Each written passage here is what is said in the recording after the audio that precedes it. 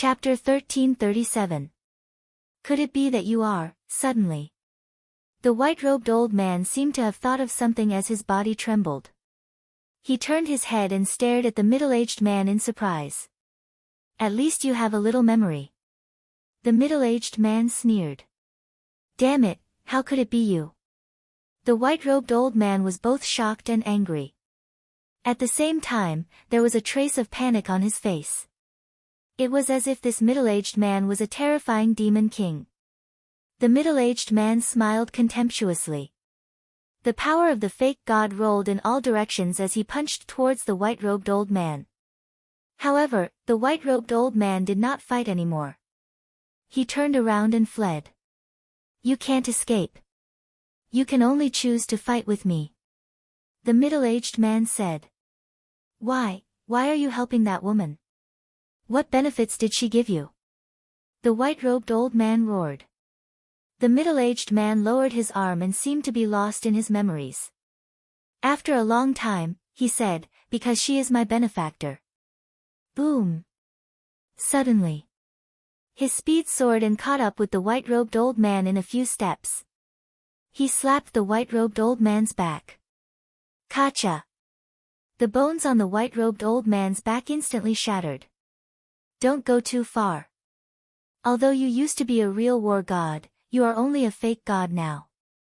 If you really fight with your life on the line, it is hard to say who will win and who will lose. The white-robed old man spat out a mouthful of blood and roared. Then give it a try. The middle-aged man's eyes were filled with disdain. All right, you forced me to do this. The white-robed old man suddenly turned around and fought with the middle-aged man again. On the other side, the mysterious lady and the teacher of the Dragon Phoenix house looked at the place where Yigleo self-destructed with lingering fear and then looked up at the Vice Pavilion Master and the others. The mysterious lady said in a deep voice, Why are you here? The Vice Pavilion Master and the other two looked at each other. Killing intent surged in their eyes. Gong Sunbei, look after the Mu family's patriarch. The black-robed old man instructed and then, together with the Vice Pavilion Master and another old man, charged towards the mysterious lady and the teacher of the Dragon Phoenix house. Without a word of nonsense. A bloody battle was about to begin. The mysterious lady and her teacher's faces were gloomy. Facing three fake gods, if they did not find a way to escape quickly, they would probably follow in Yigleo's footsteps. But this time, the three Vice Pavilion Masters had also come prepared. How could they let them escape so easily? Furthermore, in order to end the battle as soon as possible, the three of them used their strongest moves the moment they attacked. Deity Art, Fighting Soul, Heaven Destroying Earth. The situation of the battle was extremely tragic. Without any suspense, the mysterious madam and her companion were always at a disadvantage. A short while later, their injuries had worsened by several times, and their situation was not optimistic at all. You'd better not force me to use the divine crystal. The mysterious lady shouted. It would have been better if the divine crystals were not mentioned. The moment the divine crystals were mentioned, the three Vice Pavilion Masters became even crazier, as if they did not care about their lives anymore. Ah! A painful scream rang out. The left arm of the Dragon Phoenix Pavilion's Miss Teacher was directly torn to pieces by the black-clothed old man and the Vice Pavilion Master's divine arts. This is the price for betraying our main tower. The black-clothed old man's eyes were filled with killing intent as he sent another palm strike towards the heart of the young miss of the Dragon Phoenix Pavilion. Ah! The teacher of the young lady of the Dragon Phoenix Pavilion was sent flying on the spot, his blood staining the sky. Old 9. The mysterious lady turned pale with fright. Madam, leave quickly. I'll hold them back. The teacher of the Dragon Phoenix Pavilion's Miss Teacher roared as he stabilized himself in the air. With a monstrous divine might, he pounced towards the three Vice Pavilion Masters. Hold us back. Unless you self-destruct as well. The three Vice Pavilion Masters coldly snorted and decisively abandoned the mysterious lady. At the same time, they surrounded the teacher of the Dragon Phoenix Pavilion's Miss Teacher. Obviously, They wanted to take advantage of the situation and kill the teacher of the Dragon Phoenix Pavilion's Miss Teacher before joining forces to kill the mysterious lady. You're courting death. The mysterious lady was furious. Boom! A shocking godly aura burst out from his body. The 3 Vice Pavilion Masters were shocked and hurriedly looked over. They saw a 5-colored crystal floating above the mysterious lady's head, blooming with a resplendent 5-colored divine light. That's right. It was the divine crystal that all the forces were envious of. Don't be afraid. The divine power required to revive the divine crystal is beyond imagination. I don't believe that she really dares to revive. The black-clothed old man shouted as he continued to attack the teacher of the Dragon Phoenix Pavilion's Miss Teacher. The Vice Pavilion Master and the other old man looked at each other and ignored the mysterious lady. You're underestimating my courage. There's nothing in this world that I don't dare to do. The mysterious lady stared at the 3 of them coldly. The power of the false god rolled out and poured into the divine crystal. The divine crystal shone brightly and the divine might it emitted became more and more terrifying. Swish! But suddenly, a white-haired old man appeared out of thin air not far away. It was Mu Changfeng. You actually didn't lie to me? He thought that Qin Feiyang was lying to him, but he didn't expect that everyone was really here. Suddenly, he also felt the aura of the divine crystal and immediately turned his head. When he saw the divine crystal, his old eyes were filled with greed. Mu Changfeng. At the same time, the mysterious lady, the 3 Vice Pavilion Masters, the middle-aged man, and the white-robed old man who were fighting also discovered Mu Changfeng. But the difference was that the white-robed old man was ecstatic. As for the mysterious lady and the Vice Pavilion Masters, their expressions changed. You're actually not dead yet. The mysterious lady said. How did you find this place? The 3 Vice Pavilion Masters spoke almost at the same time. They were very surprised. The white-robed old man roared, Big brother, quickly kill them and avenge Old E. What? What happened to Old E? Mu Changfeng asked. He has already self-destructed. The white-robed old man said in pain. Self-destructed, Mu Changfeng's body and mind trembled and his face turned pale. Suddenly, a monstrous murderous aura rushed out of his body. He turned his head and stared at the mysterious lady, the Vice Pavilion Masters, and the others. None of you can escape today. All of you must die. Before he finished speaking, he was like a wild beast, madly pouncing towards the mysterious madam. The mysterious lady's expression changed. She looked at the 3 Vice Pavilion Masters and said, He's too strong. We have to work together to kill him first. The 3 Vice Pavilion Masters looked at each other and nodded at the same time. Okay. The black-robed old man looked at the mysterious lady and said, We can work together, but we can't revive the divine crystal. They were also worried that during the battle, the mysterious lady would revive the divine crystal and kill them together with Mu Changfeng. No problem. The mysterious lady nodded and decisively put away the divine crystal. The next moment, the mysterious lady and the Vice Pavilion Masters worked together to kill Mu Changfeng. After the teacher of the Dragon Phoenix Pavilion's young lady took a regeneration pill and a healing pill, he followed behind the 4 and attacked Mu Changfeng crazily. The situation changed in an instant. Although Mu Changfeng was strong, the mysterious lady and the main tower had joined forces. There were a total of 5 false gods. And other than the Vice Pavilion Masters, they were all veteran false gods. At the beginning, they were not at a disadvantage at all. However, the mysterious lady and the others had been seriously injured by Yigleo's self-destruction. And Mu Changfeng had always been in peak condition. The most important thing was that the cultivation of the mysterious lady and the others could not be compared to Mu Changfeng. Therefore, the battle began to tilt toward Mu Changfeng. At the same time as Mu Changfeng appeared on the battlefield, Qin Feiyang also arrived in the sky above the sea. Boom! The deafening sound of battle immediately entered his ears.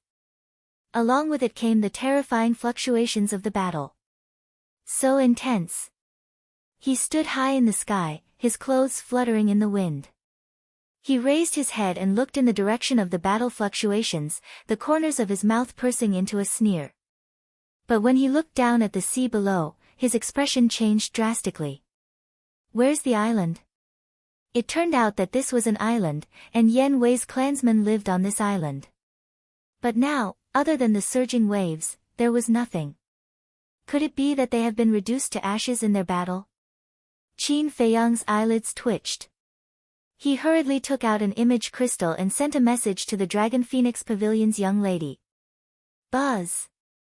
The illusory image of the Dragon Phoenix Pavilion's young lady appeared. Where are Yen Wei's clansmen? Qin Feiyang said solemnly. The Dragon Phoenix Pavilion's young lady said, they are all with me. How is the situation on the Mu family's side now? Qin Feiyang heaved a sigh of relief and said, give me the coordinates. We'll talk about it when I get there. The Dragon Phoenix Pavilion's young lady nodded and gave Qin Feiyang the coordinates. Qin Feiyang immediately turned off the image crystal, opened the teleportation gate, and walked in.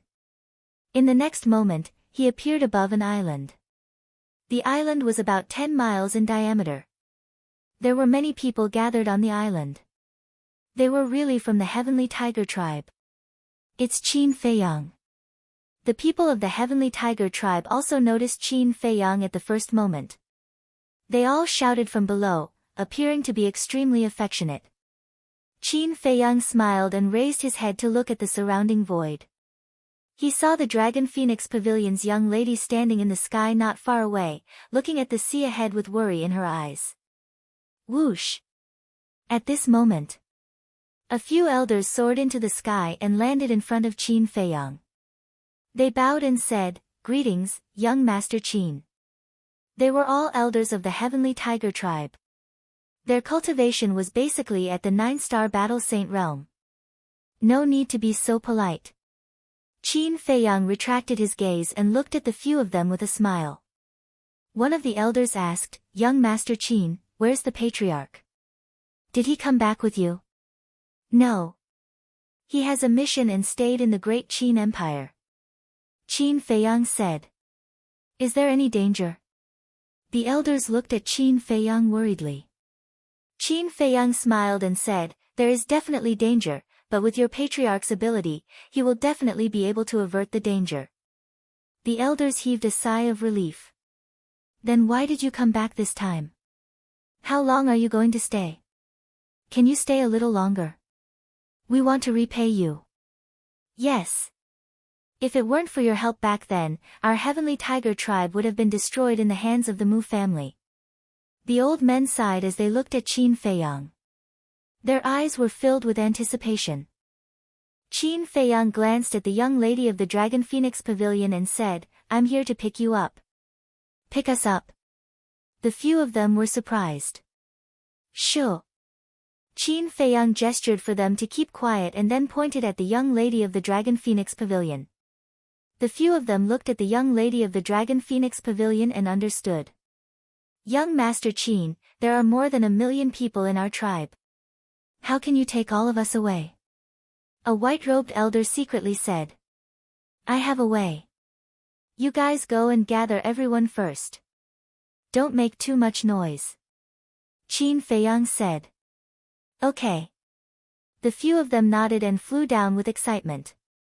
Although the mysterious lady didn't hurt them during their time in the endless ocean, they still couldn't feel at ease. Chapter 1338. Qin Feiyang retracted his gaze and flew to the side of the young lady of the Dragon Phoenix house. Needless to say, she was definitely worried about the mysterious madam. Qin Feiyang smiled faintly, don't worry, your mother will be fine, and your teacher has been rescued. Teacher has been rescued? The young lady of the Dragon Phoenix house was stunned. She turned to look at Qin Feiyang and asked, really? Because of this, the main pagoda thought that this was a trap set up by me and you guys. They almost fell out with me. Qin Feiyang said. His tone was very calm, but there was a trace of coldness hidden in his eyes. If he hadn't adapted to the situation, not only would the plan have failed, but he would also have been left in the Mu family. Who? The young lady of the Dragon Phoenix house heaved a sigh of relief. As long as she saved her teacher, with her mother and the middle-aged man, even if they were to face all the fake gods of the Mu family, they should still have the strength to fight. However, she didn't know. The situation was far more complicated than she had imagined. What about the Mu family? How's the situation? The young lady of the Dragon Phoenix house asked. Qin Feiyang smiled faintly and said, 1-star to 9-star war emperor have basically been killed by the people of the main pagoda.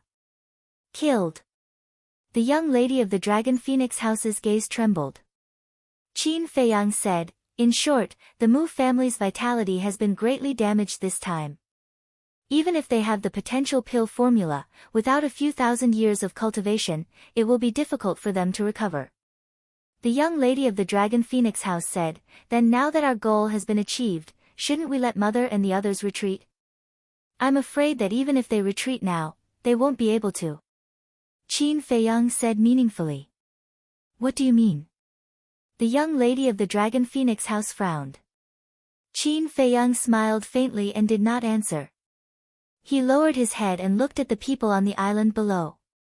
Those old men were very capable. The people who were scattered in various places had already gathered together. Swish! Qin Feiyang took a step forward and landed in the air above the crowd. I'll send you to a place where no one will disturb you again. Qin Feiyang said with a smile. Then, he waved his hand, and a majestic force emerged out of thin air. It surged in all directions in an overwhelming manner. In an instant, it covered everyone. Following closely. With a thought, the million tribesmen of the Sky Tiger tribe disappeared without a trace. Not a single one was left. The young lady of Longfeng House was shocked. She quickly flew to Qin Feiyang's side and scanned the island. She asked, where did you send them? Qin Feiyang still did not answer. He said indifferently, seeing that we are acquaintances, I advise you to find a place to hide first. What do you mean? The young lady of the Dragon Phoenix house said angrily. You will understand soon enough. After saying that, Qin Feiyang directly entered the ancient castle and drove it towards the battlefield at lightning speed. Qin Feiyang, quickly come out and explain things to me, the young lady of the Longfeng Pavilion shouted angrily. However, it was like a stone sinking into the sea. No one responded to her. Inside the ancient castle. Little cousin, how could you bear to hurt such a beautiful woman? Aren't you too cold-blooded? Lu Zheng looked at Qin Feiyang with disdain. She's wearing a veil on her face. How do you know she's beautiful? Qin Feiyang was speechless.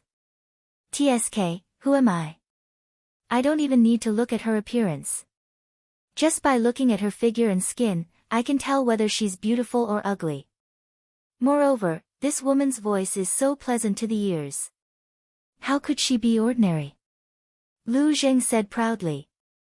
Qin Feiyang rolled his eyes and no longer paid any attention to him. As they got closer to the battlefield, the battle fluctuations became more and more terrifying. However, with the ancient castle around, there was no need to worry about hurting them. About a few hundred breaths passed. The ancient castle finally entered the core area of the battlefield. Qin Feiyang could already see a few blurry figures in the screen. Let me calculate. Chief Pagoda Master has 3 false gods. The Mu family has 3 false gods. There are also 3 false gods on the mysterious Madam's side. There are a total of 9 false gods. 9 false gods fighting, this is the first time I've seen such a great battle. Lu Zheng was very excited, his eyes were full of anticipation. Aren't you talking nonsense? In today's world, even a super powerhouse at the peak of the 9-star combat emperor realm is rare, let alone 9 false gods fighting in one place at the same time. Qin Feiyang rolled his eyes at him. In this sea area, the wind whistled and huge waves covered the sky. The destructive fluctuations of the battle filled every inch of the void and every corner. Even a powerhouse at the peak of the 9-star combat emperor realm would be torn to pieces in an instant. But this couldn't stop the ancient castle from moving forward at all. Since the ancient castle's first seal was unlocked, its power had increased several times. Soon, the figures in the screen became clear. Qin Feiyang and Lu Zhen could finally see the battlefield clearly. Damn! That middle-aged man is actually so strong. Looking at the middle-aged man fighting with the old man in a white robe, Lu Zheng's eyes almost popped out. He is strong to begin with, Qin Feiyang said. When they were fighting for the divine crystal, if it weren't for the middle-aged man's help, the mysterious madam wouldn't have been able to fight against the main pagoda and the Mu family. With a wave of his hand, the screen changed and landed on the other side of the battlefield. What? Immediately, their eyes widened in anger and disbelief. The mysterious madam's side and the main pagoda's side working together were all within their expectations. Because Mu Changfeng's strength was too strong, they were definitely not his match in a one-on-one fight, so they could only work together.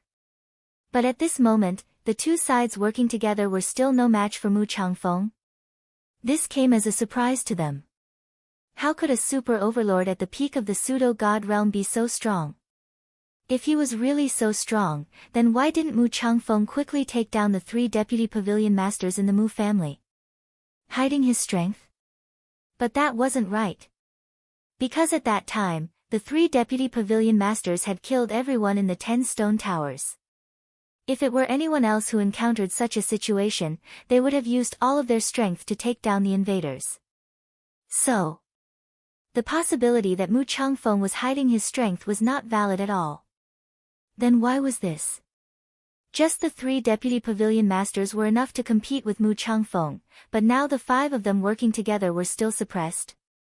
The mysterious madam's group of 5 were all missing arms and legs at this moment, looking extremely embarrassed. Wait, why don't I see Yiglao? Suddenly, Qin Feiyang was surprised. The screen changed and scanned the entire battlefield. He saw Gongsun Bei and the Mu family's patriarch in the distance, but there was no trace of Yiglao. No. We were all seriously injured by Yiglao's self-explosion. If we don't recover the divine crystal now, we won't be his opponent at all. Suddenly, the mysterious madam's fierce voice sounded. What? Qin Feiyang and Lu Zheng's body trembled violently, and their faces were full of horror. Yiglao actually blew himself up.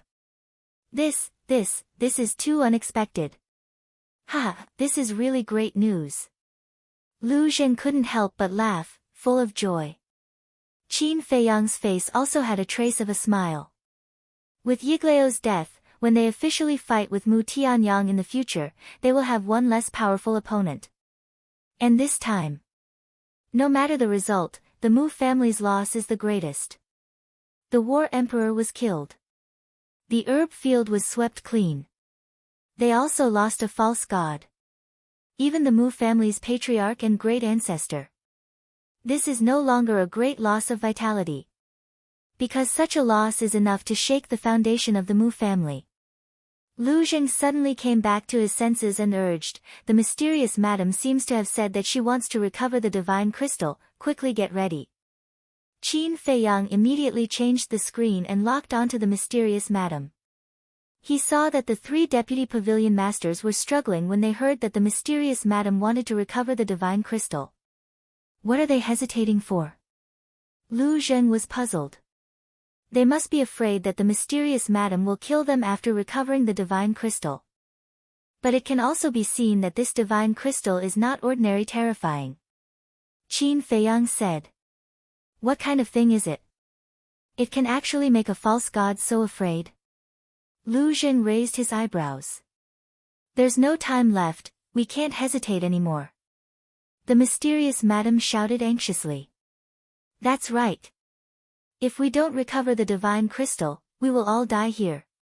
The teacher of the young lady of the Dragon Phoenix house was also burning with anxiety. All right.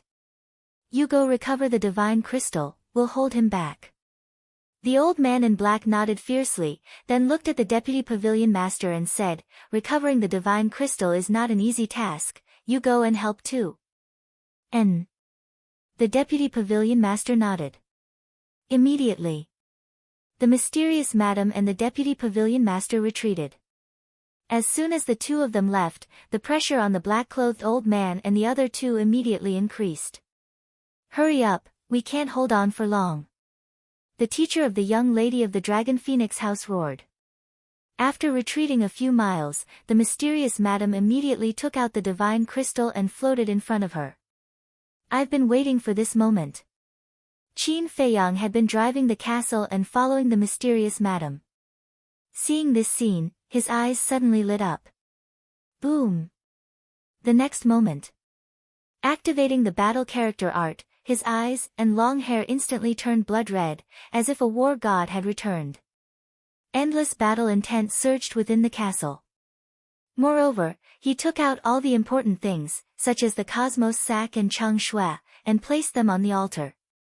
At the same time, the mysterious madam and the deputy pavilion master looked at each other, and the power of the fake god poured out from their bodies like a torrent. But just as the power of the fake god was about to enter the divine crystal, Qin Feiyang appeared out of thin air, grabbed the divine crystal, and grinned, "Thank you." After saying that, he disappeared in an instant. And it was also at this moment that the roaring and surging battle fluctuations in the air almost took Qin Feiyang's life. Flesh and blood flew all over his body, and even his bones could be seen. If he hadn't had the foresight to activate the battle character art in advance, if he hadn't fused with the fire of life and possessed the purple gold dragon blood, he would have died in an instant. This sudden turn of events stunned the mysterious madam and the deputy pavilion master. Bastard! Immediately after, the two of them roared towards the sky, bristling with anger. At the same time, their divine consciousness surged out in all directions. How could this be? The old man in black, the teacher of the young lady of the Dragon Phoenix house, and the other old man in the main tower were also shocked and quickly retreated to the side of the mysterious madam and the deputy pavilion master. On the other side of the battlefield, the white-robed old man and the middle-aged man were also dumbfounded. Gong Sunbei and the head of the Mu family were also petrified on the spot. Qin Feiyang was actually here. Mu Changfeng also had a look of shock. But soon he understood and laughed out loud. That laughter was filled with a strong sense of ridicule. Chapter 1339. What are you laughing at? The mysterious lady said angrily. Can't you see it now? All of this was carefully planned by Qin Feiyang. He first used you and the main tower to deal with the Mu family. Then, he used the people of the Mu family and the main tower to deal with you and rob you of the divine crystals. Mu Changfeng laughed. When the mysterious lady heard this, she immediately roared in her heart, "Little bastard, you dare to scheme against me? Aren't you afraid of being struck by lightning?" Mu Changfeng then looked at the other three and said, "Didn't Qin Feiyang promise to help the main tower get back the divine crystals?" The three of them didn't speak, their faces were gloomy. Looks like I guessed right. Amazing. Without spending a single soldier, he looted the herb field of the Mu family, saved the fire Qilin, made us lose all the battle emperors, and even killed Yiglao. In the end, he got the divine crystals. Qin Feiyang, I really underestimated you. I have to admit that you are indeed qualified to be a chess player. Do you think it's funny? To think that we, the top 3 factions, and our semi-divinity realm experts, would be toyed around by a brat. Mu Changfeng looked at the mysterious lady and the others, his eyes were full of ridicule. Without exception, the group of people's faces were extremely ugly. Bastard, I knew you wouldn't be so kind. Gong Sunbei clenched his hands, his eyes were gloomy. This is retribution. The head of the Mu family looked at him gloatingly. What are you gloating about? Although we were schemed against by Qin Feiyang, the main tower didn't lose anything at all. And the mysterious lady only lost the divine crystals. But your Mu family, the things you lost this time should be enough to make you despair. Gongsun Bei sneered. The head of the Mu family's face sank, and a strong light of hatred shot out from his eyes. I've caught the castle. Suddenly, the old man in black robe shouted. Where is it? Everyone's spirit was lifted. Over there. The old man in black robe pointed to the void dozens of miles to the left. Everyone present, except for Gongsun Bei and the head of the Mu family, all released their divine sense and rushed towards the void. Immediately, they caught a speck of dust that was shuttling through the void like lightning. Quickly, imprison it. The vice head of the main tower shouted. If they let Qin Feiyang escape, they would become a joke in the future. Streaks of divine might burst out, covering the sky and covering the earth as they surged toward the ancient castle. So what if it's sealed? Can you still break open the ancient castle and capture Qin Feiyang? Mu Changfeng's eyes were filled with ridicule. Although the Mu clan, the seal, it's not it. If it was a long time ago, he might have done so. With Qin Feiyang had already broken through to a 2-star combat emperor and had countless herbs. It was impossible to trap him. Suddenly, he looked at the mysterious lady and the others. Killing intent surged in the depths of his eyes. Whoosh! In the next moment, he was like a ghost, instantly landing in front of the 5 people. He raised his old hand and slapped another old man in the main tower. Because this person was standing at the front, the 5 people's attention was on the castle. They didn't expect that Mu Changfeng would ignore Qin Feiyang and attack them, so they weren't prepared at all. Boom! Crack! Ah! Accompanied by a loud sound, the old man's head exploded on the spot. Blood splattered across the sky, and a scream resounded through the sky. The mysterious lady and the others' faces suddenly changed. They hurriedly looked back at the old man and found that his soul had been annihilated. The annihilation of the soul, even a false god couldn't reverse the situation. This also meant that another false god had fallen. Immediately after, the 4 of them retreated at the same time. With the divine crystals, you still have a little chance. But now, the divine crystals have been snatched away by Qin Feiyang. What else can you use to fight me? All of you, die. Mu Changfeng laughed sinisterly and rushed toward the 4 people crazily. In the distant void, inside the castle, Qin Feiyang was lying on the ground, bleeding all over. When they were fighting for the divine crystals, the battle fluctuations in the void had caused fatal injuries to him. Now, he didn't even have the strength to stand. Even his consciousness was being swallowed by the darkness. However, he knew that he couldn't faint now. Therefore, he bit his tongue and tried to stay awake to drive the castle away from this place. The divine crystals were quietly on the ground of the castle. As for Lu Zheng, he had been nervously staring at Mu Changfeng and the others in the screen. Seeing that Mu Changfeng suddenly attacked the mysterious lady and the others, he was relieved. He immediately ran to Qin Feiyang's side, squatted on the ground, and asked anxiously, "How are you?" Although he was a little unhappy with Qin Feiyang, blood was thicker than water. He still cared about this little cousin of his. "I won't die," Qin Feiyang said weakly. "It's good that you won't die." Lu Zheng immediately took out a healing pill with 5 elixir veins and stuffed it into Qin Feiyang's mouth. However, the injuries were too serious. Even a healing pill with 5 elixir veins would have little effect. Seeing this, Lu Zheng frowned and said, "What do we do now?" Qin Feiyang said, "Help me up. Let's leave the castle and return to the great Qin Empire immediately." Lu Zheng was stunned and asked, "What about the mysterious lady and the others?" Qin Feiyang said, "I've achieved my goal. Whether they live or die has nothing to do with me." "That makes sense." Lu Zheng nodded. Ignoring the blood on Qin Feiyang's body, he picked up Qin Feiyang. Qin Feiyang willed and the 2 immediately appeared in the sky above the sea. Then, Lu Zheng opened the portal and descended above the ice lake with Qin Feiyang in his arms. Qin Feiyang said, "The teleportation altar is in a grotto at the bottom of the lake." He was almost at his limit. Lu Zheng didn't dare to delay for a moment and immediately rushed into the ice lake. At the same time, his battle aura surged and formed a battle aura boundary to separate them from the bone-chilling lake water. What's going on? Before reaching the bottom of the lake, the snow python greeted them. Looking at Qin Feiyang's injuries, its eyes were full of shock and confusion. "There's a situation," Lu Zheng said respectfully, but there was a trace of suspicion in his eyes. When he first came here, he clearly sensed a wisp of dragon aura here. Why was it gone now? A situation? The snow python was stunned. It looked at Qin Feiyang and sneered. "You're so badly injured. It seems that you've hit a wall this time." Qin Feiyang smiled bitterly.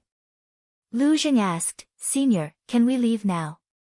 He was very impatient, but he didn't dare to show it. The snow python glanced at Lu Zheng, then looked at Qin Feiyang and said, "You'd better behave yourself in the future. Otherwise, you'll lose your life.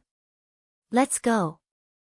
Lu Zheng immediately carried Qin Feiyang and rushed down. After reaching the bottom of the lake, Qin Feiyang pointed to the entrance of the grotto. He couldn't hold on any longer and fell into Lu Zheng's arms, fainting. "Little cousin."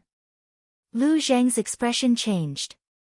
Feeling that Qin Feiyang's heart was still beating, he let out a breath and carried Qin Feiyang to the entrance. After entering the grotto, he didn't waste any time and immediately activated the altar. "Qin Feiyang, why did you lie to me? Come out and explain it to me." But at this moment, Gongsun Bei's angry roar came from outside. He guessed that Qin Feiyang would immediately leave the Forgotten Continent after stealing the divine crystal, so he rushed here. However, Lu Zheng didn't pay attention to him at all. He stepped onto the altar and his figure quickly faded. Outside the ice lake, Gongsun Bei held the Mu family's head and stood by the lake, his eyes full of anger. Dong! At this moment, the snow python broke out of the water and floated above the lake. "Greetings, senior." Gongsun Bei's pupils shrank and he bowed. "He's gone. You can leave too. Don't disturb my meditation." After the snow python finished speaking, it returned to the ice lake and disappeared. Gongsun Bei looked at the ice lake, his face full of unwillingness.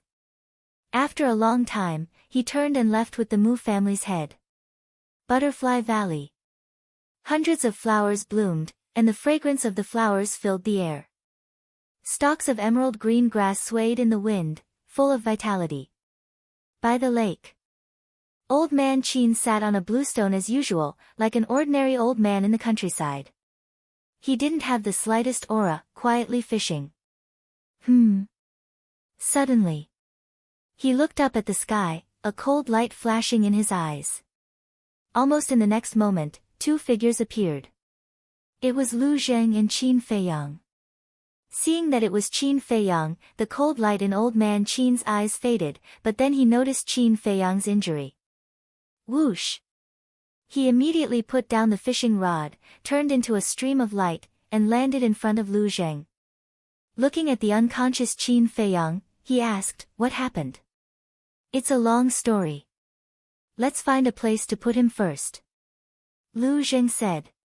"Come with me." Old Man Qin glanced at Lu Zheng, then turned and flew down to the wooden building below. Lu Zheng followed closely behind him. Entering the wooden building, Old Man Qin took Lu Zheng into a bedroom. The bedroom was very simple. There was no decoration, only a clean wooden bed. Lu Zheng gently placed Qin Feiyang on the wooden bed, then silently observed Qin Feiyang's condition. Although Old Man Qin was full of doubts, he didn't disturb Lu Zheng at this moment. Time flew by. An hour passed.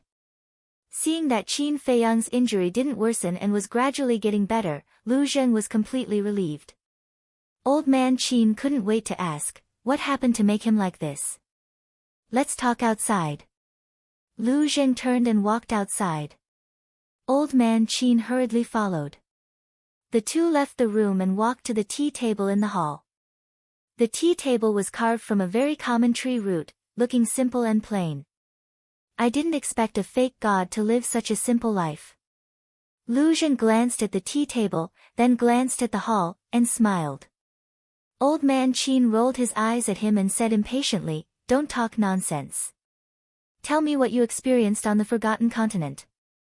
I've been on the run for so long, my mouth is dry. You should at least make me a pot of tea to moisten my mouth, right?" Lu Zhen sat by the tea table and chuckled. "You want me to make tea for you? Who do you think you are? Are you looking for a beating?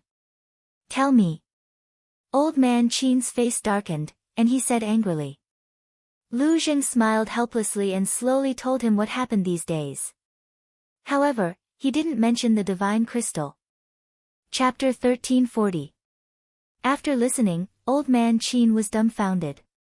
He did not expect that in just a few days, Qin Feiyang and old man Qin had experienced so many things. Lu Zhen picked up the teacup and moistened his throat. He smiled and said, "My little cousin's performance is not bad, right?" "Good." Old man Qin nodded. His old face was full of praise. With the cultivation of a 2-star combat emperor, he dealt with the 3 superpowers of the Forgotten Continent. Among them, there were 9 fake gods. If it was anyone else, it would be impossible to succeed. However, not only did Qin Feiyang successfully deal with them, he even killed 2 fake divinities and took advantage of them. Who could compare with such a mind? Even he was left in the dust. And the most happy thing was that the Mu family. Time passed day by day. During these days, Lu Zhen temporarily stayed here. Other than taking care of Qin Feiyang, he fished, drank tea, and chatted with old man Qin every day. His days were very comfortable. On the 5th day, Qin Feiyang finally woke up from his coma. The injuries on his body had been completely healed with the help of the flame of life and the purple gold dragon blood. Now, his skin was as smooth and tender as a newborn baby's. Lu Zhen had also helped him clean the bloodstains on his body and changed him into a clean set of clothes. He opened his eyes and looked at the ceiling in confusion. Where was this? This room was very unfamiliar. After a while, Qin Feiyang slowly sat up and looked around the room. He then got off the bed and stretched his muscles and bones. Feeling that his injuries had been completely healed, he walked to the window and looked outside. Green mountains and clear waters, a sea of flowers and a lake scene came into view. The clear air assaulted his nose, making him feel refreshed. It turned out to be the Butterfly Valley. Qin Feiyang muttered and flew out of the window. He stood above the wooden building and scanned the Butterfly Valley. Soon, he saw old man Qin and Lu Zhen by the lake. The 2 of them sat by the lake, fishing with fishing rods in their hands. They were like a pair of grandfather and grandson, laughing and chatting leisurely. Whoosh! Qin Feiyang's figure moved. He streaked across the sky and landed beside the 2 of them. He said, "Why are you laughing so loudly? Even if there are fishes, they will be scared away by you. What do you know? What we're fishing for is not fish, but life. A cultivation maniac like you will never understand the joy in this." Lu Zhen said in disdain. The corner of Qin Feiyang's mouth twitched. He really didn't understand what fishing had to do with life. "He's awake." Old man Qin lifted his head and looked at Qin Feiyang with a smile. Qin Feiyang nodded and cupped his hands. "Thank you for your care, Elder Qin." Lu Zhen said, "Don't get it wrong. I've been taking care of you for the past 5 days, not old Qin. I'm the one you should be thanking." 5 days? Qin Feiyang stared blankly for a moment before sighing, "Time really flies. I wonder how the Forgotten Continent is right now. Do you still need to think about it?" Facing 2 super overlords at the peak of the pseudo-god realm, do you think the people from the head of the tower and the mysterious madam will have a good time? I'm afraid they're all dead by now. Lu Zhen laughed gloatingly. All dead, Qin Feiyang murmured, a complicated feeling rising in his heart. He didn't care about the people from the head of the tower. But he had a different feeling about the mysterious madam. Was it guilt or sympathy? He couldn't tell. Lu Zheng put down the fishing rod, got up, and looked at Qin Feiyang, saying, "Since you've recovered, let's get ready to leave." "Okay." Qin Feiyang nodded and collected his thoughts. He looked at old man Qin and said, "Did anyone come to the spiritual state during the few days we were away? Or did anything major happen?" "I'm not sure if anyone came to the spiritual state. Because everyone in the imperial capital knows that I'm guarding the Butterfly Valley. Even if someone came, they wouldn't pass by here. As for whether anything major happened, I haven't received any news yet." Old man Qin said. The 9 states were connected, and one could enter the spiritual state from the other 8 states. Qin Feiyang cupped his hands and said, "Okay, we'll take our leave first. Zhuge Nanhua is guarding the pagoda. I'd like to ask you, how are you going to go back?" Old man Qin chuckled. "Let's go back openly. If he dares to block the way, I'll kill him." Qin Feiyang smiled faintly. "Ha, you have a personality and are very domineering. I like it. Go." Old man Qin laughed and waved his hand. "Goodbye." Qin Feiyang and old man Qin bowed and turned to rush into the secret chamber. Lu Zheng smiled and said, "To be honest, our biggest gain is actually old man Qin." "What do you mean?" Qin Feiyang was stunned and asked suspiciously. "Now that old man Qin is on our side, with his strength and status in the great Qin Empire, he will be of great help to us in the future." Lu Zheng said. "I won't object to this." Qin Feiyang smiled. After a while, the two of them entered the secret chamber, and Lu Zheng immediately revived the altar. But suddenly, Qin Feiyang reached out and stopped Lu Zheng. "What's wrong?" Lu Zheng looked at him in confusion. Qin Feiyang said, "I'll send a message to Fatso first to see if he's still in the spiritual state." Then, he took out the image crystal. However, after waiting for a long time, Fatso did not respond. Qin Feiyang also put away the image crystal and looked at Lu Zheng. "Let's go." It was impossible for Fatso not to respond to him. The only explanation was that Fatso did not receive his message. There was only one possibility if he did not receive the message. Fatso was now in the capital. Lu Zheng waved his hand, and a fiery red battle aura emerged and poured into the teleportation altar. "By the way, when you were in the Forgotten Continent, Gongsun Bei came to find you after you fell into a coma. From his tone, he seemed to hate you." Lu Zheng said. "It would be strange if he didn't hate me." Qin Feiyang said. Lu Zheng asked, "Then do you still plan to take him under your command?" "A forcibly picked melon is not sweet, let nature take its course." Qin Feiyang smiled faintly and said, But what?" Lu Zheng was suspicious. Qin Feiyang said, "Although the Mu family suffered a fatal blow this time, we still can't be careless because the Mu family has another artifact in addition to the space-time gate." "What?" Lu Zheng's expression changed. "This is what Mu Qing told me personally. It is said that it was personally refined by Mu Tianyang and integrated with Mu Tianyang's flesh and blood. Back then, when Mu Tianyang was reborn, the Mu family was able to sense it immediately because of this artifact.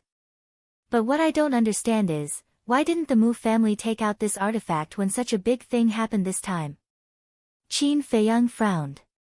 "Why didn't you tell Gongsun Bei about such an important thing?" Lu Zheng was surprised.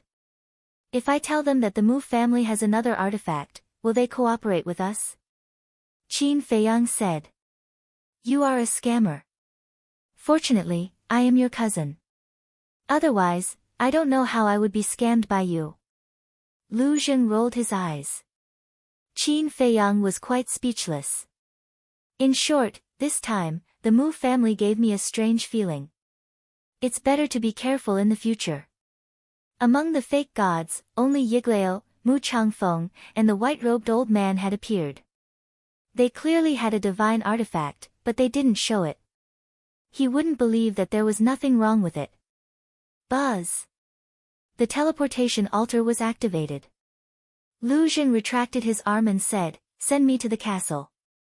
We can't let the emperor and the state preceptor know that the Lu family is involved. I really don't understand. The Lu family is so strong. What are you afraid of?" Qin Feiyang frowned.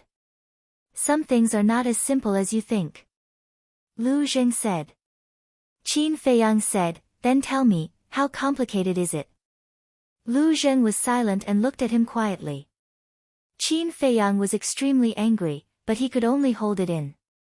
After sending Lu Xun to the castle, he let out a long breath and stepped on the teleportation altar. At the same time, pagoda. The pagoda door opened quickly. A black figure stood in front of the pagoda and stared at the teleportation altar. His eyes were cold. This person was Zhuge Nanhua, an expert at the peak of the 9-star combat emperor realm. Swoosh! Suddenly, Qin Feiyang's figure appeared on the teleportation altar. Qin Feiyang. Zhuge Nanhua's eyes were filled with intense killing intent. He didn't even bother to hide it. Sensing the killing intent, Qin Feiyang was slightly stunned. He jumped down from the altar and looked up at Zhuge Nanhua. He laughed and said, "I was wondering who it was. It's the great-grandfather of the person who lost to me. Greetings, senior." The person who lost to him was naturally Zhuge Mingyang. Zhuge Nanhua almost went berserk in the face of such a blatant mockery. Qin Feiyang's eyes flashed with a hint of mockery. He laughed and said, "Senior, it must be very tiring to be guarding the door. When you have time, I'll invite you to the Fragrant Moon brothel for a few drinks and relax." In other words, Zhuge Nanhua was just a watchdog. Who was Zhuge Nanhua? How could he not hear the mockery in Qin Feiyang's words? He clenched his fists tightly, making cracking sounds. "It seems like Senior has nothing to say to me. I'll take my leave then." Qin Feiyang laughed and walked out of the pagoda. He walked past Zhuge Nanhua. Suddenly, Zhuge Nanhua turned around and grabbed Qin Feiyang's shoulder. "Is there anything, Senior?" Qin Feiyang didn't even turn his head. His eyes were filled with a piercing killing intent. The Great Qin Empire has a rule. Without the emperor's permission, no one in the imperial capital or the 9 prefectures is allowed to activate the teleportation altar. Now, you've come back so brazenly. It's obvious that you're challenging the emperor's authority. May I ask, what punishment do you deserve?" Zhuge Nanhua shouted. "Rules," Qin Feiyang mumbled. Suddenly, he grinned and mocked, "Do you think these rules will work on me, Qin Feiyang? As for challenging the emperor's authority, I've done so many times in the past. But who can do anything to me? How dare you?" Zhuge Nanhua shouted. "I'm just that impudent. What do you want?" Qin Feiyang slapped Zhuge Nanhua's hand away and turned around to look at him with a smile. Zhuge Nanhua said, "You've broken the rules. You'll have to kill all your relatives." "Sure. Go ahead. However, I have many relatives. Your emperor is one of them. There's also the Lu family, oh right, there's also my little brother, the little prince. Go ahead and kill them if you can." Chapter 1341. Hearing this, Zhuge Nanhua's face turned ashen. The 9 familial extermination he mentioned had nothing to do with the emperor. It was only targeted at Qin Feiyang and Qin Feiyang's friends. But he didn't expect that Qin Feiyang would actually seize these words and accuse him of such a heinous crime. "Why? You don't dare. Then why are you still so arrogant in front of me?" Qin Feiyang smiled in disdain. Before he finished his words, the seal appeared behind Zhuge Nanhua without any warning. Boom! The seal attacked as soon as it appeared. Those sharp claws instantly tore through Zhuge Nanhua's clothes and flesh and entered his qi. Ah! Zhuge Nanhua screamed in agony as the pain pierced through his heart. This change was something that he had never expected. I didn't intend to hurt you, but you people from the Zhuge family don't know what's good for you, always asking for trouble. Tell me, aren't you all asking for trouble? This is really troublesome. It's rare that I want to keep a low profile, but I don't have the chance. Qin Feiyang rubbed his head with a helpless look. Zhuge Nanhua was so angry that he trembled. How could there be such a shameless person in this world? Boss Qin, what should we do? The seal snickered.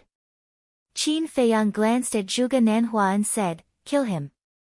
Don't kill me. Zhuge Nanhua's body trembled violently. His eyes were filled with fear. Where's your backbone? Where's your backbone? As a member of the Zhuge family, you can't be so weak, do you understand? Qin Feiyang lectured him with good intentions. Zhuge Nanhua was going crazy. He was scared and angry at the same time. To be honest. With my strength, I'm definitely nothing in your eyes. But I can't help it. I'm popular and everyone is willing to help me. Qin Feiyang smiled in ridicule. Then, he turned around and strode away. Did you hear that? Kid. You think you can provoke Boss Qin? You really don't know what you're worth.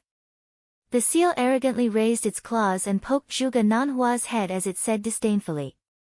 Get your paws off me. Zhuge Nanhua roared. Yo, that's pretty awesome. I'll poke, so what if I poke you today? Bite me. The seal let out a strange laugh. Just you wait. One day, all of you will die without a burial ground. Zhuge Nanhua roared. Unfortunately, even if such a day comes, you won't have the chance to see it. A ferocious glint flashed across the seal's eyes. It raised its claws and mercilessly slapped at Zhuge Nanhua's head. Wait. But suddenly, Qin Feiyang stopped in his tracks and turned to look at the seal. What happened? The seal asked. Qin Feiyang said, give him a chance. Let him see the day we die without a burial ground. Ugh! The seal was stunned. Zhuge Nanhua was also shocked. Are you sure? The seal came back to its senses and asked. This was equivalent to letting the tiger return to the mountain. Qin Feiyang nodded, but a playful look flashed past his eyes, and he said, however, the death penalty can be avoided, but the punishment can't be avoided. Strip him naked and throw him into the central square of the first district. Strip him naked. Zhuge Nanhua's body and mind trembled as he roared, you'd better kill me. A supreme expert at the peak of the 9-star War Emperor realm, and an important figure in the Zhuge family, was stripped naked and thrown into the central square, becoming a joke for countless people. This was even crueler than killing him. The seal was stunned for a moment, then laughed evilly. He looked at Qin Feiyang and praised, this move is fun, really fun. Then, it waved its claws, and with a poochie sound, the clothes on Zhuge Nanhua's body were torn into pieces. Immediately, a naked body appeared in Qin Feiyang's line of sight. Bastard! I swear, I will not let you off. Zhuge Nanhua covered his lower body with both hands and squatted on the ground. He stared at Qin Feiyang and the seal and roared. I'll be waiting. Qin Feiyang opened a teleportation gate and said, bring him there, come find me at Hao Tian Palace later. All right. The seal shouted and released its emperor's might. It swept up Zhuge Nanhua and rushed towards the teleportation gate. But before it entered the teleportation gate, it suddenly stopped and rolled its eyes. Suddenly, it chuckled and released the pressure. Zhuge Nanhua immediately fell to the ground like a dead dog. Crawl properly, don't move. The seal shouted coldly, and with a sinister laugh, it waved its claws again and again. What are you doing?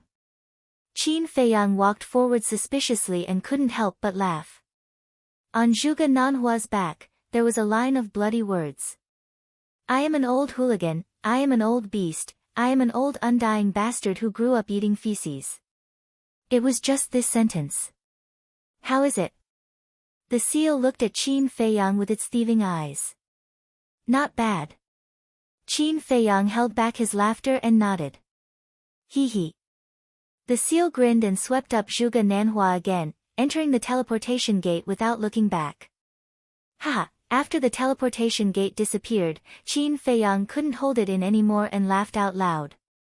One could imagine how big of a commotion Zhuge Nanhua would cause when he appeared in the central square. Swoosh! At this moment, a white-haired old man flew through the air and landed on top of the pagoda. It's you. It was the Grand Tutor. When enemies met, their eyes were exceptionally red. Be it the Grand Tutor or Qin Feiyang, their eyes were filled with a strong cold light.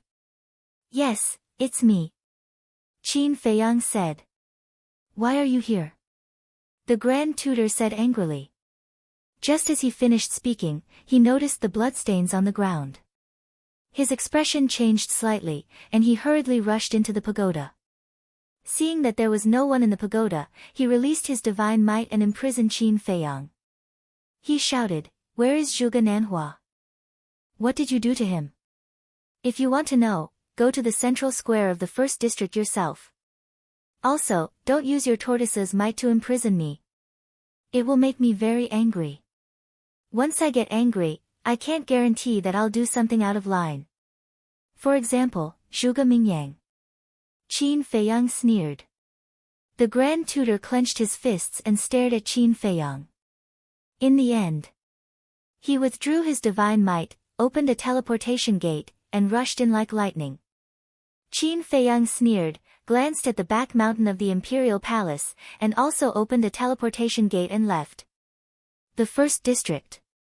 Central Square. There was a teleportation gate in the square. But unlike ordinary teleportation gates, this teleportation gate was fixed and led to several other districts. Because of this, there was a lot of traffic in the central square every day. For example, there were hundreds of people lining up in front of the teleportation gate. Everyone, come here quickly. I have a surprise for you. Suddenly, a laugh sounded in the air above the square. N? The people in the square immediately looked up. They saw a seal standing in the air, and beside it was a naked man. What's going on? Everyone was stunned. Although Zhuge Nanhua had been famous for a long time, he rarely appeared in front of people, so many people had only heard of his name and had never seen him in person. This is Zhuge Mingyang's great-grandfather, Zhuge Nanhua. I don't know what happened, but he suddenly came to find me and insisted that I strip him naked and send him to the central square. I have no choice but to do as he said. The seal looked very helpless and withdrew his emperor's might. Zhuge Nanhua screamed and fell in the middle of the square with a bang. You guys take your time to appreciate it. The seal laughed and opened a teleportation gate to leave. Zhuge Nanhua.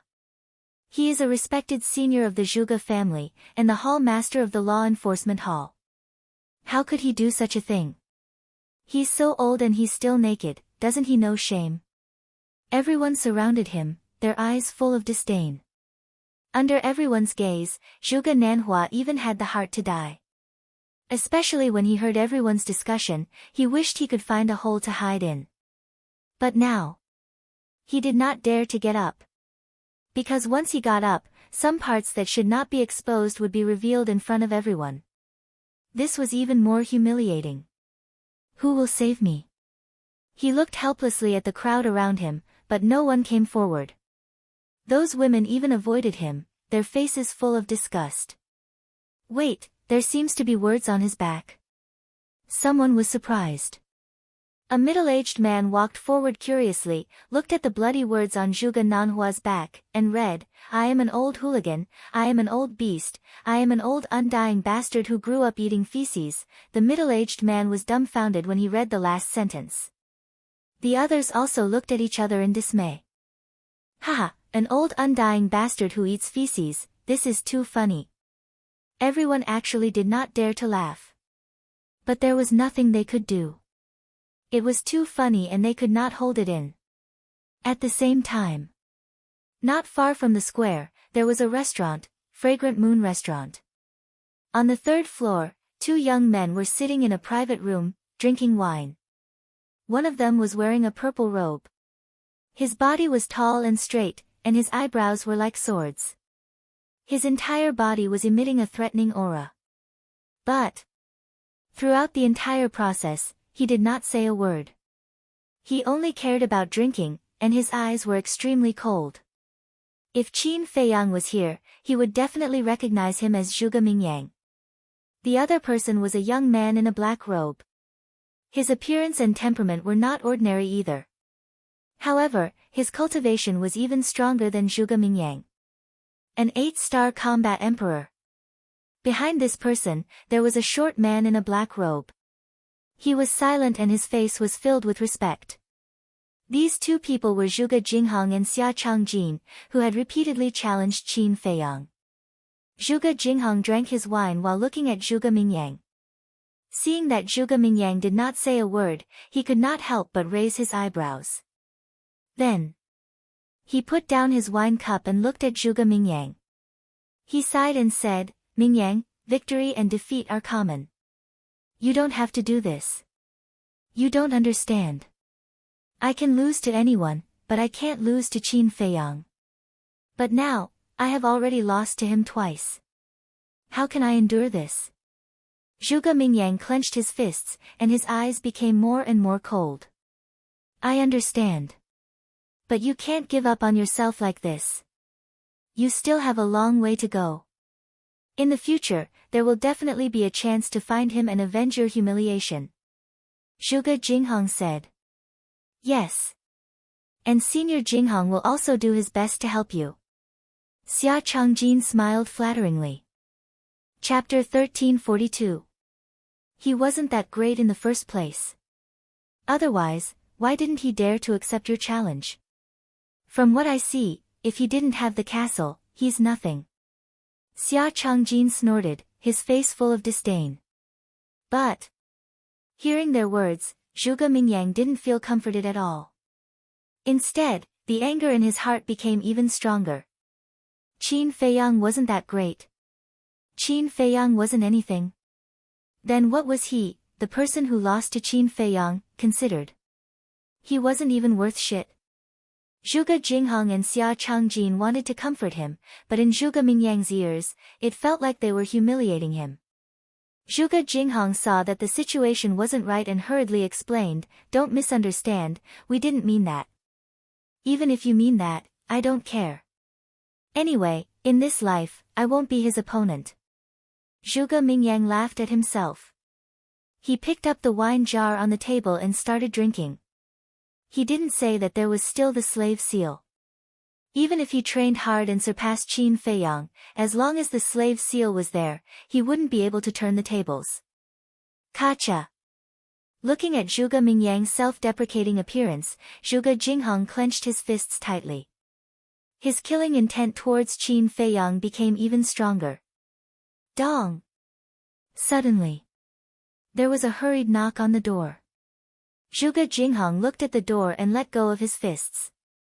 He said coldly, "Come in." Clang! The door was pushed open and a waiter hurriedly ran in. "What happened?" Zhuge Jinghong frowned. The waiter said, "Young masters, something big happened. Quickly go to the square." "What big thing?" Zhuge Jinghong stood up and looked at the waiter in shock. "You," the waiter stuttered. "Speak." Zhuge Jinghong said angrily. The waiter's eyes trembled and said, "Your foster father was stripped naked and thrown on the square. Now, many people are watching." "What?" Zhuge Jinghong's expression changed. Zhuge Mingyang also stood up abruptly. The wine jar in his hand fell to the ground and shattered into pieces. Xia Changjin was dumbfounded. Who was Zhuge Nanhua? That was the hall master of the inner hall of the enforcement hall. His authority was monstrous.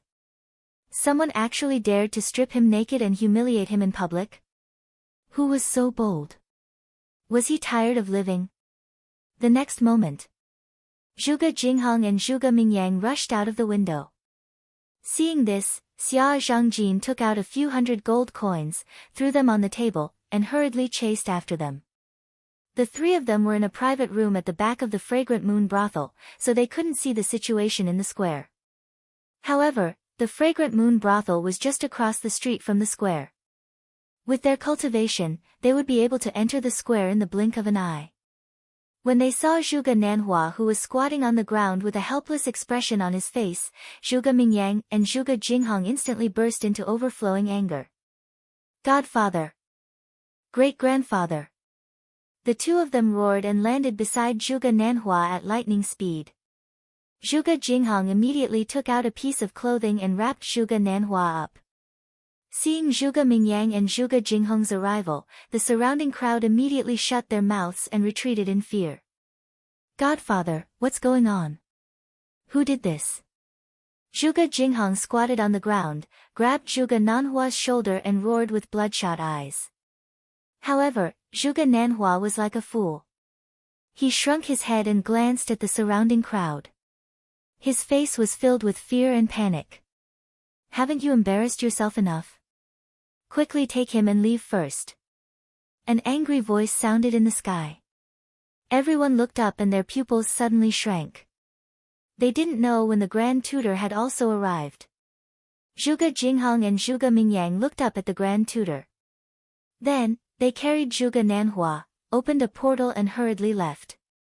Little bastard, you've gone too far. The Grand Tutor muttered. The murderous intent in his heart was about to go out of control. After the Grand Tutor left, Xia Changjin walked out of the crowd and glanced at the bloodstains on the ground. His face was filled with shock. Who exactly was the person who humiliated Zhuge Nanhua? Was he not afraid of death? There was no suspense. This matter quickly became the talk of the town. Everyone knew about it. When the people of the Zhuge family received this news, they were also furious. Especially Zhuge Wuhou, he directly spat out a mouthful of old blood and cried to the sky. The reputation of the Zhuge family was gone just like that. Bright Sky Palace. After so many days, there was no change at all. In the garden, the green grass swayed with the wind. It was full of vitality. Flowers bloomed one after another, attracting countless colorful butterflies and bees. Qin Feiyang stood in the sky above the palace and glanced at everything. Everything seemed so calm and peaceful. However, there were always a few reckless people who came to destroy the good atmosphere here. Outside the garden, in a small green forest, a few figures were sneaking around. Without thinking, he knew that they were the people sent by the emperor to monitor him. However, Qin Feiyang ignored them and rushed into the main hall like lightning. When he entered the main hall, he was immediately stunned. He saw Fatso sitting on the throne at the top of the main hall with his legs crossed, drinking wine and eating melon seeds at the same time. He looked very spirited. Wang Yangfeng and the others were also like this. The whole room was filled with the smell of alcohol. Young master. Suddenly, Wang Yishan saw Qin Feiyang standing at the door and was shocked. He quickly threw away the wine cup. Young master. Boss? Fatso, Wang Yangfeng and the others were stunned. They turned their heads and looked. They all got up and hid the wine cup behind them. Not bad. All of you know how to enjoy yourselves. Qin Feiyang glanced at the crowd and said with an indifferent expression. Wang Yangfeng and the others looked at each other, quickly put down the wine cup and ran towards Qin Feiyang. They were all panicking. Young master, we were wrong. When they came in front of Qin Feiyang, the group of people lowered their heads like a group of children who had done something wrong. Qin Feiyang couldn't help but want to laugh. What's wrong?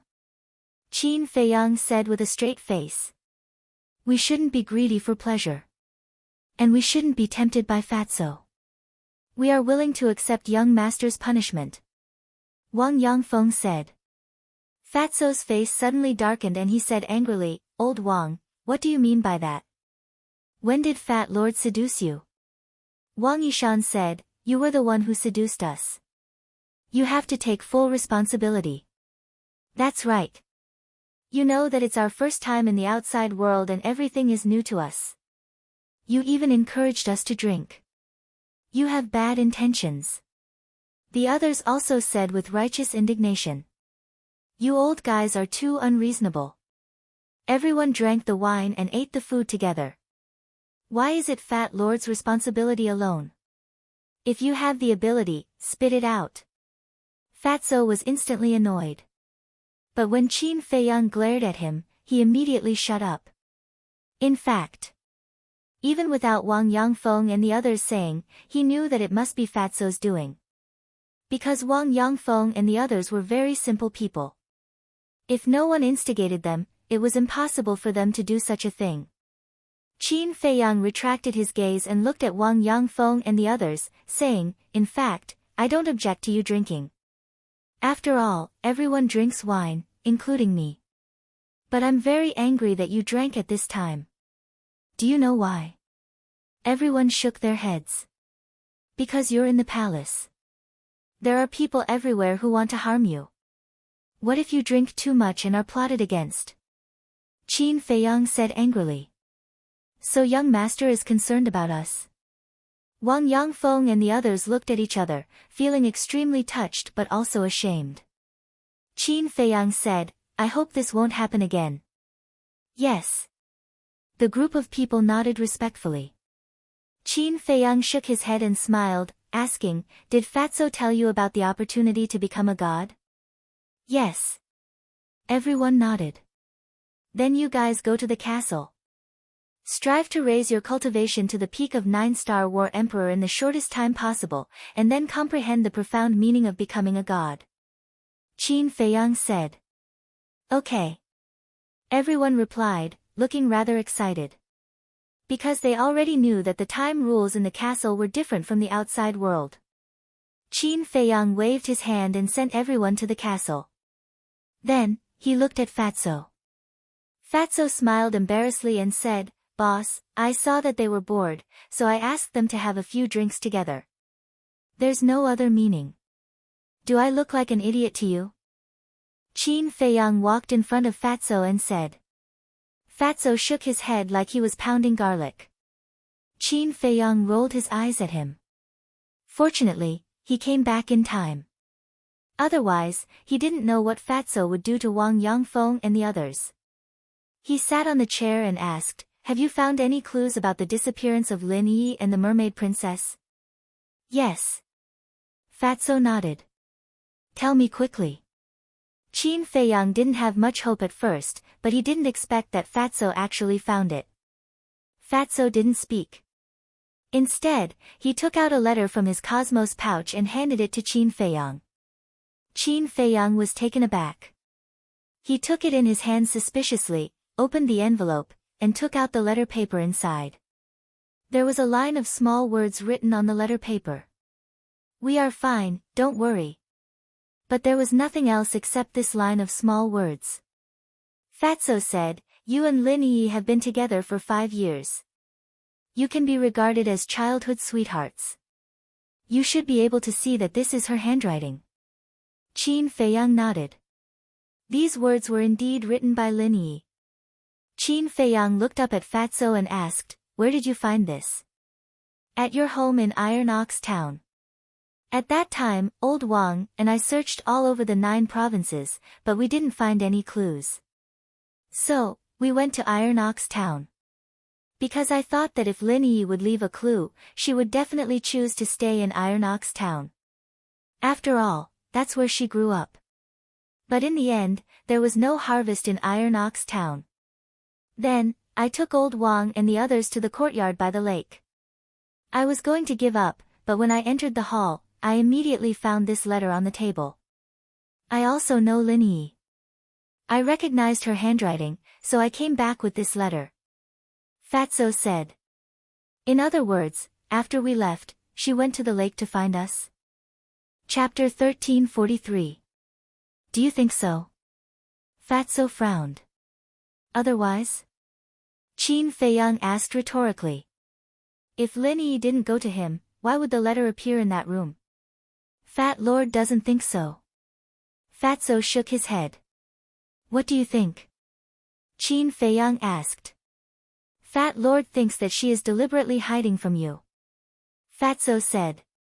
Hiding from me? Qin Feiyang frowned. Yes. She is not only hiding from you, but also from all of us, including Luo Qianxue and Yan Nanshan. The reason is simple. If she is not hiding from us, then she can go to Luo Qianxue and Yan Nanshan and talk to them face to face. Or, she can give the letter to Luo Qianxue and Yan Nanshan and ask them to pass it to you. But she didn't do that. It's obvious that she doesn't want to see us. Fatso said. Qin Feiyang frowned. After a while, he nodded and said, it makes sense. Then he smiled and said, not bad. You actually see the problem so clearly. Fatso said. Fat Lord thought for a long time before he figured it out. Qin Feiyang said, then why doesn't she want to see us? Fat Lord is also puzzled by this question. It's reasonable that Lin Yi doesn't want to see you. After all, your relationship with her is complicated. But the mermaid princess is deeply in love with you, and you have feelings for the mermaid princess. Normally, if she is going somewhere, she will definitely find a way to tell you so that you won't worry. But she actually left without saying a word like Lin Yi. What's the problem here? Fatso frowned. After pondering for a long time, Qin Feiyang let out a long sigh and said, no matter where they are now, as long as they are safe. Fatso nodded. Qin Feiyang took a deep breath and calmed the restlessness in his heart. He asked, did Lu Xingqian look for me these past few days? Yes. It's not just Lu Xingqian. The state preceptor also sent Yan Wei to look for you every day, but Fat Lord replied to them according to your instructions. Fatso smiled. What about Xinmei? Qin Feiyang said. According to Lu Xingqian, the state preceptor has been personally watching over Xinmei these past few days. Moreover, he hasn't left her side at all, so he hasn't been able to find an opportunity. And he looked for you because he wanted you to help him come up with ideas. Fatso said. Watch over them personally. Qin Feiyang was startled. He shook his head and said with a smile, this old guy has learned to be smart this time, but it's useless. Yeah. Until now, he still doesn't know that Xinmei can't threaten us at all. And he has always thought that the person who has been spying on him these past few days is you, but it's actually Lu Xingqian. Fatso sneered. Lu Xingqian has been spying on him all this time. Qin Feiyang was surprised. Fatso nodded. Qin Feiyang pondered and said, in that case, Xinmei is now out of danger. Are you kidding? With the state preceptor personally watching over her, how could he save Xinmei? And I heard from Yan Wei that the state preceptor has been using his divine sense to cover the place where Xinmei is imprisoned. As long as Lu Xingqian enters with a spatial divine item, he will immediately be discovered. Fatso said. Qin Feiyang waved his hand and said with a smile, no, the state preceptor left just now. What? Fatso was shocked. Qin Feiyang briefly explained what had happened in the pagoda. Fatso was dumbfounded. He had caused such a big commotion the moment he came back. However, this was more like his boss's style. Fatso gave him a thumbs up and gloated, Zhuge Nanhua has an important position in both the Zhuge family and the temple. Now that such a thing has happened, everyone in the Zhuge family must be mad. It's best if one or two of them die from anger. Qin Feiyang smiled faintly, and then said, but why hasn't the seal returned yet? It's been so long, could something have happened? Speak of the devil. Whoosh! The seal rushed into the main hall like lightning and shouted, Boss Qin, something bad has happened. Boss has drunk too much and is acting crazy in the inner city. Acting crazy? What nonsense are you talking about? Isn't boss doing well here? Fatso frowned. The boss it's talking about is not me, but Lei Bao. Qin Feiyang said. Lei Bao. Fatso was stunned, and then there was a trace of disdain in his eyes. He looked at Qin Feiyang and said, don't bother about it. In the few days you were away, it has been causing trouble in the imperial city every day. If you don't let it suffer a little, it won't know how to restrain itself. Don't you like to cause trouble too? Qin Feiyang was speechless. They were all the same, what right did he have to criticize others? Can I be the same? At most, I'll drink here, but what about it? You don't know how it has been tormenting these few days. Fatso was dissatisfied. What did you do? The seal looked at him curiously. At first, it was causing trouble in the imperial palace. And the targets were all concubines and princesses. It either peeped at them bathing or stole their underwear. Those concubines and princesses have come to you more than once to reason with you. The most outrageous thing is that it even stole the imperial empress's underwear and openly took it to the treasure pavilion to auction. You didn't see it. When the emperor heard about this, his nose was crooked from anger. Fatso said in disdain. The seal and Qin Feiyang looked at each other. Stealing the imperial empress's underwear to auction? This bastard is too immoral. Qin Feiyang asked, does the treasure pavilion dare to auction it? Of course not. That's the imperial empress's underwear. Who dares to play with it? But that guy relied on its strength and directly occupied the auction house, forcing everyone to bid. In the end, it was auctioned at a high price of 300 million. Fatso said helplessly. Qin Feiyang's face twitched. 300 million for a piece of underwear? That's crazy. After causing trouble in the imperial palace, it went to other major cities to cause trouble. In short, every place it went to would be chaotic because of it. Now, it's notorious. When everyone sees it, they can't wait to skin it. Fatso shook his head. Although he was a bastard in some matters, compared to Lei Bao, he was thousands of miles away. That's not right. It caused so much trouble. Didn't the emperor think of a way to deal with it? Qin Feiyang was doubtful. Who said that? The emperor sent the commander of the Kirin army to capture it, but in the end, he was beaten up by it. You also know that with its strength, no one can do anything to it except a pseudo-god. And the pseudo-gods in the imperial palace are all sealed. They can't undo the seal to deal with it. After all, every time they undo the seal, they will lose some of their lifespan.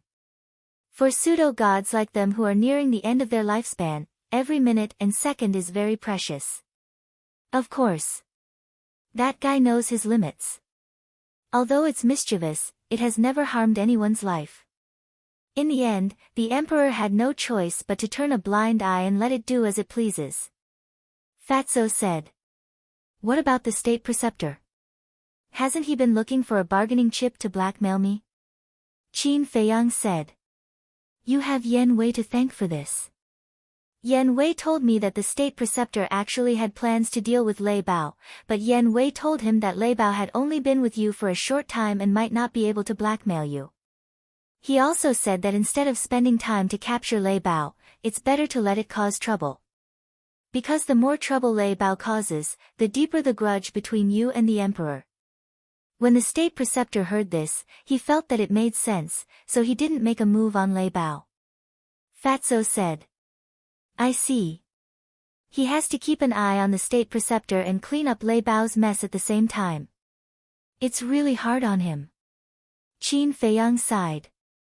That's right. That's why you should let it suffer a little. Once it has suffered enough, it will naturally become obedient. Fatso snorted coldly. No, if Shen Mei has really been rescued by Lu Xingchen, the state preceptor will definitely look for the next target immediately. Qin Feiyang finished speaking and looked at the seal. Didn't I tell you to come back immediately after throwing Zhuge Nanhua at the plaza? Why did you go look for your boss? I didn't specifically look for him. I saw that there was nothing going on, so I wanted to take a look. In the end, I went to the inner city and saw my boss. The seal said. Qin Feiyang frowned. Then why didn't you bring him back directly? I wanted to too. But he's completely drunk now and won't listen to anyone. The seal said helplessly. Qin Feiyang said angrily, how troublesome, did he go to the Wuhou government to cause trouble? The seal said carefully, he's currently in a Wuhou government, I think it's Qian Wuhou. Qian Wuhou. Qin Feiyang was stunned.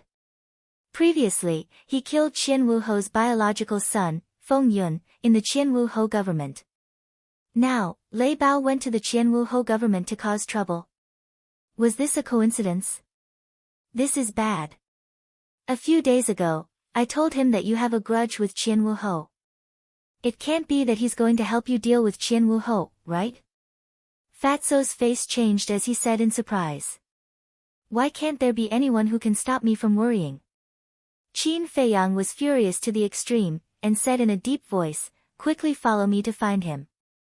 If Lei Bao really helped him deal with Qian Wuho, then he might take advantage of his drunkenness and start a massacre there.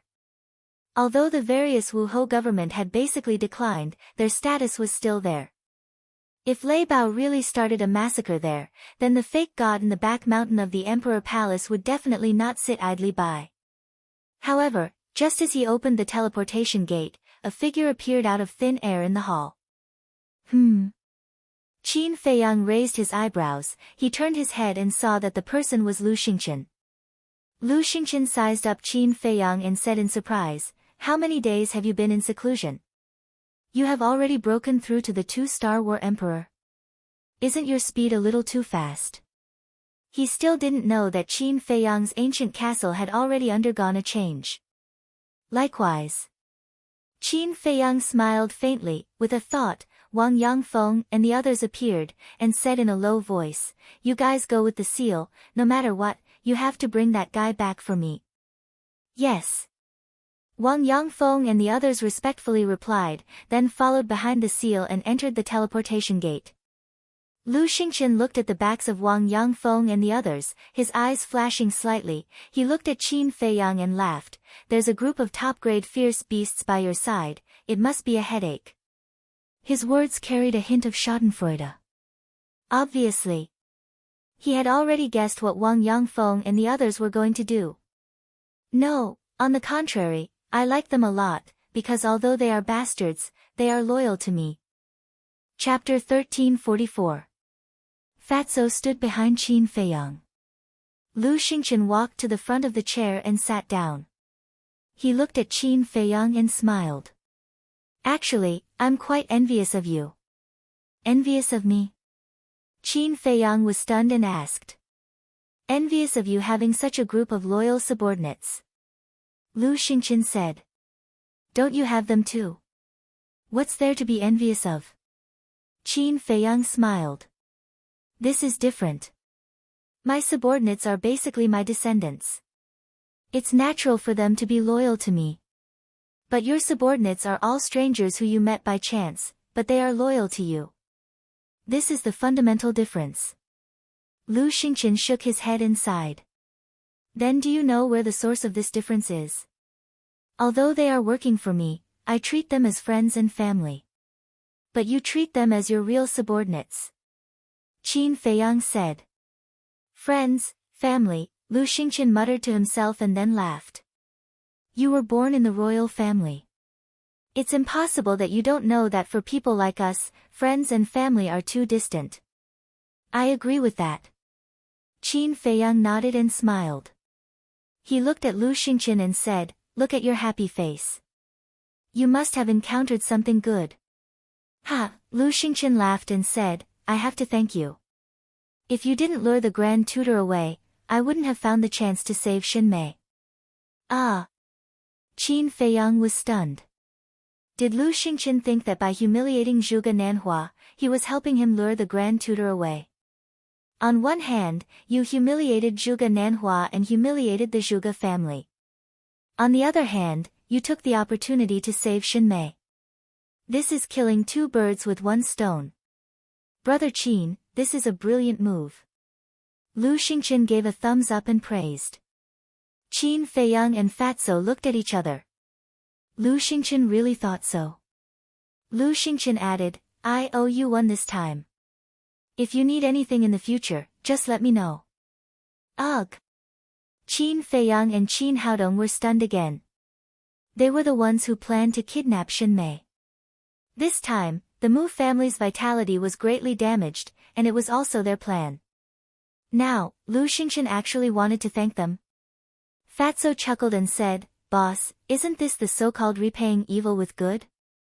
You think too much. Now, Lu Xingqian is thanking us because he doesn't know that all of this is a trap set up by us. If they knew, they would probably want to kill us." Qin Feiyang snickered. However, he had to admit that looking at Lu Xingqian right now made him very happy. In the past, it was Lu Xingqian who schemed against him.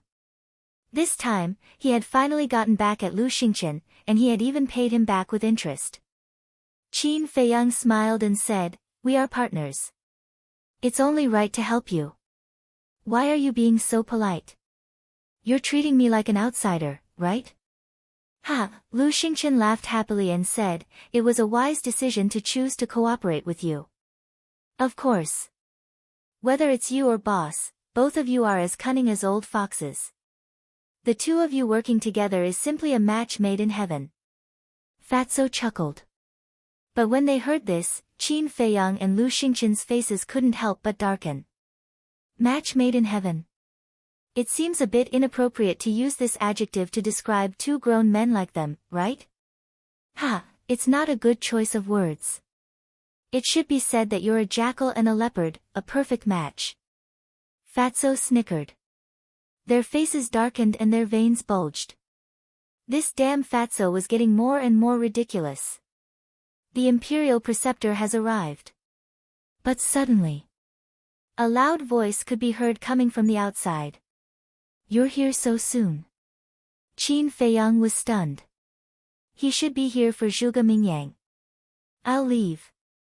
Lu Xingqian got up and said. "Leave?" Qin Feiyang raised his eyebrows and said, "Shen Mei has just been rescued. She must still be very scared now. You'd better go back and comfort her." "No need. Shen Mei's endurance is not as weak as you said." Lu Xingqian faintly smiled and disappeared without a trace after he finished speaking. Qin Feiyang immediately frowned. Fatso was a little puzzled and said, "Boss, why did you ask Lu Xingqian to go back? The Imperial Preceptor will definitely talk about Zhuge Shenfeng later. I don't want Lu Xingqian to know about Zhuge Shenfeng's existence. But this guy seems to have noticed that I'm deliberately hiding something from him. He doesn't plan to leave." Qin Feiyang said secretly. "Then what should we do?" Fatso said. "Act according to the situation." Qin Feiyang secretly said. Then, he looked outside the door and said indifferently, "Come in." "Duh." Accompanied by a series of steady footsteps, two figures entered the main hall one after the other. It was the Imperial Preceptor and Yen Wei. The Imperial Preceptor looked angry. Yen Wei's eyes were also filled with a strong cold light. Qin Feiyang glanced at Yen Wei, then looked at the Imperial Preceptor and said with a smile, "I've been in seclusion recently. Something happened and I can't get up to greet the Imperial Preceptor. I hope the Imperial Preceptor can forgive me." "Something happened?"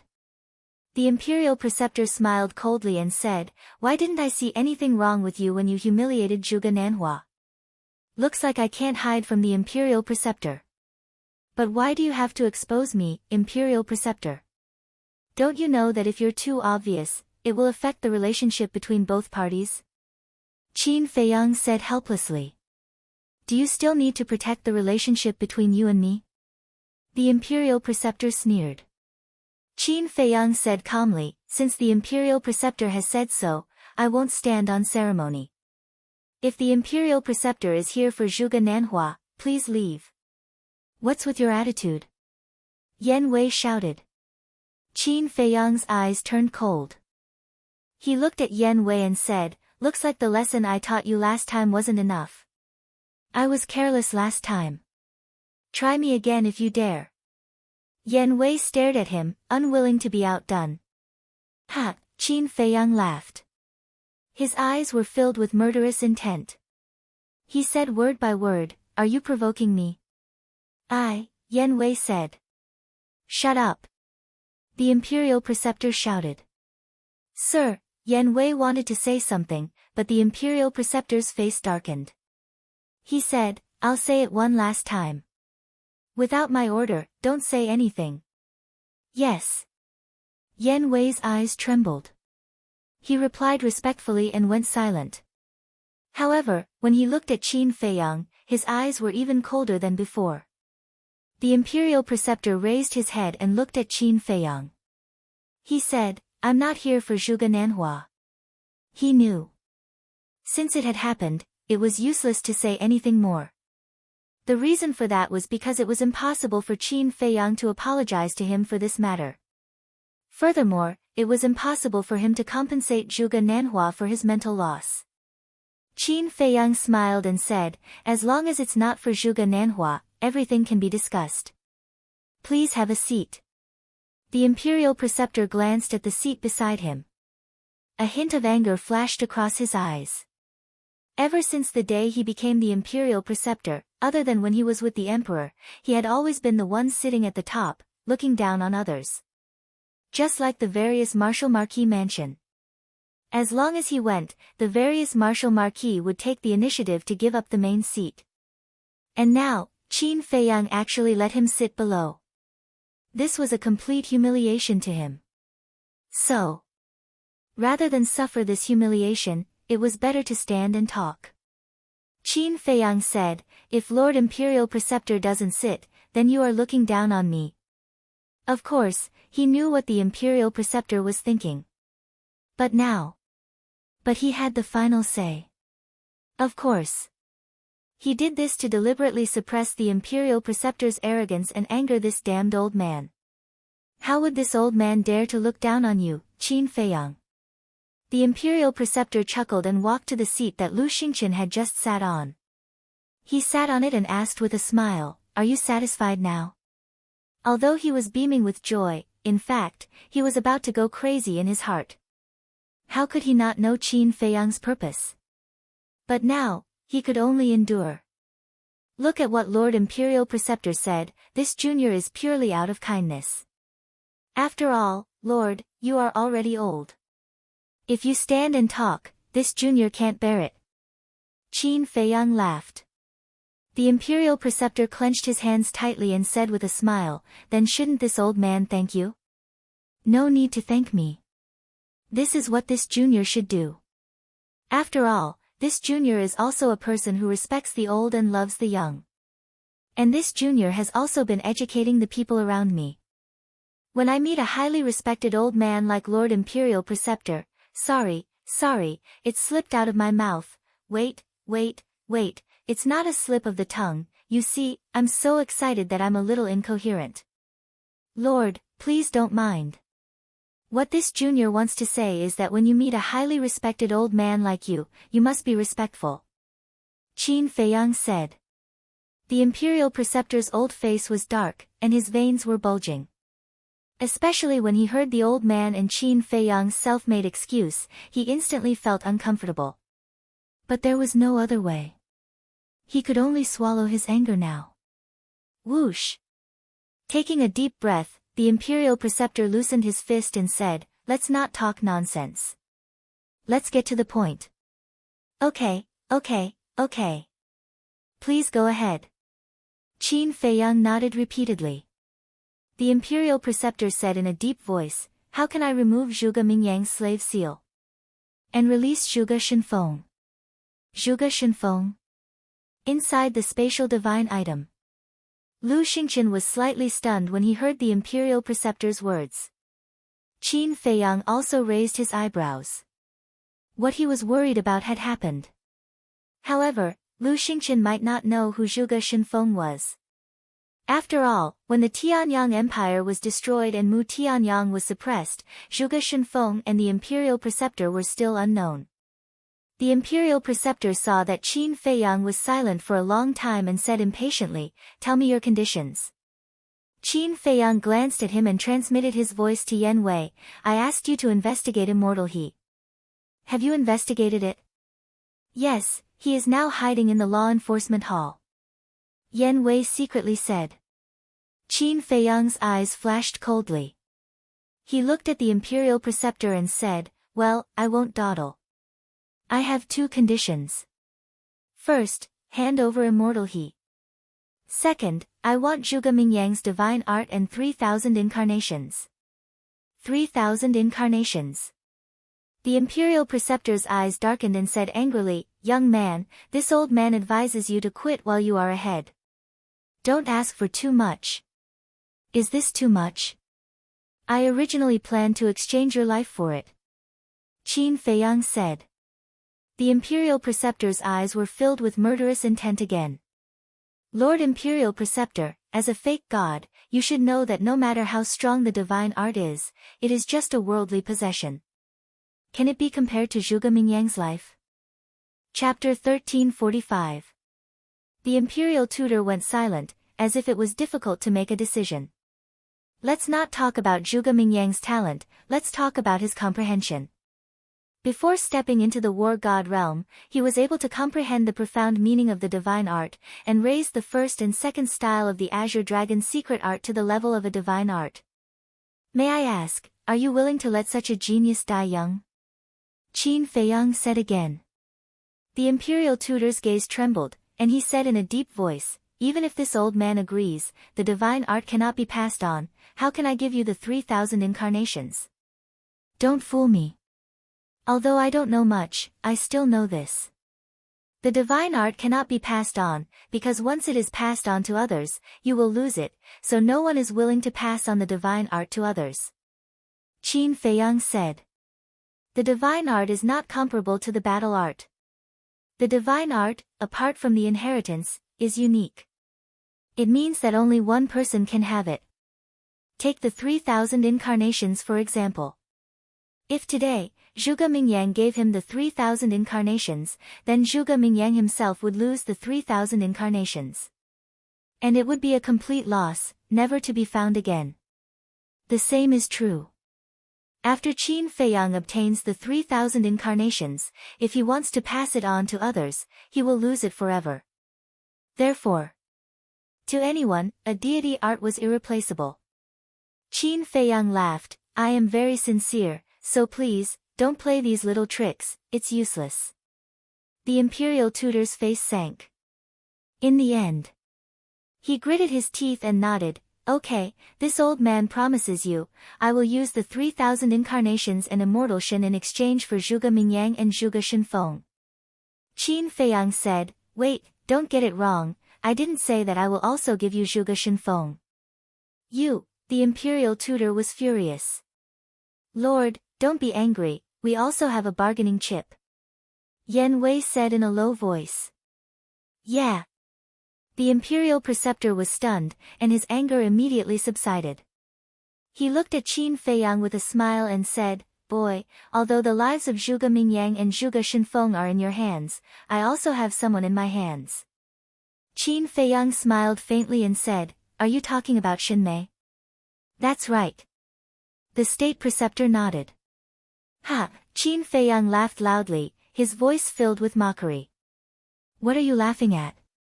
The state preceptor raised his eyebrows. "I'm laughing at your naivety. Yes, I admit that Xinmei can indeed threaten me. But now, why don't you go back and see if Xinmei is still here?" Qin Feiyang said. The state preceptor raised his eyebrows. What was the meaning of this? Could it be? His body trembled as he hurriedly looked at Yan Wei and shouted, "Go back and take a look." "Yes." Yan Wei nodded and immediately opened the portal and walked in. Qin Feiyang was not in a hurry. He took out a tea set, brewed a pot of tea, and leisurely tasted it. Throughout the whole process, the state preceptor was paying attention to Qin Feiyang's expression. The more he looked, the more surprised he became. The current Qin Feiyang was too calm, and there was no trace of panic at all. Buzz. Half a cup of tea's time passed. The state preceptor took out an image crystal, and Yan Wei's image appeared. Yan Wei said anxiously, "Lord, something bad has happened. Xinmei is missing." "What?" The state preceptor's expression changed and he asked, "Did you look for other places?" Yan Wei nodded and said in a deep voice, "This subordinate searched everywhere in the vicinity, but in the end, at this point, Yan Wei did not need to continue." The state preceptor already understood. He turned to look at Qin Feiyang and said, "You can't be so fast. I only left for a while." Haven't you been obedient? Thousands of changes can happen in an instant. It means that many changes can happen in an instant. Qin Feiyang said indifferently. Impossible. Although I just left, I set up a divine power barrier around Xinmei. With your ability, you can't break it. Even if you can break it, you can't do it silently. The state preceptor shook his head in disbelief. Divine power barrier. Qin Feiyang's gaze trembled as he looked at Fatso. Fatso's eyes were also filled with disbelief. Set up a divine power barrier. Everyone knew. Once a divine power barrier was set up, the owner of the barrier would immediately sense anyone who touched it. But why did the state preceptor not notice when Lu Xingqian saved Xinmei? It seemed that he had to find time to ask Lu Xingqian. Qin Feiyang temporarily put aside the doubts in his heart and said indifferently, "Nothing is impossible for me, Qin Feiyang. Now let's talk again. Do you still have a bargaining chip?" The state preceptor's heart sank. If you don't have any other bargaining chip, then there's no other way. You can only do as I say. Qin Feiyang laughed. Damn it. The state preceptor was so angry that he blew his beard and glared. He turned to look at Yan Wei and said, "Bring Master Shen and Zhuge Mingyang to me." Yes. Yan Wei respectfully responded, and the virtual image quickly dissipated. The state preceptor put away the image crystal, looked up at Qin Feiyang, and said, "I have changed my mind now. I want to use 3,000 incarnations and Master Shen to exchange for Zhuge Shenfeng." Ha, Lord State Preceptor, are you kidding? You want to exchange Master Shen and Shenju for Zhuge Shenfeng? Qin Feiyang laughed. The State Preceptor's face was gloomy. He had already expected this result. Although Zhuge Mingyang's comprehension was really good, compared to a fake god like Zhuge Shenfeng, he was still a little worse. The State Preceptor asked, "Then what do you want to let Zhuge Shenfeng go?" "Let me think about this. When I think of something, I will tell you." Qin Feiyang laughed. "Then you'd better not make me wait too long. Because you know me. When I lose my patience, I won't even care about my own life, let alone Zhuge Shenfeng." The State Preceptor said sternly. Qin Feiyang smiled faintly, and said, "I know. Don't worry, I won't make you wait too long.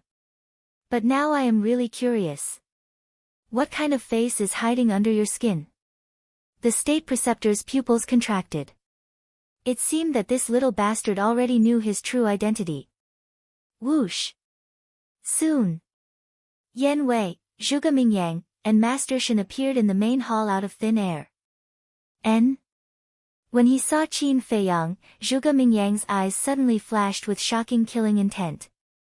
But Master Shen's face was full of horror. However, when he thought of the State Preceptor's background, he was full of confidence again. He looked at Qin Feiyang and sneered, "I didn't expect that we would meet again after so long." "Yes. I also didn't expect that you would rely on the State Preceptor again.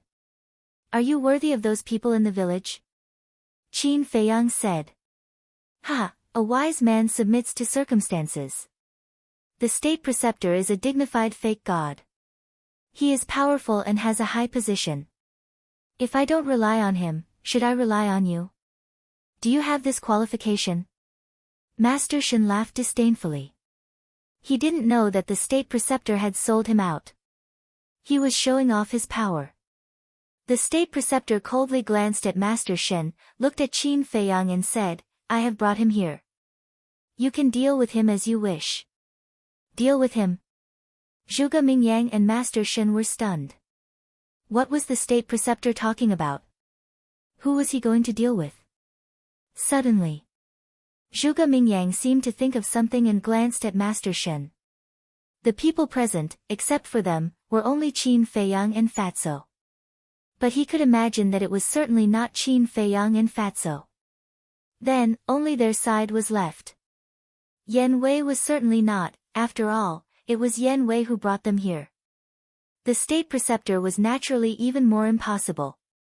So now, only he and Master Shen were left. Although he didn't know what was going on, Zhuge Mingyang believed that the person the state preceptor was talking about was certainly not him. Then only Master Shen was left. In other words, the person who was going to be dealt with was Master Shen. Master Shen quickly realized this problem. He looked at the state preceptor in panic and carefully asked, "Your Excellency State Preceptor, who was the person you were going to deal with?" "You." The state preceptor didn't hide anything and directly said. "What?" Master Shen's face turned pale and said in surprise, "Why? Did I do something wrong?" The state preceptor was about to speak. Yan Wei disdainfully said, "Your Excellency, he is just a dog. Why do you need to explain so much to him?" "You shut up." Master Shen suddenly became angry. He stared at Yan Wei and shouted, "You are also a dog. What qualifications do you have to talk about me? I am different from you. I joined the state preceptor and didn't betray anyone. But you betrayed all your people." Yan Wei sarcastically smiled, looked at the state preceptor and said, "Your Excellency, this person is a villain who only cares about profit. Now he can betray his people, he will certainly betray you in the future. So for this kind of person, don't have any sympathy." "It makes sense." The state preceptor nodded and indifferently glanced at Master Shen. He looked at Qin Feiyang and said, "Hurry up, don't waste everyone's time." Master Shen's eyes trembled. He quickly knelt at the feet of the state preceptor and begged, "Your Excellency, I swear that I will always follow you in this life. If I betray you, may I be struck by lightning. Please don't give me to Qin Feiyang, okay?" He knew. Once he fell into the hands of Qin Feiyang, there would be no way to survive. However, in the face of Master Shen's pleading, the state preceptor's face was indifferent. He didn't even look at him. "Young Master Qin, Your Excellency Qin, I know I was wrong. Please spare my life. I will turn over a new leaf and make up for my previous mistakes." Seeing that the state preceptor was indifferent, Master Shen knew that there was no hope. He crawled in front of Qin Feiyang and knelt on the steps. "Pitiful Qin Feiyang. Get lost." Qin Feiyang shouted and directly kicked Master Shen's chest. Bang bang bang. Master Shen immediately rolled down the steps like a rubber ball. His nose was bruised and his eyes were swollen. Qin Feiyang looked down at him contemptuously and said, "Do you think I can't do anything to you if you follow the state preceptor? Ridiculous, no one in the world can protect the people that I, Qin Feiyang, want to kill." Yes, I was naive, I was confused, I thought I was smart, but now, I really know I was wrong. I beg you, Your Excellency, please spare my dog life. I swear, I will be by your side in the future, like an ox or a horse." His life was at stake. How could Master Shen care about the pain? He quickly got up again and crawled to Qin Feiyang's feet, begging with tears and snot. "I feel disgusted looking at people like you. You still want to stay by my side? Are you dreaming? Go find your clansmen and repent properly. Who knows, you might even be able to leave a complete corpse." Chapter 1346. Looking at the disappearance of Master Shen, the state preceptor's eyes couldn't help but surge with a monstrous fury. Because he knew that Master Shen must have been sent to the ancient pagoda by Qin Feiyang. The ancient pagoda and everything in it originally belonged to him, but now it became Qin Feiyang's reliance to deal with him. How hateful. The state preceptor was so obvious that Qin Feiyang certainly knew what he was thinking at the moment. With a smile, he said, "Next, please hand over the 3,000 incarnations." "What? Hand over the 3,000 incarnations?" Zhuge Mingyang's expression changed. He turned to look at the state preceptor and said, "What's going on? Give him the 3,000 incarnations."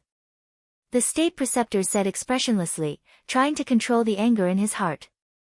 "Ancestor," Zhuge Mingyang was very anxious. The 3,000 incarnations were his strongest means, and the only chance to compete with Qin Feiyang. Now he was asked to give the 3,000 incarnations to Qin Feiyang. He couldn't accept it. Once he lost the 3,000 incarnations, he would have no confidence to fight with Qin Feiyang in the future.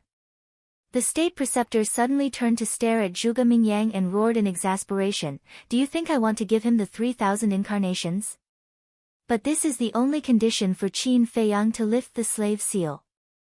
If you don't want to lift the slave seal, you can refuse to hand over the 3,000 incarnations." Zhuge Mingyang's eyes trembled. It turned out that the 3,000 incarnations were used to exchange for lifting the slave seal. He closed his eyes in pain. He didn't expect that he, Zhuge Mingyang, would be reduced to such a situation.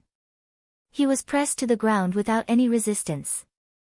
The state preceptor sighed, "Child, I know you are unwilling, but you have to remember that where there is life, there is hope." "Where there is life, there is hope," Zhuge Mingyang murmured. "Yes. Only by staying alive would there be hope for revenge." He opened his eyes and looked at Imperial Advisor before he raised his head to look at Qin Feiyang. He laughed and said, "It's just a divine art, what's the harm in giving it to you?" Boom! His body shuddered as a golden seal flew out from the top of his head. It was emitting an obscure aura with an oppressive aura. The seal was rectangular in shape. It was about 2 fingers wide and 1 finger long. It was entirely pure gold and surrounded by divine light. There were 4 words attached to it, 3,000 clones. That was right. This was the divine talisman of the 3,000 incarnations. Qin Feiyang's eyes sparkled. Puff! As soon as the divine talisman appeared, Zhuge Mingyang spat out a mouthful of blood, his face pale. This meant that he had completely lost this divine art. Whoosh! Following closely. Zhuge Mingyang waved his hand, and the divine talisman turned into a waterfall and flew into Qin Feiyang's head. Immediately, a huge amount of information flowed into Qin Feiyang's mind. Zhuge Mingyang said in a low voice, "I've given you the 3,000 incarnations. Help me remove the slave seal." Although he had given the 3,000 incarnations to Qin Feiyang without hesitation, he was actually very unwilling. He was about to go crazy. "Don't worry. I need to verify it." Qin Feiyang laughed and closed his eyes to feel it carefully. Time passed by. About half an hour later, Qin Feiyang finally opened his eyes. He didn't say a single word of nonsense, and directly removed the slave seal. "Although you've obtained the 3,000 incarnations, you still have a long way to go. I won't let you continue to be so arrogant." Zhuge Mingyang glared at Qin Feiyang with resentment, opened the portal and turned to leave. "You're welcome to come again next time," Qin Feiyang said with a smile. Zhuge Mingyang's body stiffened and his eyes burned with anger. "Come again next time? To give you the divine art? That's too much." Seeing that the situation was not good, the Imperial Preceptor quickly turned around and dragged Zhuge Mingyang into the portal and said, "He's deliberately provoking you. Don't be fooled. There's still a long way to go. Let's wait and see."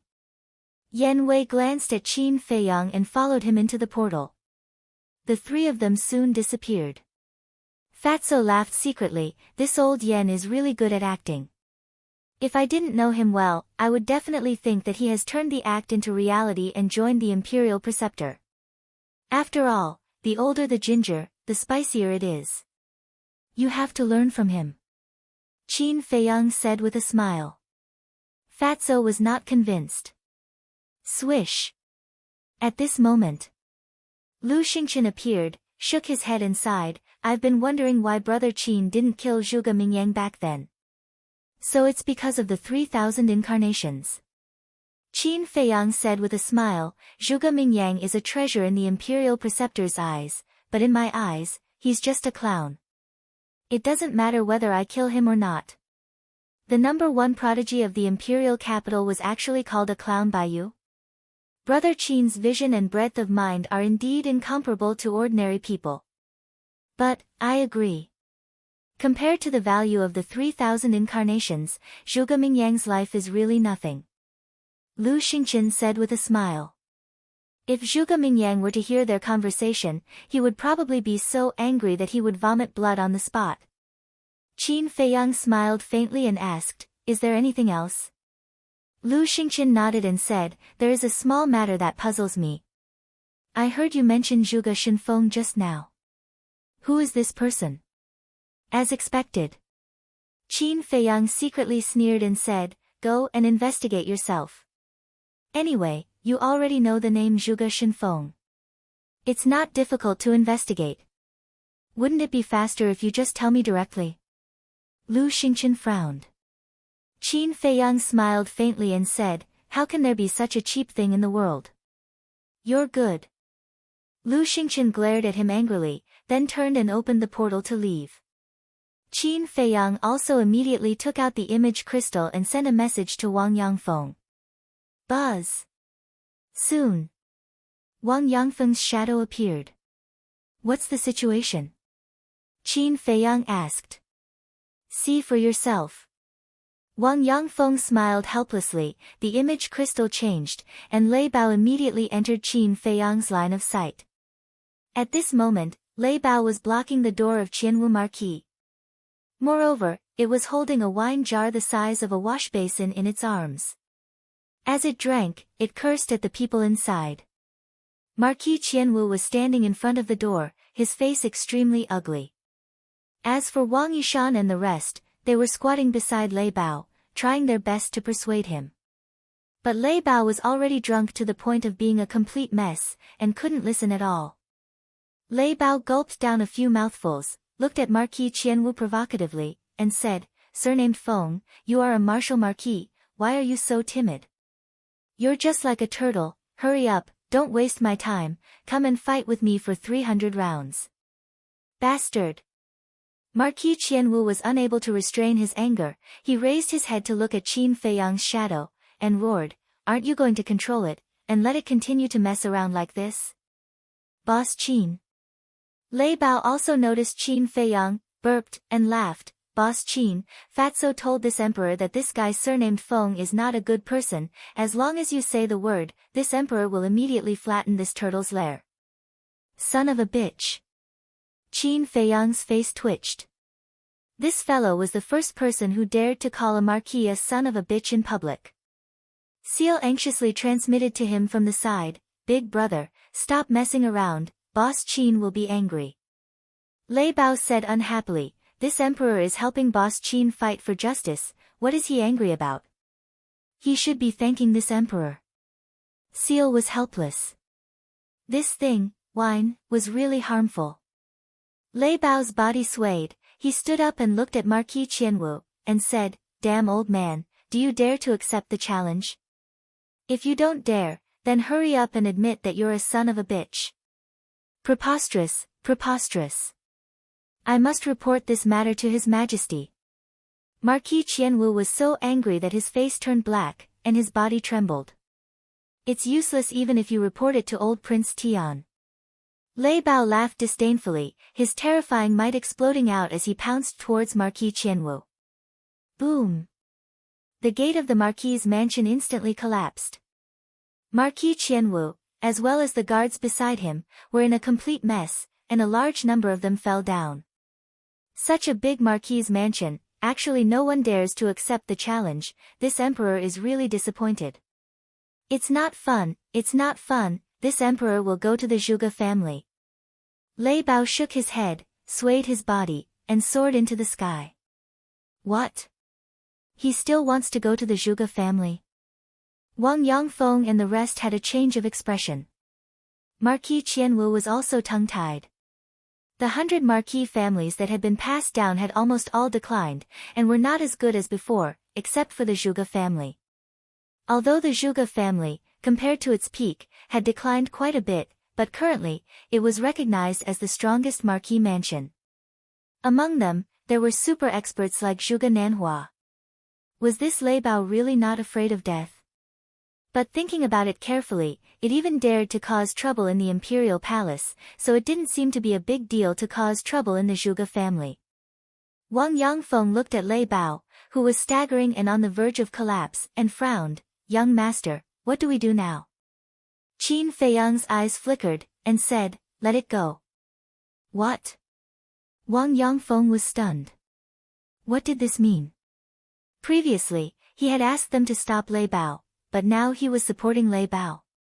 "I might reach the Zhuge family before you all, hurry back." After Qin Feiyang finished speaking, the faint image quickly disappeared. Wang Yangfeng kept the image crystal and looked at Wang Yishan and the rest helplessly, and could only follow behind Lei Bao and fly back to the Zhuge family. In the main hall, Fatso looked at Qin Feiyang in confusion and asked, "Boss, what do you mean? Are you going to start a war?" "It's still too early to start a war. I just want to use Lei Bao to test the Zhuge family's strength," Qin Feiyang said. "I see." Fatso was enlightened. "Go to the ancient pagoda and continue to help Lu Hong build the herb field," Qin Feiyang said, and sent Fatso to the ancient pagoda. Then, he opened the portal and directly descended on the Zhuge family. Qin Feiyang. The guards of the Zhuge family immediately saw Qin Feiyang, and all soared into the sky. There were more than 100 of them. They surrounded Qin Feiyang in the center, fully focused and vigilant, as if they were facing a great enemy. At the same time, there were also people who immediately informed Zhuge Wuhou. Qin Feiyang glanced at the guards around him, with his hands behind his back. He quietly looked at the house of Marquis below, his face expressionless. "Qin Feiyang, what are you doing in my Wuhou manor?" Suddenly. Chapter 1347. This person was 8 feet tall and burly like a small giant. There was a shocking scar on the left side of his face, exuding a valiant aura. Qin Feiyang glanced at him and looked away. "Bastard! Do you know who I am? Do you know where this place is? Get lost if you know what's good for you. Otherwise, don't blame the Zhuge family for being rude to you." Facing Qin Feiyang's disregard, the burly man was furious and shouted, "Noisy!" Qin Feiyang raised his head and looked at the burly man with ruthless coldness.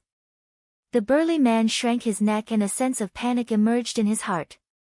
"How dare you offend Boss Qin? You must be tired of living."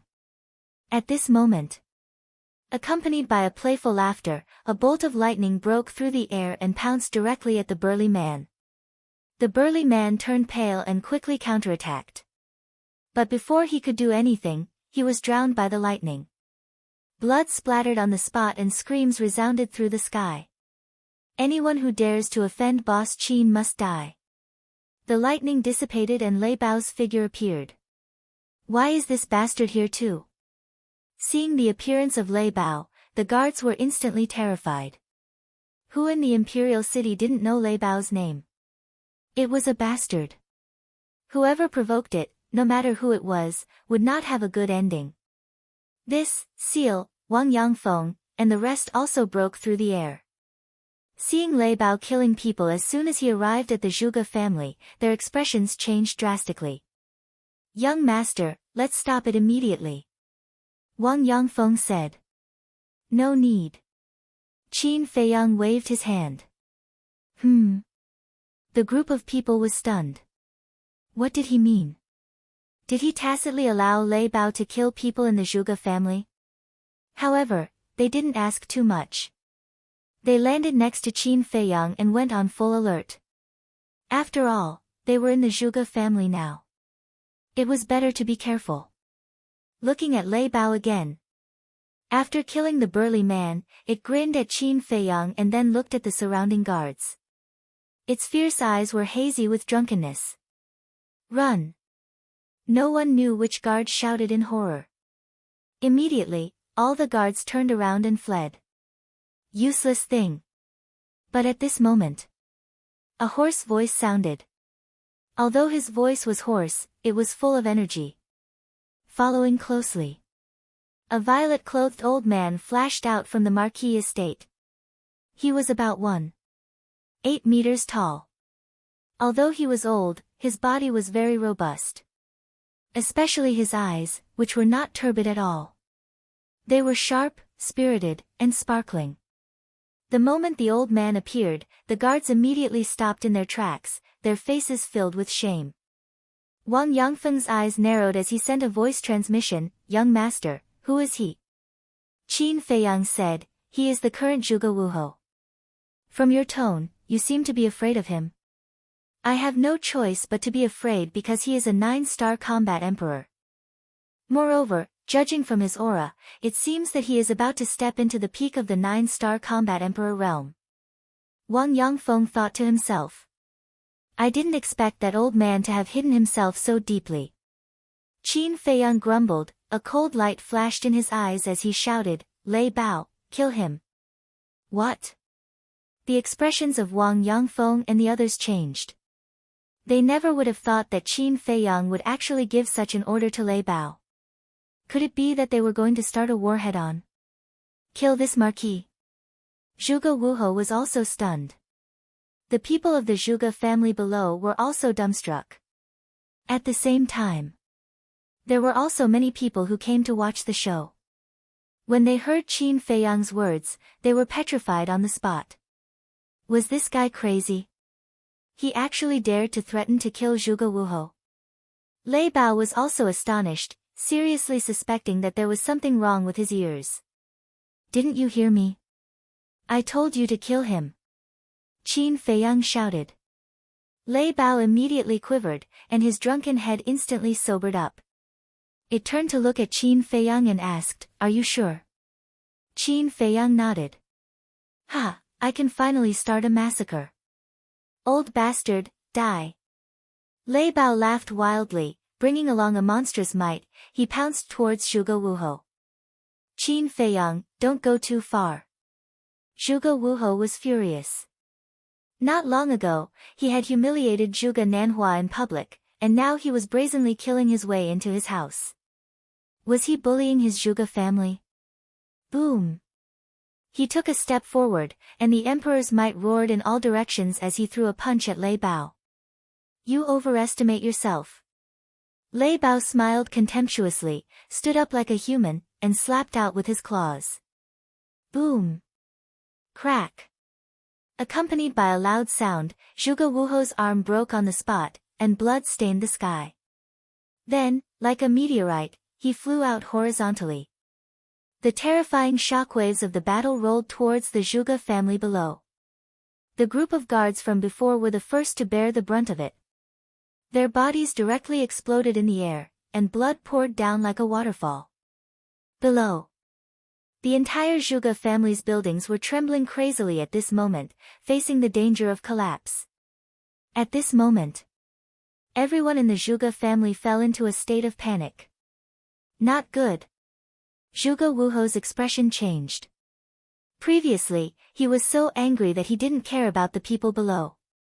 Although the battle between the 9-star war emperor was not as good as the false god, it was still enough to flatten his Zhuge family. He quickly stabilized his body and pounced downwards. "Old bastard, where do you want to go?" However, Lei Bao was like a ghost, and instantly appeared in front of Zhuge Wuhou. The power of thunder roared out, drowning the sky. Zhuge Wuhou looked at the Fang Marquis' mansion below him, and decisively soared into the sky, and roared, "Elders, please quickly come out of seclusion and protect the Marquis' mansion." "Elder!" Qin Feiyang's eyes flickered as he scanned the entire Marquis' mansion. Boom! Almost at the same time as Zhuge Wuhou's voice fell, a terrifying emperor's might erupted from the ground in the center of the Marquis' mansion. Whiz! Following closely, 10 figures flew out from the ground and appeared in Qin Feiyang's line of sight. Among these 10 people, there were men and women. They all looked old, but the aura they emitted was extremely terrifying. They are all 9-star war emperor. Wang Yangfeng swept his gaze across them one by one, and whispered to Qin Feiyang. "Not bad. A mere martial marquis' mansion has so many war emperor." Qin Feiyang muttered. At the same time, the 10 great clan elders looked at Qin Feiyang and the others, killing intent flashing in their eyes, and then they attacked at the same time. The emperor's might roared in all directions, and instantly dissolved the battle fluctuations that were surging towards the Marquis' mansion. With the 10 great clan elders present, Zhuge Wuhou no longer had any misgivings and let go of his hands and feet. Arrogant bastard, I will definitely kill you today. He raised his head and roared. His battle chi surged, and a black moon rose into the sky.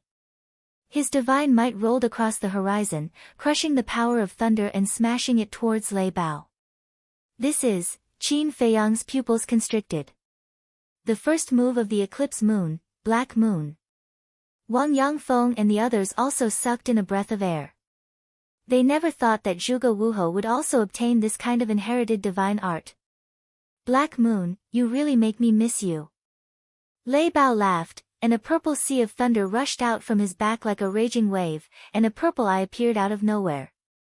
This is his battle soul, Eye of the Thunder God. Wang Yishan and the others were excited.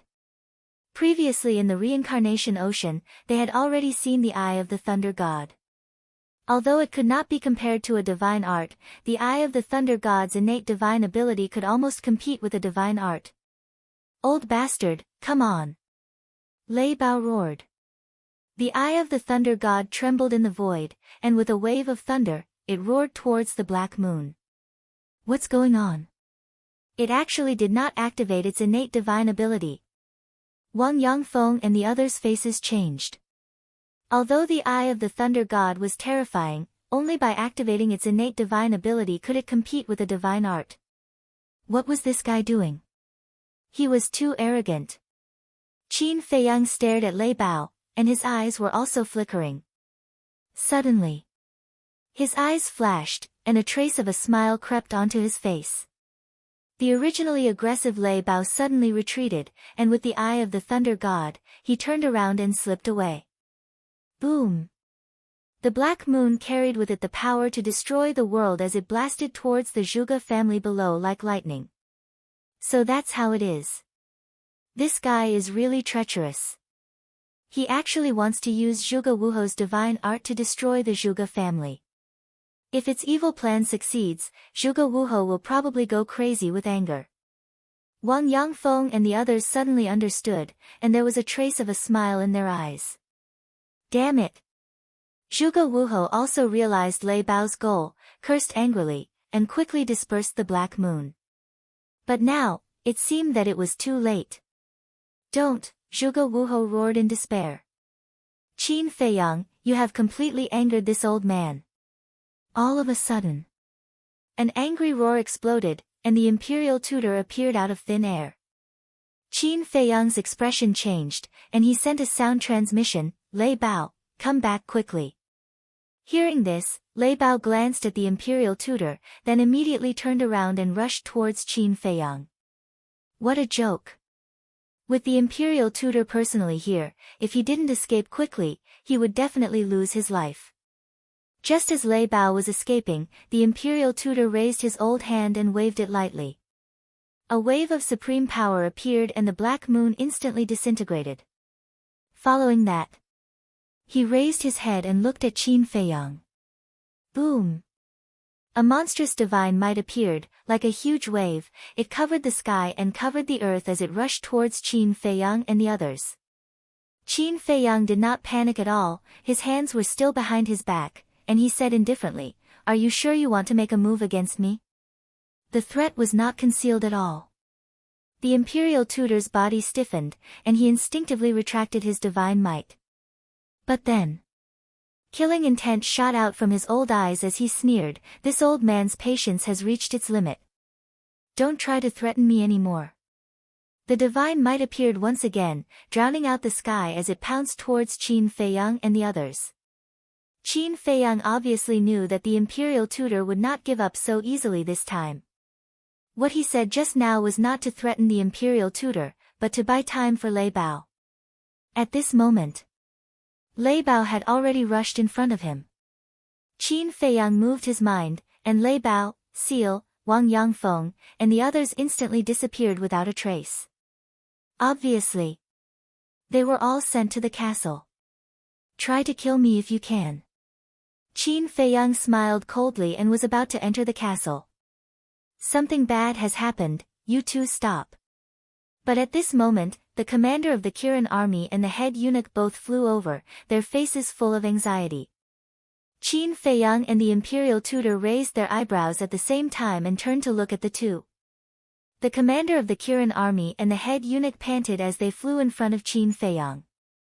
The head eunuch immediately looked at the imperial tutor and said, "Imperial tutor, come over quickly, I have something to talk to the commander of the Kirin army."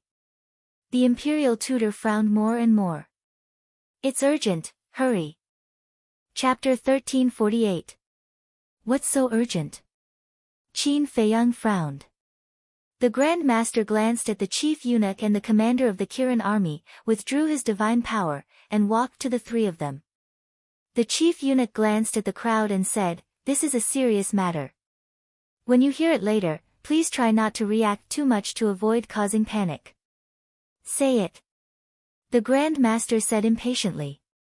The chief eunuch said, "His Majesty was assassinated." "What?" The Grand Master was shocked. Qin Feiyang's face also changed. How could this be? The emperor lived in the imperial palace. How could he be assassinated?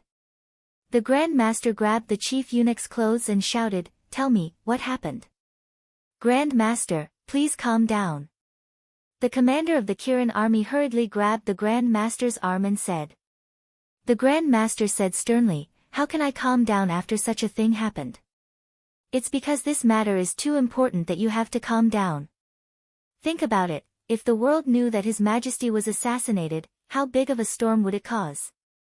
The commander of the Kirin army said in a deep voice. The Grand Master glanced at the commander of the Kirin army, let go of the chief eunuch, and said, "Where was he assassinated?" "The Imperial Study Room." "The chief eunuch." The Grand Master immediately opened a portal and strode in. The chief eunuch followed closely behind him. "You come with me too." The commander of the Kirin army said to Qin Feiyang and followed him into the portal. Qin Feiyang's eyes flickered. But in the end, he followed. What's going on? Look at how anxious they are. Could it be that something big has happened in the imperial palace? The crowd below was surprised. The Imperial Study Room. At this moment, the security here was no different from usual. The door was closed. Two eunuchs and a maid stood outside respectfully. It seemed that they didn't know that the emperor was assassinated. Inside the room, Qin Feiyang and the other three appeared one after another. A strong smell of blood immediately assailed their nostrils. The four of them quickly scanned their surroundings, only to see that there was no one in the huge imperial study except for the rows of bookshelves and desks. But there was blood everywhere on the ground. And it was fresh blood. Seeing this, the Grand Master's face darkened. He turned to the two commanders of the Kirin army and asked, "Where is His Majesty? Even if he was killed, his corpse should still be here." "There are no bodies." The chief eunuch shook his head. "How is this possible?" The imperial advisor was furious. "There's really no corpse." The main eunuch conduit. "Aren't you always by His Majesty's side? What's going on?" The imperial tutor lowered his voice and asked. "Yesterday morning, Your Majesty said that you wanted to come to the imperial study to read, so I accompanied Your Majesty to the imperial study. But before entering the imperial study, His Majesty asked me to wait outside. Your Majesty's orders, I naturally do not dare to disobey. I can only stand guard outside." This defense lasted for an entire day and night. The main eunuch conduit. The imperial advisor said angrily, "Didn't you find it strange after reading for an entire day and night?" The main eunuch conduit said, "There's nothing strange about it. His Majesty usually reads for a long time when he's reading. It's normal for him to read for several days and nights." "Then how did you find out that Your Majesty was killed?" Qin Feiyang asked. "Because of you. Not long ago, the commander of the Kirin army received the news that you brought people to the Zhuge family. He knew that you might cause trouble again, so he immediately came to report to His Majesty. But no matter how we shouted, His Majesty did not respond. At first, we did not think much of it. After all, this is the imperial study. No one would dare to commit a crime here. We just thought that His Majesty was too engrossed in reading or was tired and fell asleep in the imperial study. But when I pushed open the door and entered the imperial study, I was scared out of my wits when I saw the blood all over the floor. I immediately realized that something big might have happened. I quickly called the commander of the Kirin army in and closed the door. The main eunuch said. The commander of the Kirin army said, when I came in and saw this scene, I was also scared out of my wits. I quickly searched for him with the main eunuch. But in the end, there was not even a shadow of a ghost, let alone His Majesty. So we immediately went to find you. Impossible. His Majesty is a 9-star combat emperor. Even if someone committed a crime, it would be impossible to do it silently. The imperial advisor shook his head. His old face was full of disbelief. Qin Feiyang glanced at him. He squatted on the ground and reached out to touch a bit of blood. He looked at it carefully and put it to the tip of his nose to smell it. He frowned slightly. Did you find something? The commander of the Kirin army asked. Qin Feiyang said, from the analysis of this blood, the emperor was killed no more than 2 hours ago. The imperial advisor heard this and turned to the main eunuch. He said, you were outside at that time. Didn't you hear anything? No. The main eunuch shook his head. Ridiculous. With His Majesty's strength, no one except a false god like me could kill him without anyone noticing. Tell me honestly. Did you collude with others to assassinate His Majesty? The imperial advisor stared at the eunuch. His eyes were shining. I assassinated His Majesty. The main eunuch was stunned. He quickly knelt on the ground and said, Imperial advisor, this is a serious crime. I don't have the guts to do this. Please investigate. Don't worry. I will find out. The imperial advisor smiled coldly. He turned to look at the door and shouted, You 4, come in immediately. The 2 eunuchs and the maid quickly ran in. When they saw the blood on the ground, they were shocked. They knelt on the ground and said, Greetings, Imperial Advisor. The Imperial Advisor said in a deep voice, I ask you, after His Majesty entered the Imperial study, did you hear anything? No. The 4 quickly shook their heads. Really? If I find out that you are lying, do you know the consequences? The Imperial Advisor said sternly. I don't dare. We really didn't hear anything. The 4 of them hurriedly said in fear. The Imperial Advisor looked at the 4 with murderous eyes. At the same time, Qin Feiyang looked at the Imperial Advisor, then looked at the 2 eunuchs and the 2 maids. His eyes flashed and said, I have a way to know if they are lying. What way? The Imperial Advisor frowned and looked at him. Slave seal. Qin Feiyang waved his hands. 4 slave seals appeared in an instant and disappeared into the top of the 4 people's heads like lightning. The 4 immediately held their heads and screamed. But soon, the pain disappeared. Qin Feiyang said, Let me ask you, after the emperor entered the imperial study, did the eunuch leave? Or enter the imperial study? No.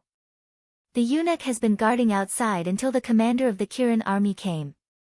He then entered the imperial study. The 4 said. After listening, Qin Feiyang looked at the imperial advisor and said, They are not lying. How can you be so sure? The imperial advisor sneered. Of course. Because of the slave seal, I can peek into the other person's mind, so I know what they are thinking at the moment. Qin Feiyang said. These 4 people are just ordinary people. Naturally, their minds are not as good as the Zhuge family and the Mu family. So when he asked, the 4 people's minds came up with the truest thoughts. The imperial advisor's pupils shrank. Suddenly, the imperial advisor waved his hand and the power of the pseudo-god emerged and rushed toward the 2 eunuchs and the 2 maids. Before the 4 people could react, blood splashed on the spot. Seeing this, the eunuch's eyes were full of fear. The commander of the Kirin army was also afraid. Qin Feiyang was not afraid at all. He raised his eyebrows and said, "Why did you kill them? They are not fools." When they saw the blood here, they must have thought that His Majesty had an accident. If they spread the news, wouldn't the empire be in chaos? The imperial advisor said indifferently. As long as the imperial advisor says a word, do you think they will dare to talk nonsense? Qin Feiyang sneered. What do you mean? Did I kill the wrong people? Or are you saying that you want to meddle in the affairs of a few ants that this nation teacher is killing? Qin Feiyang, I suddenly realized that this matter should have something to do with you. The imperial advisor said with a sinister smile. Qin Feiyang immediately frowned. The imperial advisor said with a sinister smile, His Majesty was fine when you didn't come out. But as soon as you came out, His Majesty was killed. Is this a coincidence? Huh? The eunuch's head and the commander of the Kirin army also looked at Qin Feiyang. Qin Feiyang looked at the two and sneered at the imperial advisor, You want to frame me? Is this a trap? It is clearly the truth. Because in the entire great Qin Empire, other than me, only you have the ability to kill His Majesty silently. The imperial advisor said with murderous intent in his eyes. Then tell me, what kind of ability do I have? Qin Feiyang said. The ancient castle.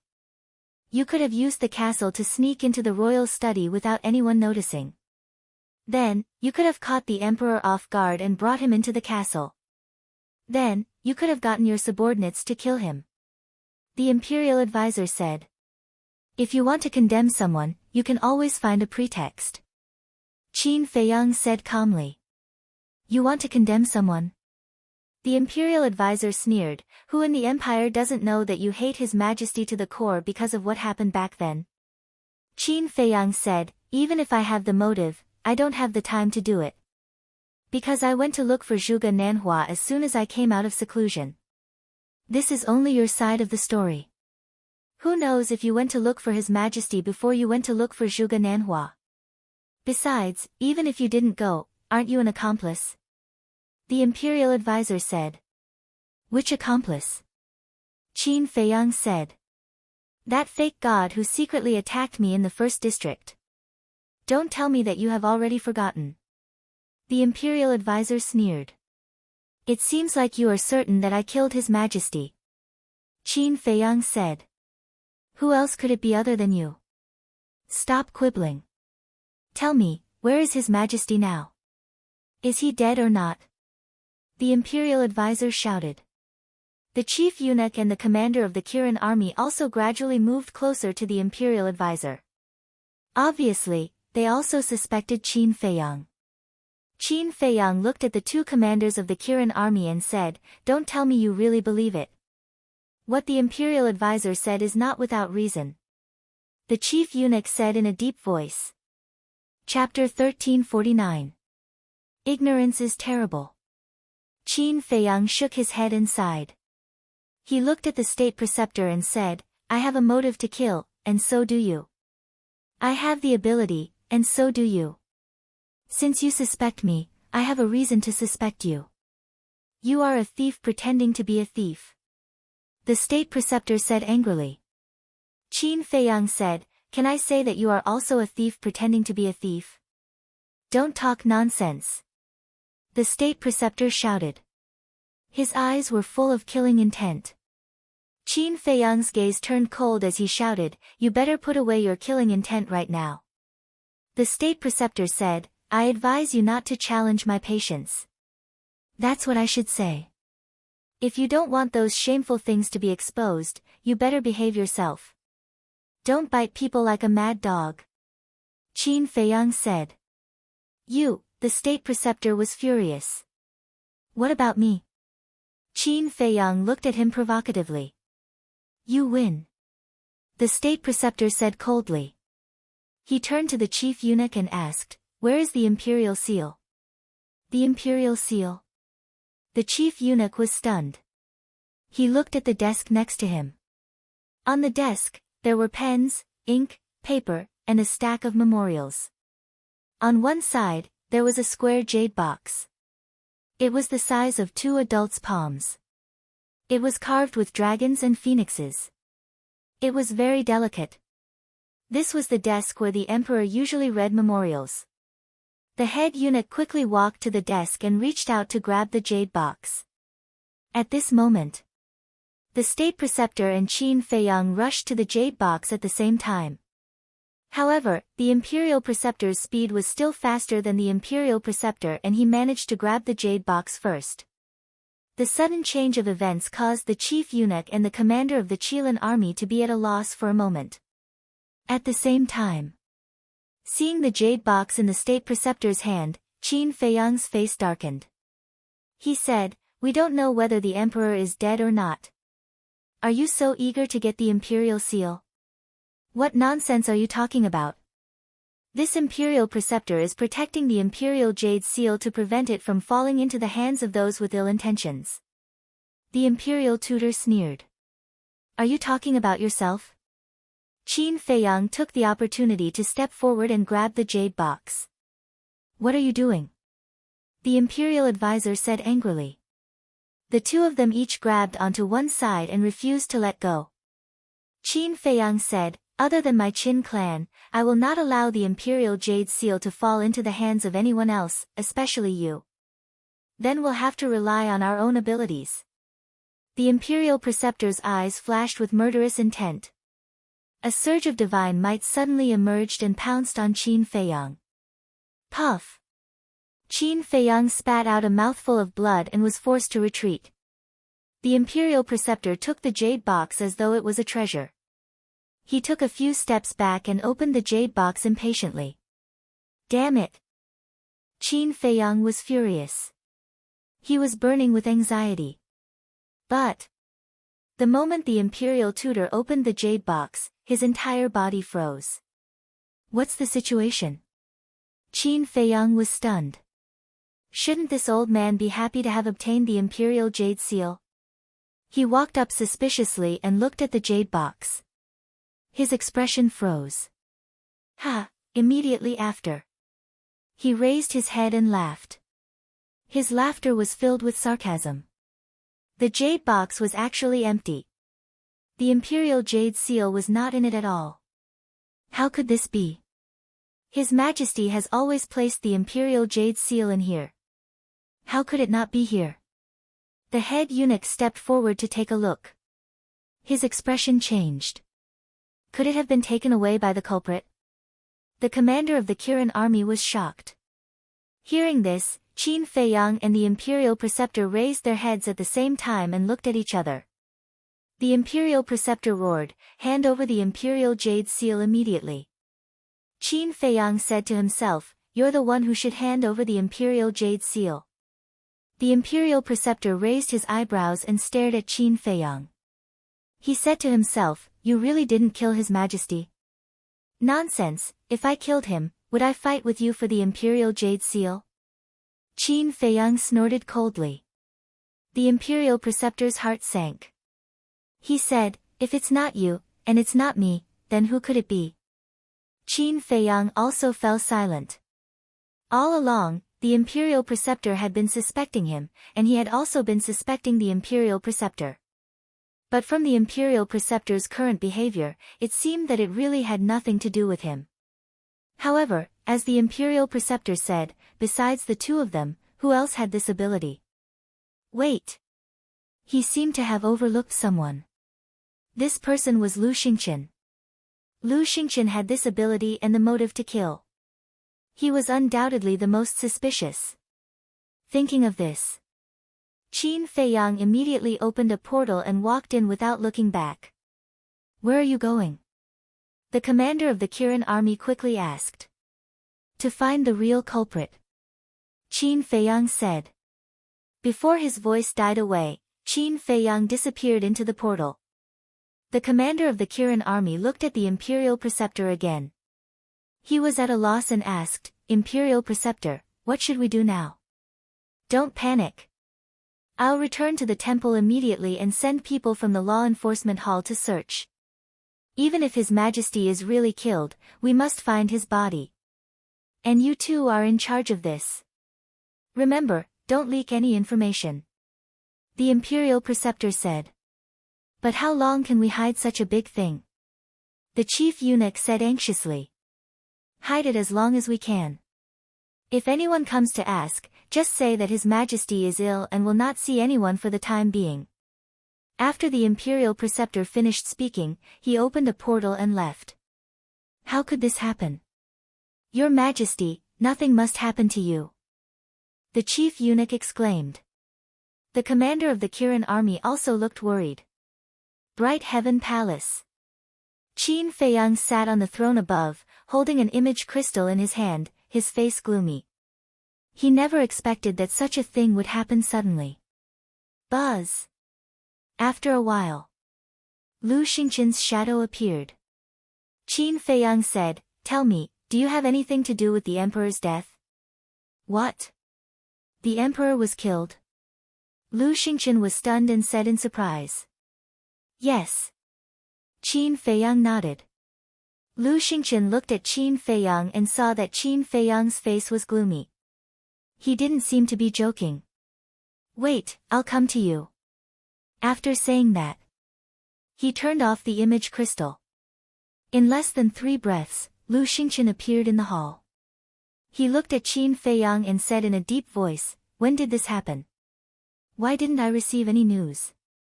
Not long ago. Qin Feiyang responded and said, Do you really not know, or are you playing dumb? If I did it, do you think I would deny it? Lu Xingqian said. Qin Feiyang raised his eyebrows. It seemed to make sense. With Lu Xingqian's character, if he dared to do it, he would definitely dare to admit it. Could it be the state preceptor? Lu Xingqian asked. Judging from his previous performance, it shouldn't be him, but we can't rule out the possibility that he is acting. And the Imperial Jade Seal is also missing. Qin Feiyang said.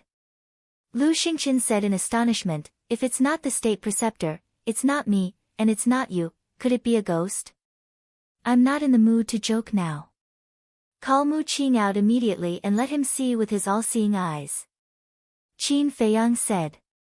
Lu Xingqian was puzzled and said, The Emperor's death should be a good thing for you, why are you so anxious? I'm anxious about the Imperial Jade Seal. Now that the Emperor is dead, if the state preceptor gets the Imperial Jade Seal, then he can rightfully inherit the throne. Qin Feiyang said in a deep voice. The reason why the state preceptor didn't make a move was that the Emperor was still alive, and the Imperial Jade Seal. Because without the Imperial Jade Seal, he couldn't be recognized by the world. Of course. The recognition of the world wasn't that important. Because with the state preceptor's means, he had 10,000 ways to deceive the world. What really scared the state preceptor was actually the old monsters hidden in the mountain behind the Imperial Palace. Those old monsters, including the fake gods who sealed themselves, and Elder Qin, were the guardians of the great Qin Empire.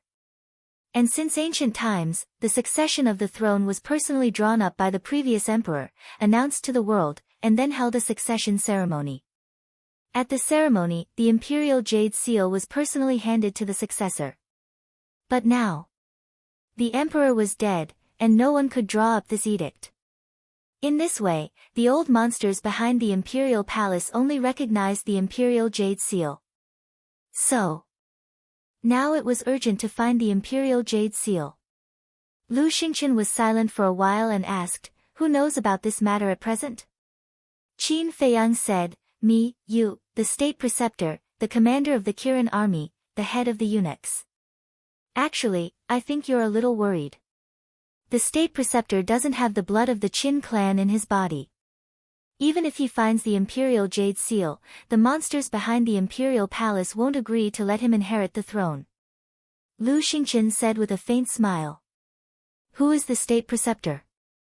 As long as he gets the Imperial Jade Seal, he has many ways to persuade those old monsters. Moreover, don't forget that there's a little prince now. The emperor only has one heir. If the state preceptor can't persuade those old monsters, then the little prince will definitely be promoted to the throne.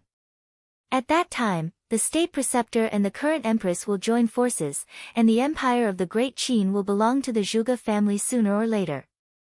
Qin Feiyang said. That makes sense. The little prince is young and ignorant now, and they can do whatever they want behind the scenes. But there's still you, isn't there? You, the descendant of the Qin emperor, have the best chance to inherit the throne, don't you think?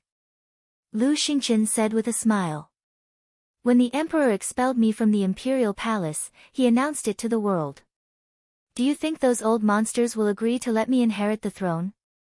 Moreover, the state preceptor will definitely make things difficult. Qin Feiyang said. That's true. However, the emperor was killed and the imperial jade seal is missing. This is a great thing for me. Why should I help you? Lu Xingqian joked. I didn't ask you to help me. I just want Mu Qing to see if the emperor is still alive. Qin Feiyang said. Let me think about it. Lu Xingqian walked to a chair on the side, sat down, and lowered his head to think. After a while, he looked up at Qin Feiyang and said with a smile, if you just want to see if the emperor is still alive, I can help you. After that, Mu Qing appeared beside him out of thin air. Lu Xingqian said, use your heavenly eye to check the whereabouts of the emperor. Yes. Mu Qing responded respectfully, and then coldly glanced at Qin Feiyang, and opened his heavenly eye. His eyes were immediately suffused with wisps of obscure light. Gradually, within his pupils, a mountain range that stretched as far as the eye could see could be vaguely seen. Chapter 1350.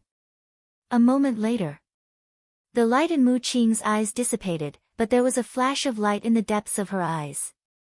She leaned close to Lu Xingqian's ear and muttered a few words. What's going on?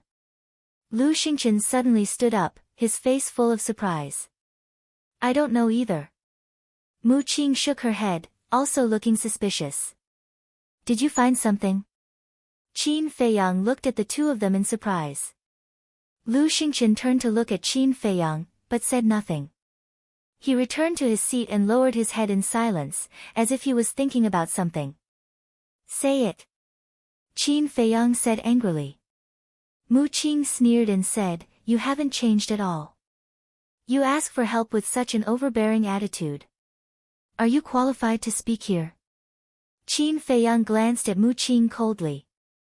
Mu Qing couldn't help but shiver immediately, a trace of panic creeping into her eyes. At this time, Lu Xingqian looked up at Qin Feiyang and said with a smile, how about we make a deal? What kind of deal?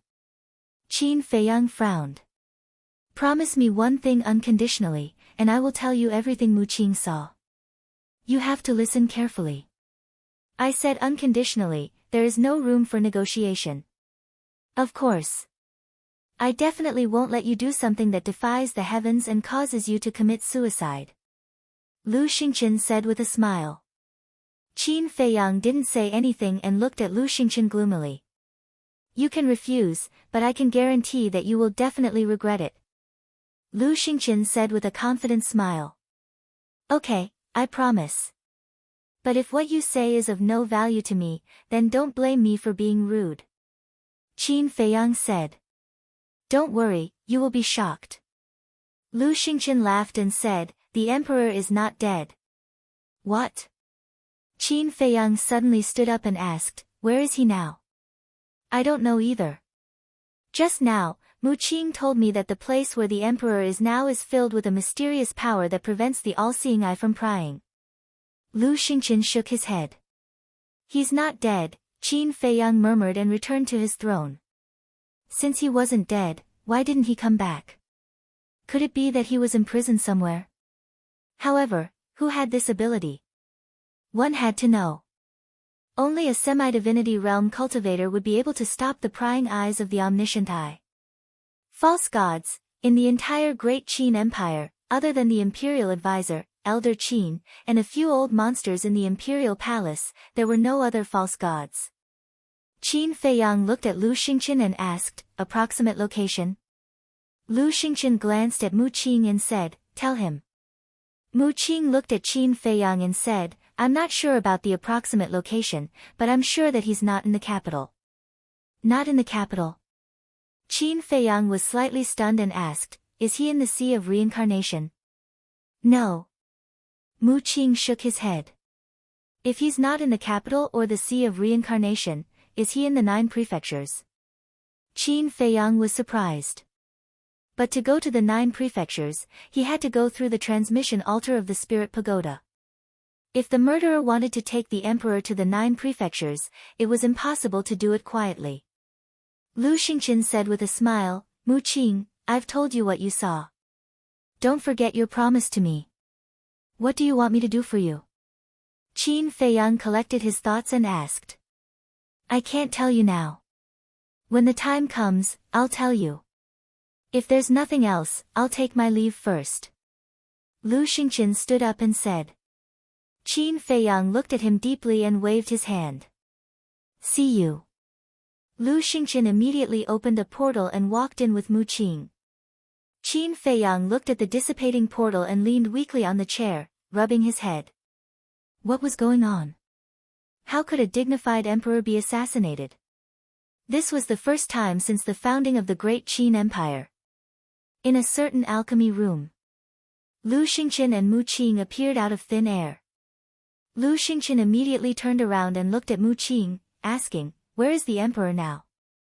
Spiritual state. Mu Qing said. Senior Qin is in charge of the spiritual state. How did the person who kidnapped him get there? Could it be that this matter has something to do with Senior Qin? Or, is Senior Qin the culprit? Lu Xingqian frowned. I'm also puzzled. In short, I feel that the assassination of the emperor is somewhat confusing. Mu Qing said. Let's not worry about that for now. The emperor has been kidnapped. For us, this is a once-in-a-lifetime opportunity. Lu Xingqian's eyes sparkled. Master, what do you mean? Mu Qing was suspicious. Save the emperor before Qin Feiyang and the state preceptor and then control the emperor. In this way, the emperor will be our puppet, which will be of great help to our future plans. Lu Xingqian said. Master, although this idea is good, there are 2 problems now. Mu Qing frowned. What problem? Lu Xingqian was suspicious. First, although I saw the emperor in the spiritual state, I can't spy on his exact location. It's not easy to find him. Second, the person who kidnapped the emperor must have reached the level of a fake god or even stronger. If this is the case, then it will be difficult for us to snatch the emperor from him. Mu Qing said worriedly. It doesn't matter if we can't snatch him. The enemy of my enemy is my friend. When we find out his identity, I can choose to cooperate with him. As for whether it's easy to find him, don't worry about that. As long as the emperor is in the spiritual state, he can't escape our pursuit. After all, the spiritual state is only so big. Lu Xingqian's face was full of confidence. Mu Qing's eyes lit up as he cupped his hands and said, Master, you are wise. I will do it right away. Lu Xingqian waved his hand and smiled, can you pass the pagoda? I'll go there myself. After saying that, Lu Xingqian took Mu Qing into the Space Divine item and then drove the Space Divine item to the back mountain of the Imperial Palace without stopping. Back to Qin Feiyang. He leaned on the throne and pondered for a long time before taking out the image crystal. Buzz. Soon, Yan Wei's shadow appeared. Qin Feiyang asked, is there any movement from the state preceptor's side? Yan Wei said, he has sent all the law enforcers of the inner court to find the emperor. Now, he is discussing countermeasures with the empress and Zhuge Wuhou. What countermeasures? Qin Feiyang was suspicious. If the emperor is really killed, before it is decided who will inherit the emperor's prestige, someone must stand up and take charge of the situation. So the 3 of them are discussing how to persuade the old monsters in the back mountain of the Imperial Palace. Because the state preceptor wants to take charge of the state affairs. Yan Wei said in a deep voice. Take charge of the state affairs, Qin Feiyang smiled coldly. This old thing was really good at scheming. Although it was only taking charge of the state affairs, if the state preceptor really persuaded the old monsters in the back mountain of the imperial palace, then during the period of taking charge of the state affairs, he could use the power in his hands to make a big fuss. Qin Feiyang said, "Pay attention carefully. If there is any news, inform me immediately." "Okay." Yan Wei nodded. Qin Feiyang asked, "By the way, how is the little prince now?" "He doesn't know anything at the moment." Yan Wei said. "He is still young. It's good that he doesn't know." Qin Feiyang shook his head and sighed. Although he hated the emperor, the little prince liked the emperor very much. If he knew that the emperor was killed, he would definitely be very sad. "Okay, be careful. Staying with the state preceptor is not a child's play. If you are not careful, you will lose your life." Qin Feiyang said. "I understand." Yan Wei said. "By the way, there is one more thing that I forgot to tell you. I have rescued your clansmen. They are now in the ancient tower." Qin Feiyang said with a smile. "Really?" Yan Wei was stunned and asked in surprise. "Yes." Qin Feiyang nodded. "That's great. Now I can be completely at ease." Yan Wei was overjoyed. Qin Feiyang smiled and turned off the image crystal. Looking at the void in front of him, he murmured, "The 9 provinces." Just as he got up, the image crystal in his hand moved. Qin Feiyang frowned. The image crystal was activated. The shadow of the commander of the Kirin army appeared. "What?" Qin Feiyang looked at him expressionlessly. The commander of the Kirin army asked, "You really didn't assassinate His Majesty? You have disappointed me. We have known each other for so long. Don't you know me? Even if I wanted to kill the emperor, I would challenge him openly. Why would I use such petty means?" Qin Feiyang snorted. "All right, I have wronged you." The commander of the Kirin army said apologetically. "Is there anything else?" Qin Feiyang asked. He was too lazy to talk nonsense with this person. Plop. The commander of the Kirin army suddenly knelt on the ground. "What are you doing?" Qin Feiyang raised his eyebrows. "Now that we don't know whether the emperor is dead or alive, I am worried that some people may take advantage of the situation to create chaos. So I hope that you can stand out and stop them at the critical moment." The commander of the Kirin army said. "I know that even if you don't say it." After saying that, Qin Feiyang turned off the image crystal, opened the portal and arrived in front of the pagoda. Zhuge Nanhua was humiliated in public and had a mental breakdown. His emotions were very unstable now, so he was recovering in the Zhuge family. And now, a middle-aged man replaced Zhuge Nanhua to guard the pagoda. He was also a member of the inner hall of the law enforcement hall. His name was Zhuge Nangong. He was Zhuge Nanhua's younger brother. Although his cultivation wasn't as good as Zhuge Nanhua, he was still a top-notch expert among the 9-star combat emperors. He was infinitely close to the peak of the 9-star combat emperors. Qin Feiyang had seen him when he was young, but he didn't have a deep impression of him. When he sensed Qin Feiyang's aura, Zhuge Nangong suddenly opened his eyes. 2 rays of cold light shot out from his eyes. "Get out of the way." Qin Feiyang looked at him coldly and said. "To enter the pagoda, you need the emperor's permission. Now that the emperor has been killed, the state preceptor is in charge. If you want to enter the pagoda, you have to find the state preceptor and get his handwritten order." Zhuge Nangong said. Qin Feiyang was stunned and said jokingly, "How come I don't know that the state preceptor is in charge now?" Zhuge Nangong said, "The state preceptor is second only to one person and above tens of thousands. Now that the emperor has been killed, of course the state preceptor is in charge of the situation. You really can't wait." Qin Feiyang laughed mockingly, and said, "What if I say that I have to go in today?" Zhuge Nangong's face darkened. It seems that Zhuge Nanhua's fate isn't miserable enough.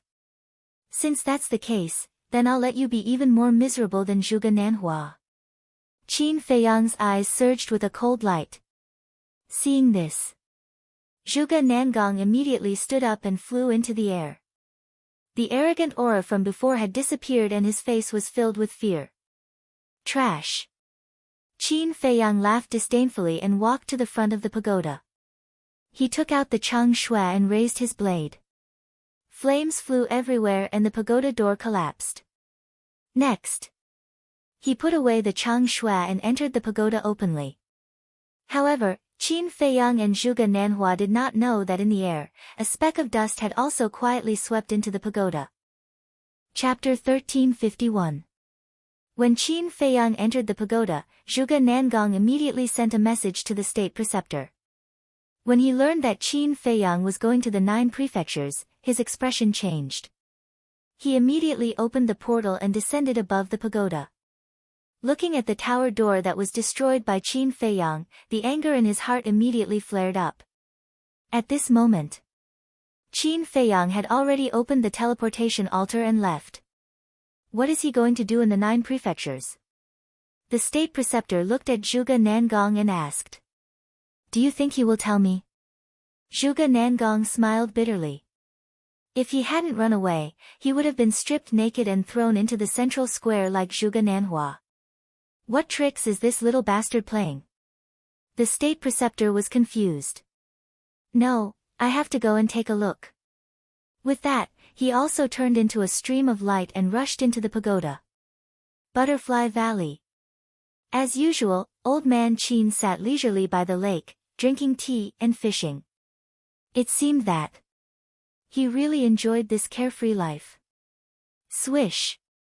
Suddenly, a figure swooped down like lightning and landed beside old man Qin.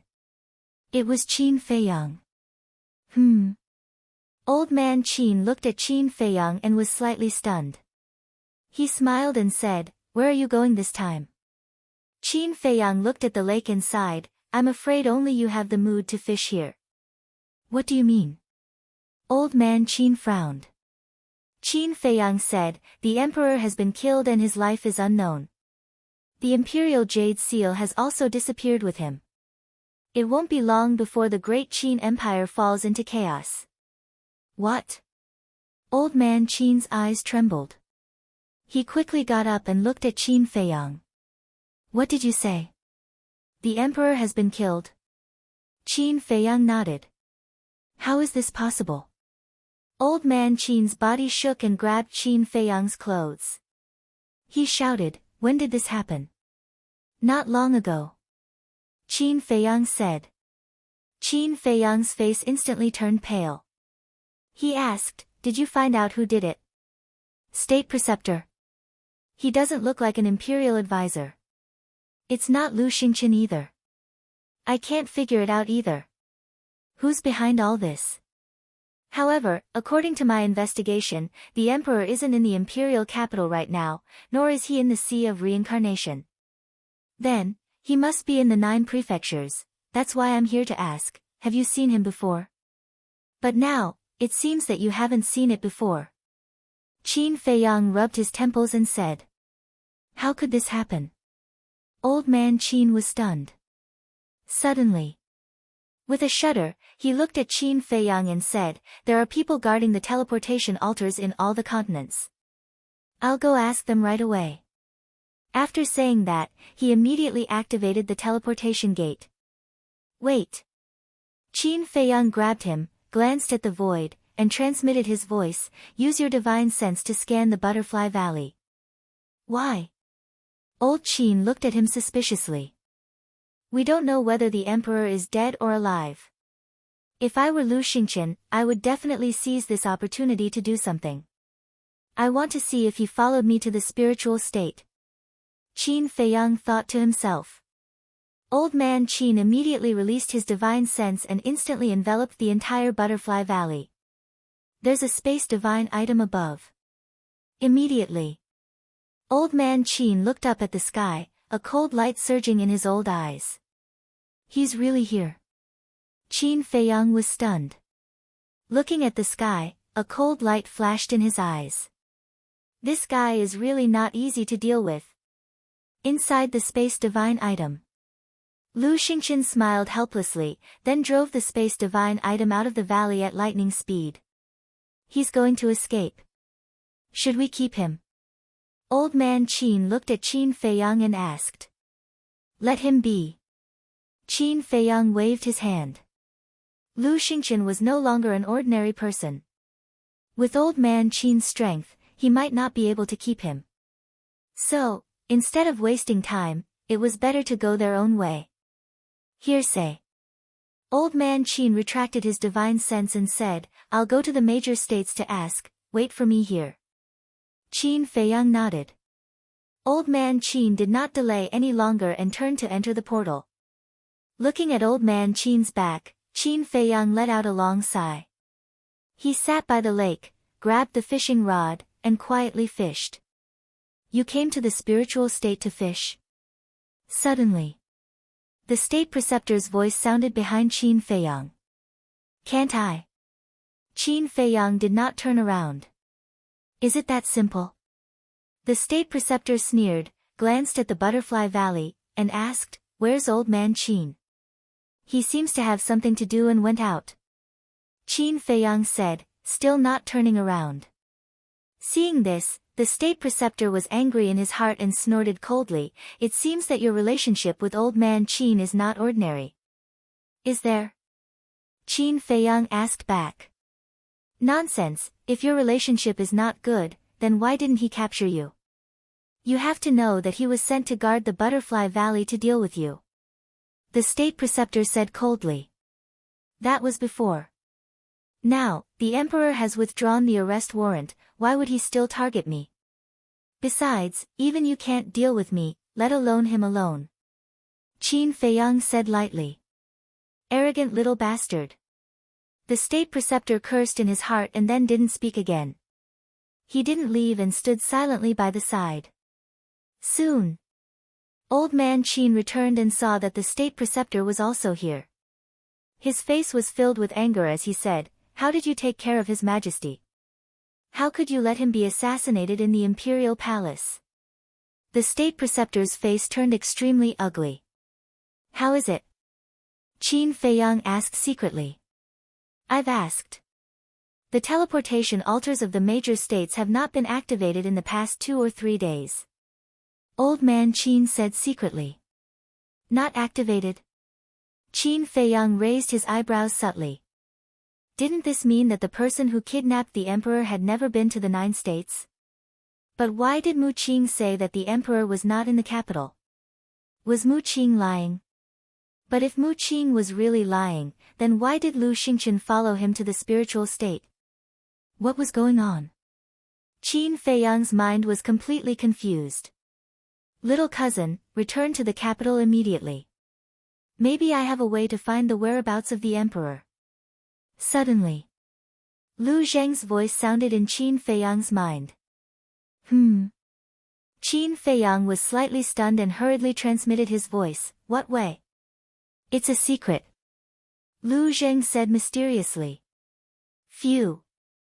Qin Feiyang secretly exhaled, glanced at old man Qin and the state preceptor, then turned and flew towards the secret chamber.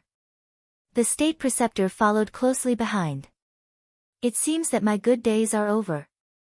Old man Qin glanced at the Butterfly Valley and also turned to chase after Qin Feiyang and the state preceptor. After entering the secret chamber, Qin Feiyang activated the teleportation altar and jumped up. The state preceptor and old man Qin also jumped up the altar. The state preceptor raised his eyebrows and said, Aren't you going to guard here? Old man Qin snorted, Do you think I'm still in the mood to guard here? I shouldn't have listened to you and guarded the Butterfly Valley. The state preceptor fell silent.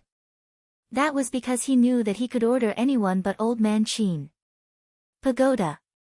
Seeing the state preceptor return, Zhuge Nangong immediately went up and thought, what did he go to the spiritual state for? He didn't do anything. The state preceptor transmitted his voice. He didn't do anything. Then what did he go there for? To relax? Zhuge Nangong was stunned. To fish. The state preceptor said. Ah. Zhuge Nangong was speechless.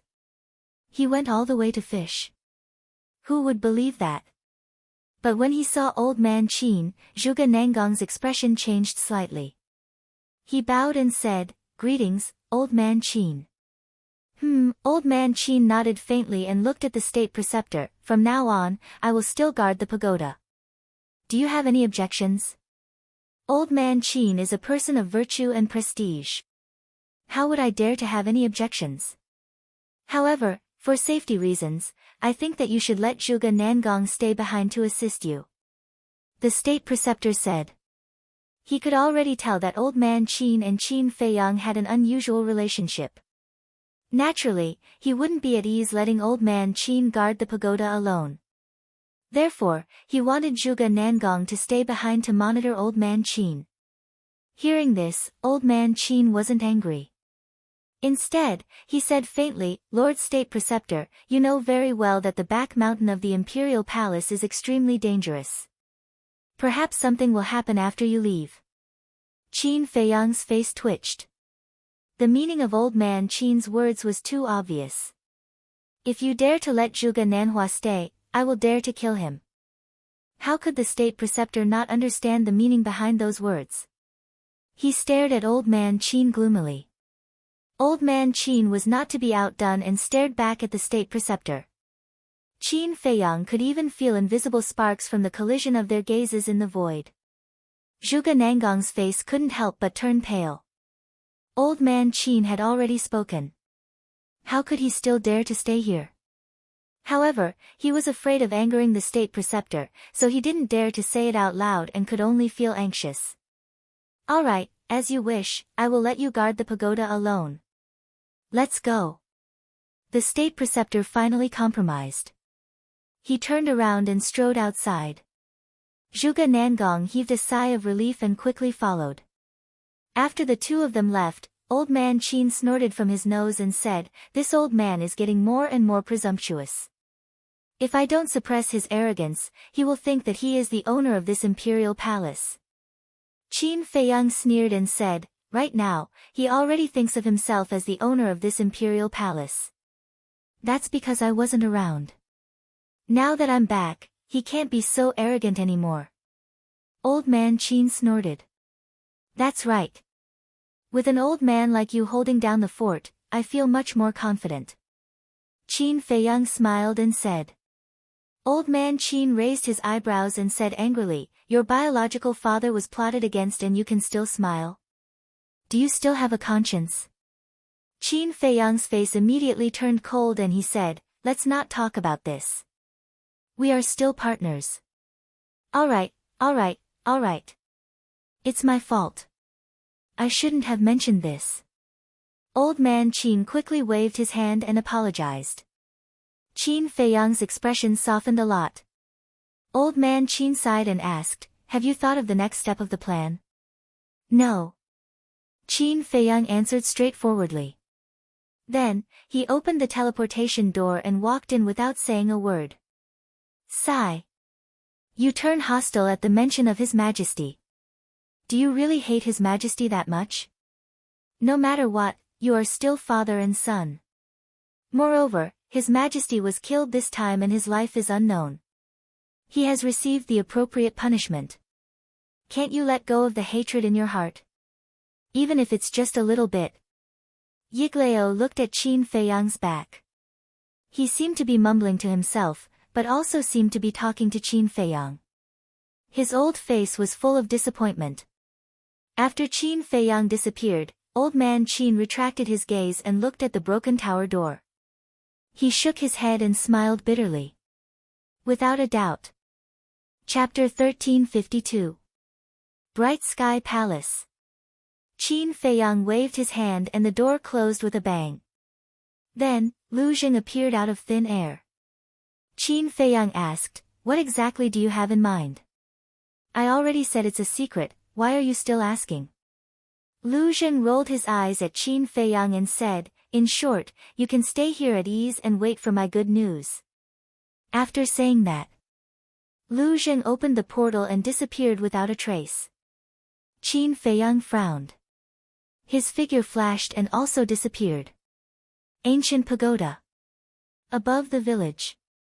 Qin Feiyang stood in the void, looking down at the village. Soon, he found Master Shen.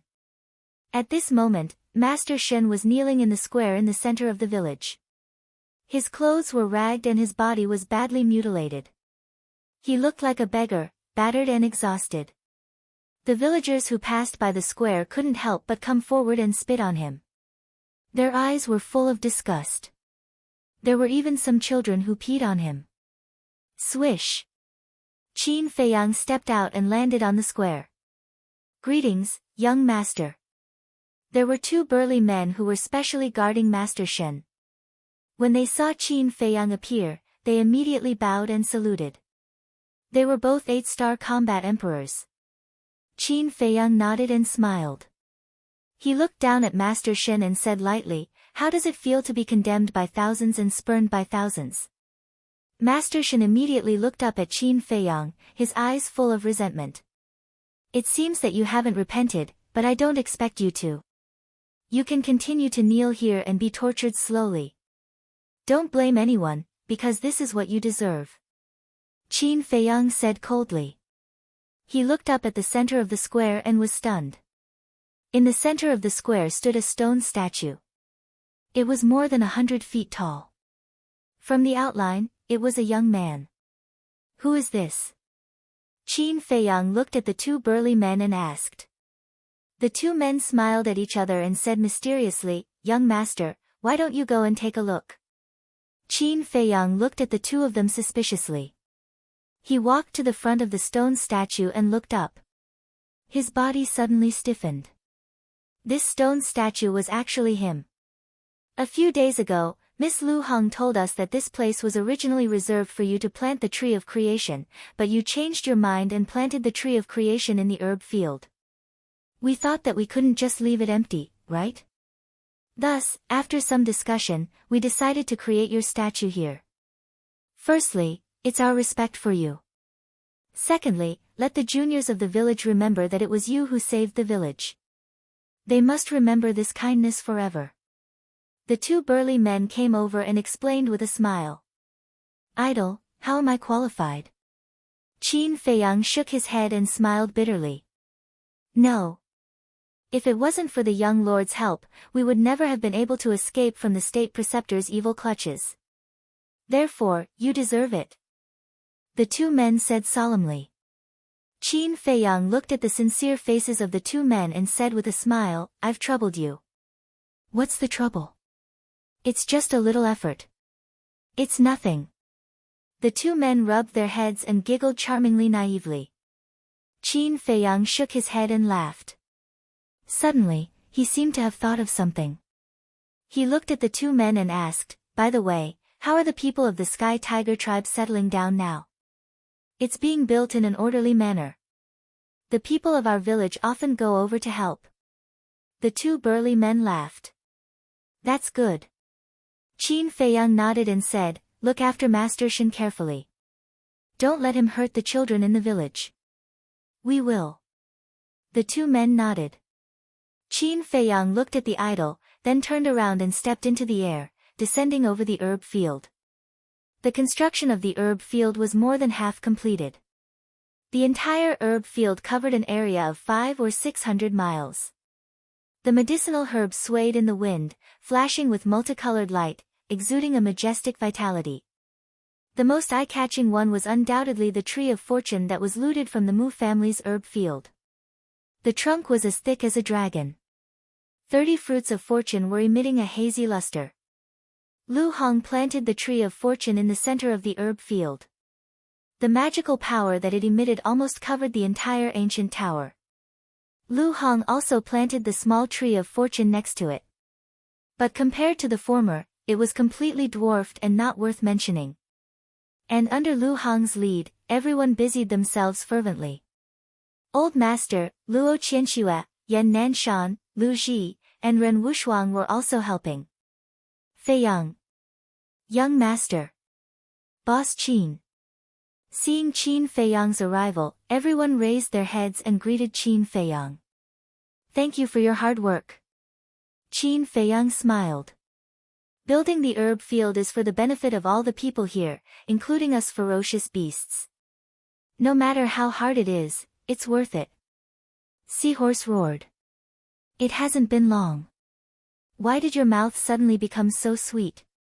Qin Feiyang looked at it in surprise. It hopes that you can help it open the door of potential. Otherwise, why would it come here to help? Dan Wangkai said in disdain.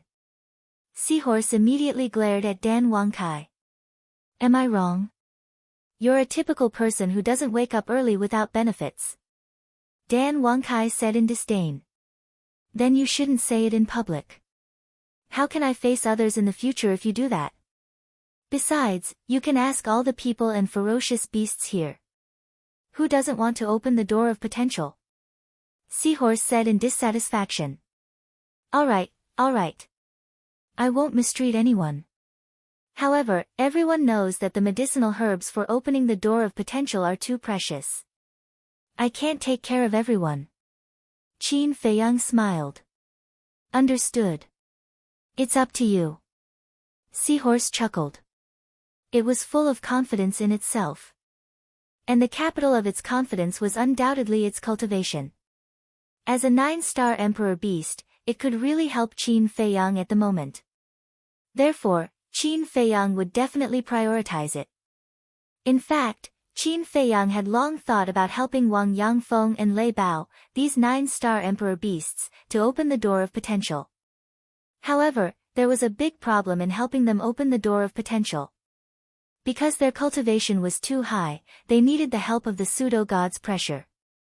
However, in the Forgotten Continent and the Great Qin Empire, there were no pseudo-gods worthy of his trust. He didn't even completely trust Elder Qin. Therefore, this matter couldn't be rushed. Buzz! Suddenly, the image crystal rang. Qin Feiyang hurriedly took it out and poured his battle qi into it. The next moment, Lu Zheng's virtual image appeared. Have you found it? Qin Feiyang asked. Lu Zheng didn't answer but asked instead, are you in the ancient pagoda? Yes. Qin Feiyang nodded. Then come out quickly. After Lu Zheng finished speaking, the virtual image dissipated. What are you looking for? Did something happen again? Lu Hong soared into the sky and asked with concern. The old man and the others also looked at him suspiciously. Because inside the ancient pagoda, they couldn't hear the sounds outside, so no one knew that the emperor had been killed. Don't worry, it's nothing serious. I'll take care of it as soon as possible. Qin Feiyang comforted Lu Hong and nodded to the old man and the others below. Then, he left the ancient pagoda and appeared in the main hall. Lu Zheng was in the main hall at this moment. Seeing Qin Feiyang appear, Lu Zheng immediately frowned and said, it's very strange. What's strange? Qin Feiyang was stunned and looked at him in confusion. Lu Zheng said, I've found the whereabouts of the emperor. Do you know where he is? Qin Feiyang was instantly annoyed and roared, aren't you talking nonsense? If I knew, would I still be here looking at you? This guy is really crazy, asking idiotic questions. Lu Zheng smiled embarrassedly and said, the emperor is now in the spiritual state, and he's in the place where you used to live, Iron Ox Town. What? Qin Feiyang was stunned. This is what I don't understand. Elder Qin went to check, and no one activated the teleportation altar in the past few days. How did the emperor go to the spiritual state? Besides, he's not injured at all, and he's not captured, Lu Zheng frowned. Wait. Qin Feiyang quickly raised his hand and interrupted Lu Zheng, asking, you said he's not captured? Yes. He's alone in Iron Ox Town, and he's sitting leisurely in front of the lake outside your yard, fishing. Lu Zheng said strangely. What? Fishing? Qin Feiyang was dumbfounded. What's going on? Suddenly, he realized another important point and looked at Lu Zheng with a frown. You've already been to Iron Ox Town? No. Lu Zheng said. Then how do you know so clearly? At that time, Mu Qing activated his all-seeing eye, but he couldn't even find the exact location of the emperor, but you even know that he's fishing?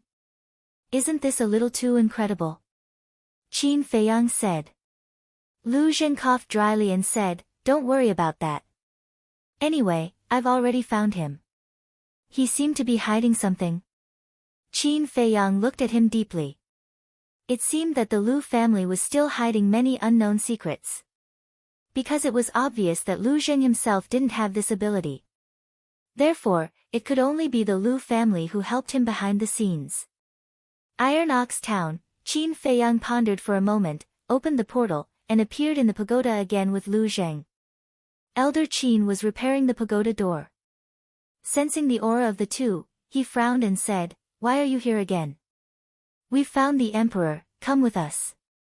Qin Feiyang said and directly rushed into the pagoda. At the same time, Iron Ox Town. In front of the lake. A middle-aged man sat alone by the lake, fishing quietly. There was a teapot next to him, and wisps of tea fragrance floated in the air. That's right. He was the current emperor. But at this moment, he had already taken off his dragon robe and dragon crown. He was only wearing an old white robe, and there was no trace of the emperor's aura around him. And there was no aura of cultivation on his body either. If someone came here now, they would never know that the man in front of them was the emperor who controlled the fate of hundreds of millions of people in the great Qin Empire. They would only think that he was an ordinary man born and raised here. Your Majesty. Soon. A cry of surprise and surprise sounded above the lake. The emperor was slightly stunned. He looked up and saw two shadows descending from the void above.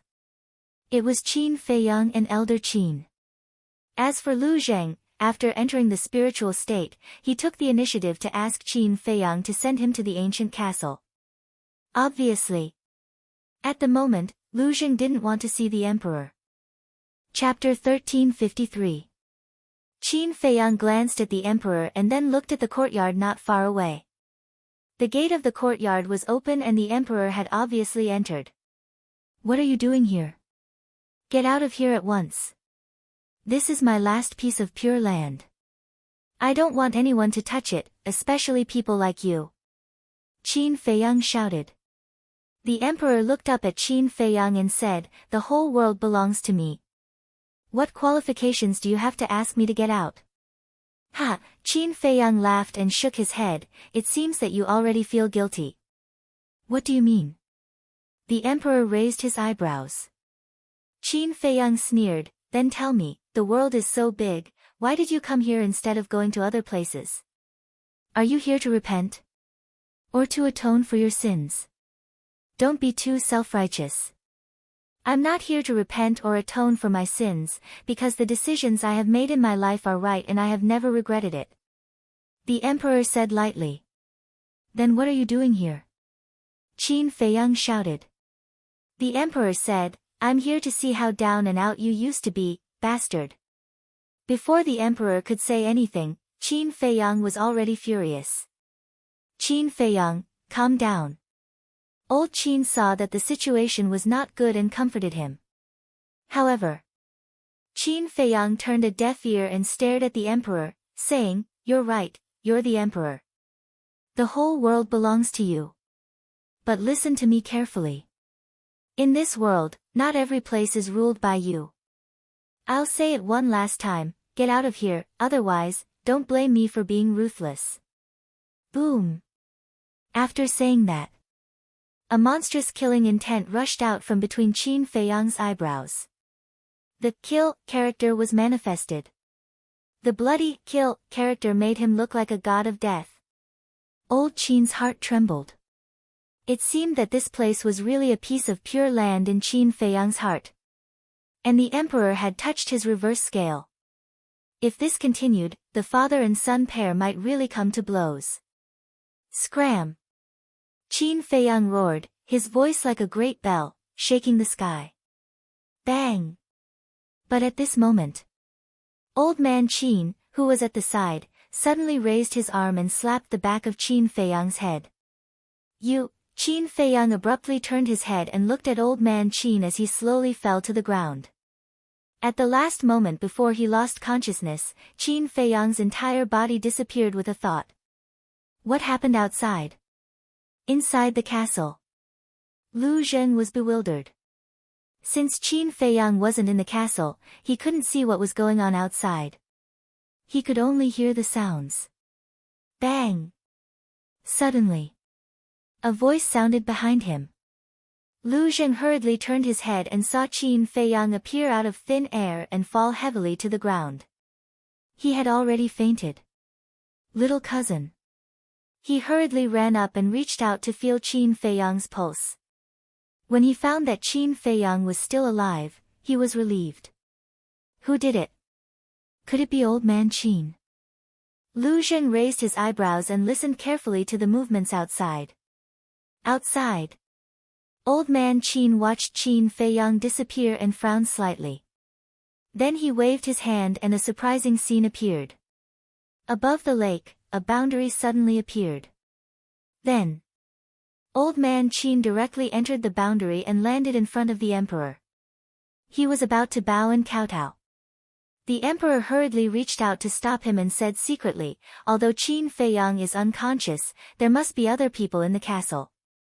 If you have something to say, just send a message secretly. Don't say it out loud. Yes. Old man Qin secretly responded. The emperor glanced at the barrier and sighed inwardly. It seems that the barrier you set up isn't very useful. The boundary was actually set up by old man Qin. If Qin Feiyang and Lu Zheng heard this, they would definitely be shocked. I didn't expect that Qin Feiyang and the others were so powerful that they could ignore the boundary and find your position.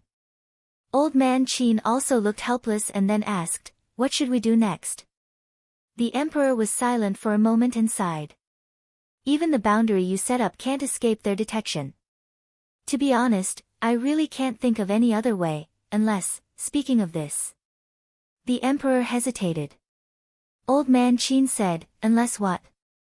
Suddenly, old man Qin seemed to think of something and said in surprise, Your Majesty, are you talking about the divine order left by the late emperor?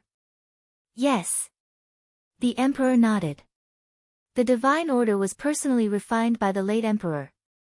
It can block all the detection of the world, but the divine order can only be opened once. When the late emperor left this divine order, his intention was to protect the last trace of the bloodline power of the Qin clan when the great Qin was in danger. In other words, this divine order is the last life-saving talisman of the great Qin. The previous emperors were not willing to use it. So Your Majesty, you have to think twice. Old man Qin bowed and said. The emperor said, then tell me, besides the divine order, what else can help me? Yes. Find Qin Feiyang. If Qin Feiyang is willing to help, no one can hurt you, Your Majesty. Old man Qin said. Humph. The emperor snorted and said, if I ask him for help, where will my face go? Besides, do you think with his character, he will help me? Old man Qin frowned and wanted to say something, but he didn't say it. Enough. I have decided to open the divine order. The emperor said expressionlessly. Then a stream of light rushed out from between his eyebrows and floated in front of the two. Shockingly, it was a purplish gold token. The token was the size of an adult's palm and was glowing with a hazy purple gold divine light. On the front of the token, there was a statue of a god. The statue was of a middle-aged man. He held the broken sword in his hand and looked askance at the heavens. Like a divine king, his aura covered the clouds. That's right. This was the statue of the first emperor. On the other side, there was a purple gold divine dragon. It was lifelike, and one could even feel a strong sense of oppression. Your Majesty, do you really want to do this? Old man Qin frowned. I have no choice. The emperor murmured and the golden dragon battle chi poured into the divine order. With a buzz, the divine order shone brightly. Following that, with a crack, the divine order shattered and turned into specks of crystal light that merged into the emperor's body. Immediately, the emperor's entire body began to emit a bright purple gold divine light. Old man Qin sighed deeply. What's done is done. He didn't say anything more and silently retreated to the side. Time passed by breath. The purple gold divine light on the emperor's body gradually converged. About 100 breaths passed. When the last wisp of purple gold divine light faded, the emperor returned to his previous appearance and didn't seem to have changed at all. But Mu Qing, who was in the distant state capital, suddenly changed his expression. What's wrong? In the space divine object. Noticing the change in Mu Qing, Lu Xingqian asked in surprise. Mu Qing said in surprise, I've been looking for the emperor with my heavenly eye. Although I can't find his exact location, I can still spy on him. But just now, I suddenly couldn't see anything. What? Lu Xingqian's expression changed and he frowned. How could this be? I don't know. Mu Qing shook his head and said, but there's only one possibility for this to happen. What possibility? Lu Xingqian asked. He's dead. Only when he's dead will my heavenly eye fail. Mu Qing said. Dead? Lu Xingqian's body stiffened and asked, is it possible that you've been opening your heavenly eye for a long time, causing it to fail? No. Mu Qing shook his head. How could he be dead? Lu Xingqian's face was full of disbelief. Suddenly, he shuddered and said, Qin Feiyang is also in the spiritual state. Let's see where he and Elder Qin are. Yes. Mu Qing nodded. By the lake. Elder Qin asked, Your Majesty, where do you plan to go now? Now that I have the divine edict, it doesn't matter where I go. But you plotted against Qin Feiyang. When he wakes up, he will definitely not let it go. How do you plan to deal with it? The emperor said. I have my ways. However, there's a problem that I don't know how to solve. Elder Qin said. What's the problem? The emperor asked. Elder Qin said, Your Majesty left, the imperial capital will be in chaos sooner or later. Who will manage the imperial court then? Whatever. Anyway, the imperial jade seal is in my hands. No one can take away my throne. The emperor snorted, his eyes flashing coldly. I'm afraid that when Your Majesty returns, things will have changed. Elder Qin sighed. Then let's wait and see. The emperor smiled coldly, then took a step forward, step by step, and gradually disappeared from Elder Qin's sight. Sigh. Why is it that I can't see through you now? Actually, I have a lot to say to Your Majesty, but I don't dare to say it. Looking at the direction where the emperor disappeared, Elder Qin sighed, his face full of melancholy. Throughout the whole process, the conversation between the two was carried out in secret, so Lu Zheng, who was in the castle, did not get any useful information. After a long time, Elder Qin waved his hand, and the barrier disintegrated and dissipated between heaven and earth. Just as the barrier dissipated, Mu Qing's eyes lit up. She looked at Lu Xingqian and said, I found Elder Qin. Where? Lu Xingqian asked anxiously. Mu Qing said, Iron Ox Town, in front of the lake where Qin Feiyang used to live. Why is he there? Lu Xingqian was surprised. He immediately left the space divine item, opened the portal, and descended above the lake. Elder Qin immediately sensed Lu Xingqian's aura. He looked up, and there was a hint of murderous intent in his eyes. He came really fast. Where's the emperor? Lu Xingqian glanced at the lake and asked Elder Qin. The emperor? Elder Qin was slightly stunned and puzzled. Aren't you looking for him? Why? You didn't find him. Elder Qin, we're all sensible people. Why are you playing dumb?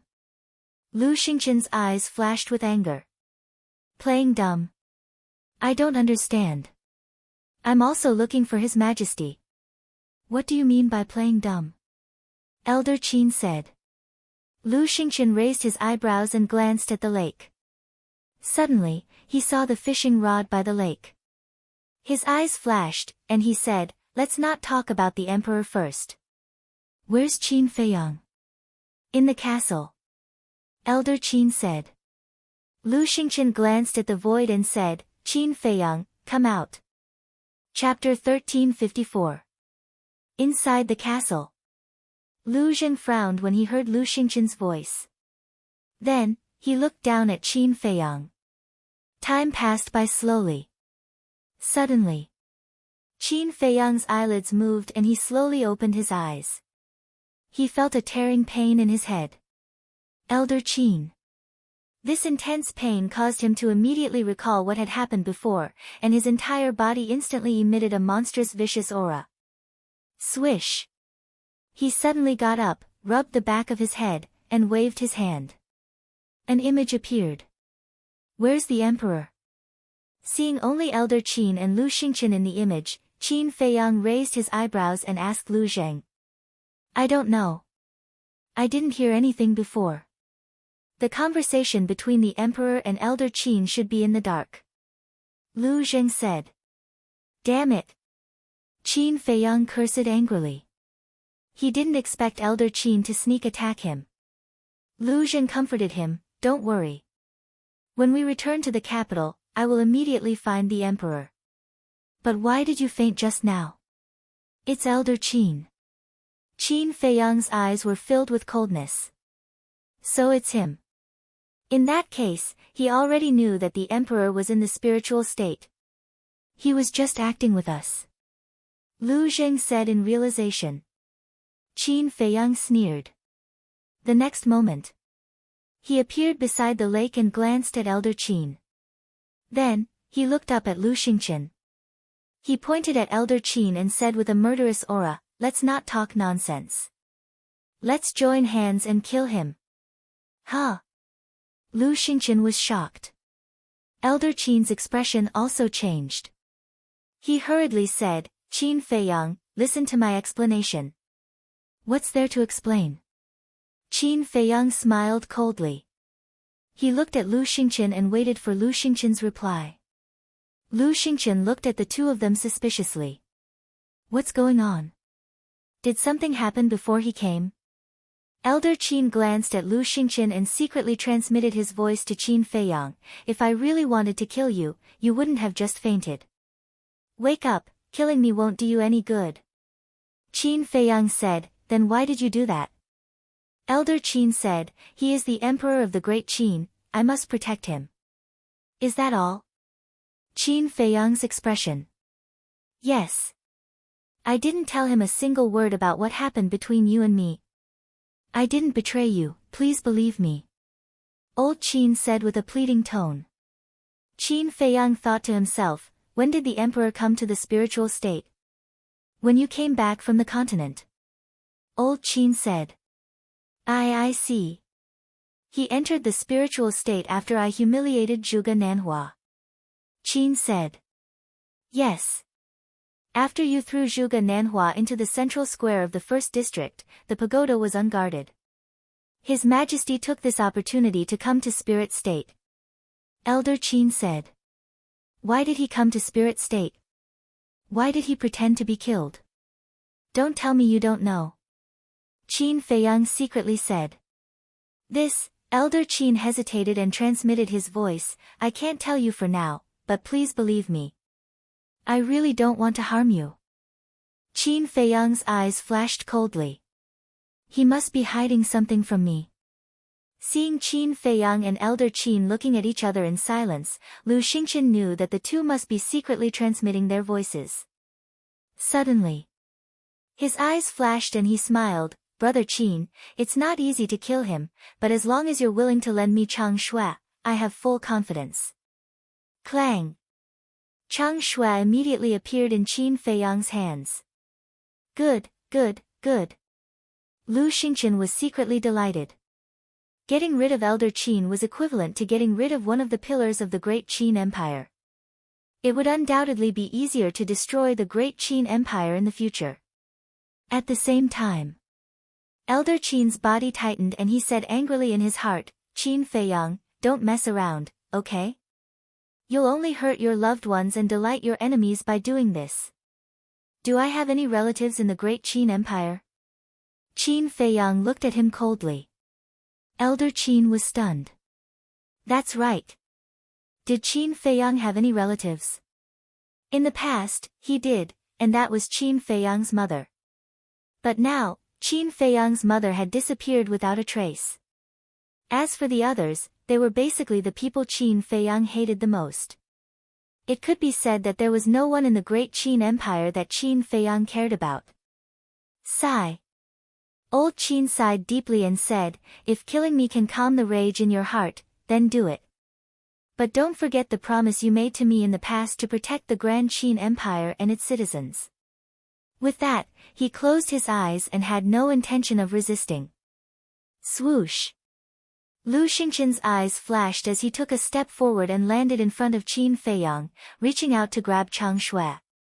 But suddenly, Qin Feiyang's mind moved, and Chang Shui turned into a stream of light and disappeared into his energy reserve. Lu Xingqian grabbed nothing and frowned. What do you mean? Can't I change my mind? Qin Feiyang looked at him indifferently. Lu Xingqian went berserk and said angrily, "Are you messing with me? Aren't you messing with me too? You knew that the emperor was in the spiritual state, but you didn't tell me. Tell me, what are your intentions?" Qin Feiyang sneered. Lu Xingqian was furious. "Since you're going against me, don't blame me for being ruthless. The conditions I promised you in the Bright Sky Palace are nullified." Qin Feiyang said. Nullified. Hearing this, Lu Xingqian was about to go crazy. Qin Feiyang didn't pay any more attention to him. He looked at old man Qin and said, "And you, don't talk to me about promises. Promises are built on the foundation of trust. But now, you've betrayed the trust between us." "Trust? Are you sure you've trusted me completely?" Elder Qin said angrily. "I admit that I didn't trust you completely, but from the beginning to the end, I've never done anything to betray you. This time, you started it first. So, in the future, I won't interfere in anything, even if the great Qin Empire really changes hands." After Qin Feiyang finished speaking, Lu Xingqian and Lu Jing heard him without sending a voice transmission. After speaking, he opened the portal and turned to leave. This time, he was really disheartened and tired of these schemes. He didn't want to care about those trivial matters anymore. Elder Qin looked at Qin Feiyang's back with bitterness in his heart. Lu Xingqian raised his eyebrows, glanced at Elder Qin, and followed him into the space artifact. He immediately became furious and roared, "Damn it, damn it! My lord, please calm down." Mu Qing bowed. "It wasn't easy to get Qin Feiyang to agree to my conditions, but it's nullified just like that. How can I not be angry?" Lu Xingqian roared. His original plan was to find the emperor and then control him. In this way, the great Qin Empire would become the Tianyang Empire sooner or later, but in the end, he went for wool and came home shorn. Mu Qing's expression was also full of anger. "This matter is a little strange." Lu Xingqian said in a deep voice, "Say it. If the emperor is really here, how did Qin Feiyang find him before us? Did Elder Qin tell him?" But looking at his attitude towards Elder Qin, it seems that Elder Qin didn't tell him. "So, I think there's a big mystery here," Mu Qing said. "That's right. You didn't find him even with the all-seeing eye, so how did he find him? Although this is where Qin Feiyang used to live, the emperor and Qin Feiyang have a deep hatred. Who would think that the emperor would come here? I'm afraid that even Qin Feiyang himself wouldn't think of it." Lu Xingqian's eyes flickered. Mu Qing said in surprise, "Could it be that Qin Feiyang also has some treasure that can spy on the whereabouts of others? Or secret?" This, Lu Xingqian was stunned. "That's impossible, right? If he really has it, then why did he ask you to use the all-seeing eye to find the emperor? This is also what I can't figure out. Is it really a coincidence?" Mu Qing frowned. Back to Qin Feiyang. He had already entered the secret chamber below the Butterfly Valley. Without any delay, he opened the portal and returned to the Bright Sky Palace.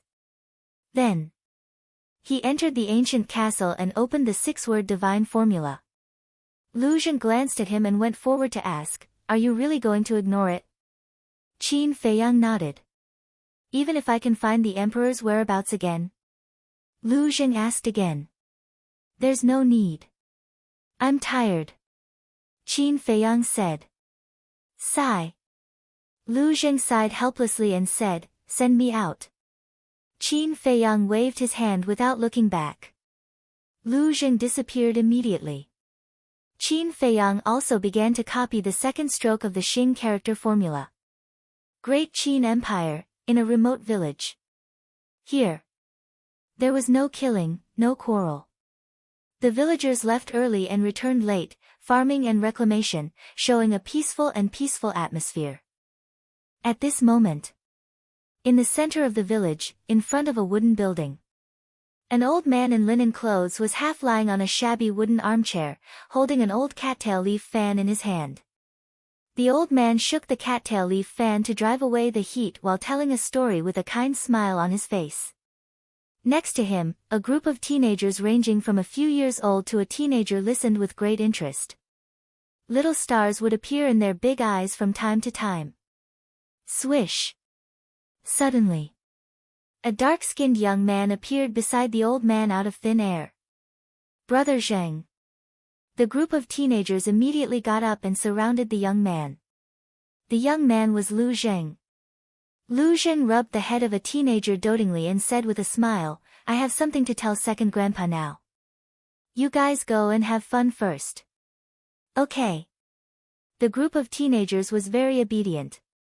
Without waiting for his voice to finish, they ran away energetically. The old man waved the cattail leaf fan and looked at Lu Zheng with a smile. You're back. Lu Zheng nodded. The old man glanced at Lu Zheng's expression and said, you don't look well. Did something happen? Yes. We had already found the emperor, but Elder Qin suddenly made a move and knocked out little cousin. Because of this, little cousin was angry and threatened not to interfere in the affairs of the imperial palace. Lu Zheng said helplessly. The old man frowned, sat up, and asked, what about the emperor? His whereabouts are unknown. Lu Zheng said. Elder Qin's approach is too unwise. Even if he wants to help the emperor, there are other ways. Why would he plot against Feiyang? With Feiyang's temper, it's already good that he didn't turn hostile directly. Second grandpa sighed. Who said he didn't turn hostile? At that time, as soon as he woke up, he went to Lu Xingqian and prepared to join forces to kill Elder Qin. He even planned to take over Chang Shui and Lu Xingqian. But in the end, for some reason, he didn't do that. Otherwise, Elder Qin would have died today. Chapter 1355. Ah! Second grandpa was stunned. He smiled and said, Feiyang didn't attack Elder Qin, which means that he hasn't lost his mind. It also means that he hasn't really let it go. He was just angry when he said that he didn't care. Angry words? I don't think so. You didn't see how he looked at that time. Even I was shocked. He didn't seem to be joking at all. Lu Zheng shook his head and said. Second grandpa smiled and didn't say anything more. He asked, then why did you come back this time? Lu Zheng said, I want to see the emperor's whereabouts again. You already said that Feiyang doesn't care anymore. Is there still a need for that? We'll talk about it later. So what if we find the emperor? Kill him. I think Feiyang hasn't figured out how to resolve his grudges with the emperor yet. Second grandpa said with a smile. I know that. But the emperor's behavior this time is too strange. I think it's better to investigate thoroughly in case of any accidents. Lu Zheng said. Kid, you've been with Feiyang for a while. How did you become as suspicious as him? Second grandpa was speechless. You don't say. Although he's my little cousin, I've learned a lot from him during this period of time. Lu Zheng chuckled. Then tell me, what have you learned? Second grandpa was curious. Lu Zheng's face darkened, and he said, don't change the topic. We're not talking about this now. Second grandpa smiled helplessly, got up, and said, "Okay, I'll go and take a look again." "Take me with you. I've long wanted to see that mysterious divine object." Lu Zheng immediately went up and grabbed second grandpa's arm, chuckling. "No. This is a secret of our clan. In the world, no one knows about it except for the elders of our clan." Second grandpa shook his head. Lu Zheng asked, "Then, do Uncle Black and my brother know about it?" "Of course they know. After all, they are the pillars of our clan." Second grandpa said. "What do you mean?" Lu Zheng was immediately annoyed and said, "Do you mean that I'm not a pillar of the clan?" Second grandpa said, "I don't know about the future, but at least not now. I'm heartbroken." Lu Zheng snorted. Second grandpa glanced at him, then looked at Lu Zheng's hand, which was tightly gripping his arm, and said, "Since you're sad, why don't you let go?" "I just won't let go. If you can be so ruthless, then chop off my hand." Lu Zheng snorted and turned his head away, looking like a rascal. Second grandpa felt helpless and said, all right, all right, all right. Since you've already broken through to the Combat Emperor realm, it's good to let you experience it. Thank you, second grandpa. I love you the most." Lu Zheng was overjoyed. He even wanted to kiss the old man's face a few times. The speed at which he changed his attitude was faster than flipping a book. Second grandpa shook his head helplessly. With a wave of his palm leaf fan, the two of them appeared in a secret passage. "Where is this?" Lu Zheng looked around in surprise. "Under the ground of our village." As second grandpa spoke, he walked towards the end of the tunnel. "Fuck. After living here for so many years, I still don't know that there's a secret passage under the village?" Lu Zheng was dumbfounded. Then, he quickly chased after second grandpa. "There are still many things that you don't know." Second grandpa smiled faintly. "Yes. That genius brother of mine knows everything, but I'm like a blank piece of paper. This is the difference in treatment. I'm just wondering why I was born in the Lu family. How unlucky." Lu Zheng complained unhappily. When second grandpa heard this, the veins on his forehead bulged. He flicked Lu Zheng's head with the back of his hand. Lu Zheng grimaced in pain, looking aggrieved. "Is it because I haven't hit you in so long that your skin is itching for a beating?" Second grandpa glared at him and continued walking forward. "Biased." Lu Zheng groaned. His face was full of displeasure. After walking for a while, flames suddenly appeared in front of them. Lu Zheng looked at the light curiously and forgot about the pain in his head. He couldn't help but quicken his pace. Soon, he saw that the light came from a grotto. "This is it." Second grandpa stopped in front of the grotto and pointed down. Lu Zheng looked down. The grotto was round and bottomless. Its diameter was more than 100 feet. It was like a dark bottomless pit, exuding a mysterious aura. In the middle of the grotto, dozens of meters below, there was a fiery red mirror floating in the air. The mirror was oval in shape and was the size of 2 grown men's palms. It flickered with divine light, making the grotto as bright as day. The frame of the mirror was made of a kind of crimson divine iron. 2 fire phoenixes were carved on it. The power of a divine beast could be felt from afar. "What's that?" Lu Zheng was surprised. "The sky mirror." Second grandpa looked at the divine mirror. His eyes, which had always been calm and tranquil, were now filled with dazzling divine light. "The sky mirror." Lu Zheng was slightly taken aback. He murmured, "The name sounds quite impressive. I wonder if it's really that powerful." Second grandpa snorted. "The sky mirror can see through the laws of heaven and earth and peek at the source of all things. It is the most precious treasure in the world. Its power is not something a young boy like you can imagine." "Really?" Lu Zheng was in disbelief. "Nonsense. Do I look like a liar?" Second grandpa looked at him angrily. Lu Zheng smiled. "Phew." Second grandpa let out a long breath and calmed down. He said, please come out of seclusion and revive the sky mirror again. His voice reached the bottom of the grotto, echoing deafeningly. There are people down there. Lu Zheng was surprised. Second Grandpa, we just revived the sky mirror not long ago. Now you want us to revive it again. Are you going to kill us? A dissatisfied voice sounded from below the grotto. Then 10 figures rushed up and landed beside the sky mirror. These 10 people were old and young, male and female, but they did not have any aura. If they were not standing in the void, one would think that they were mortals. Ah! Lu Zheng looked at the 10 people in surprise and said, Second Grandpa, who are they? Why do they all look so unfamiliar? Are they the old monsters of our Lu family who have died? Old monsters? The 10 people were stunned. They turned to look at Lu Zheng. Their faces were dark, and the veins on their foreheads were bulging.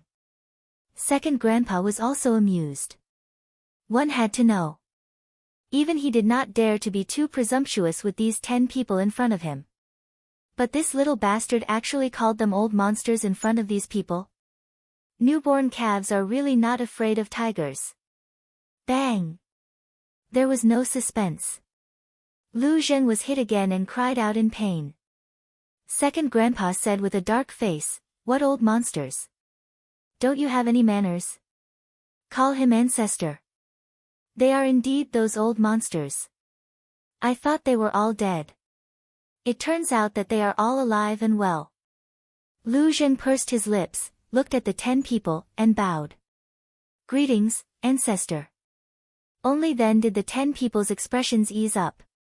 But suddenly, Lu Zheng rushed in front of them, licked his face, and said with a smile, Ancestor, this is the first time we meet.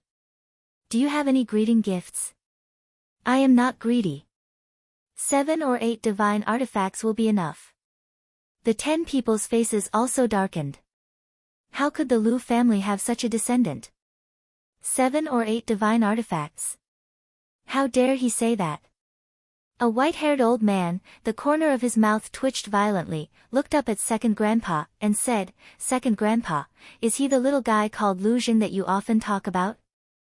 That's him. Second Grandpa coughed and nodded. That's not right. Didn't you say that this kid is very sensible?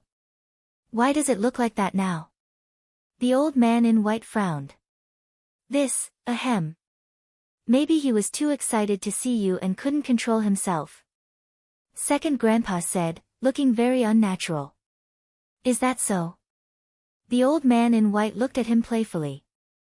This, Second Grandpa felt more and more guilty. He hurriedly changed the topic and said, let's hurry up and activate the Taoist mirror to find the whereabouts of the emperor. The old man in white looked at Second Grandpa meaningfully, waved his old hand gently, and Lu Zheng immediately flew towards Second Grandpa uncontrollably. Let's begin. The old man in white looked at the other 9 people. Everyone nodded and immediately spread out, forming a circle around the Taoist mirror. Then, the 10 people looked at each other and nodded at the same time. Boom! 10 terrifying divine auras immediately rushed out of the 10 people's bodies. Then, the 10 people raised their arms and pointed their index fingers at the Taoist mirror.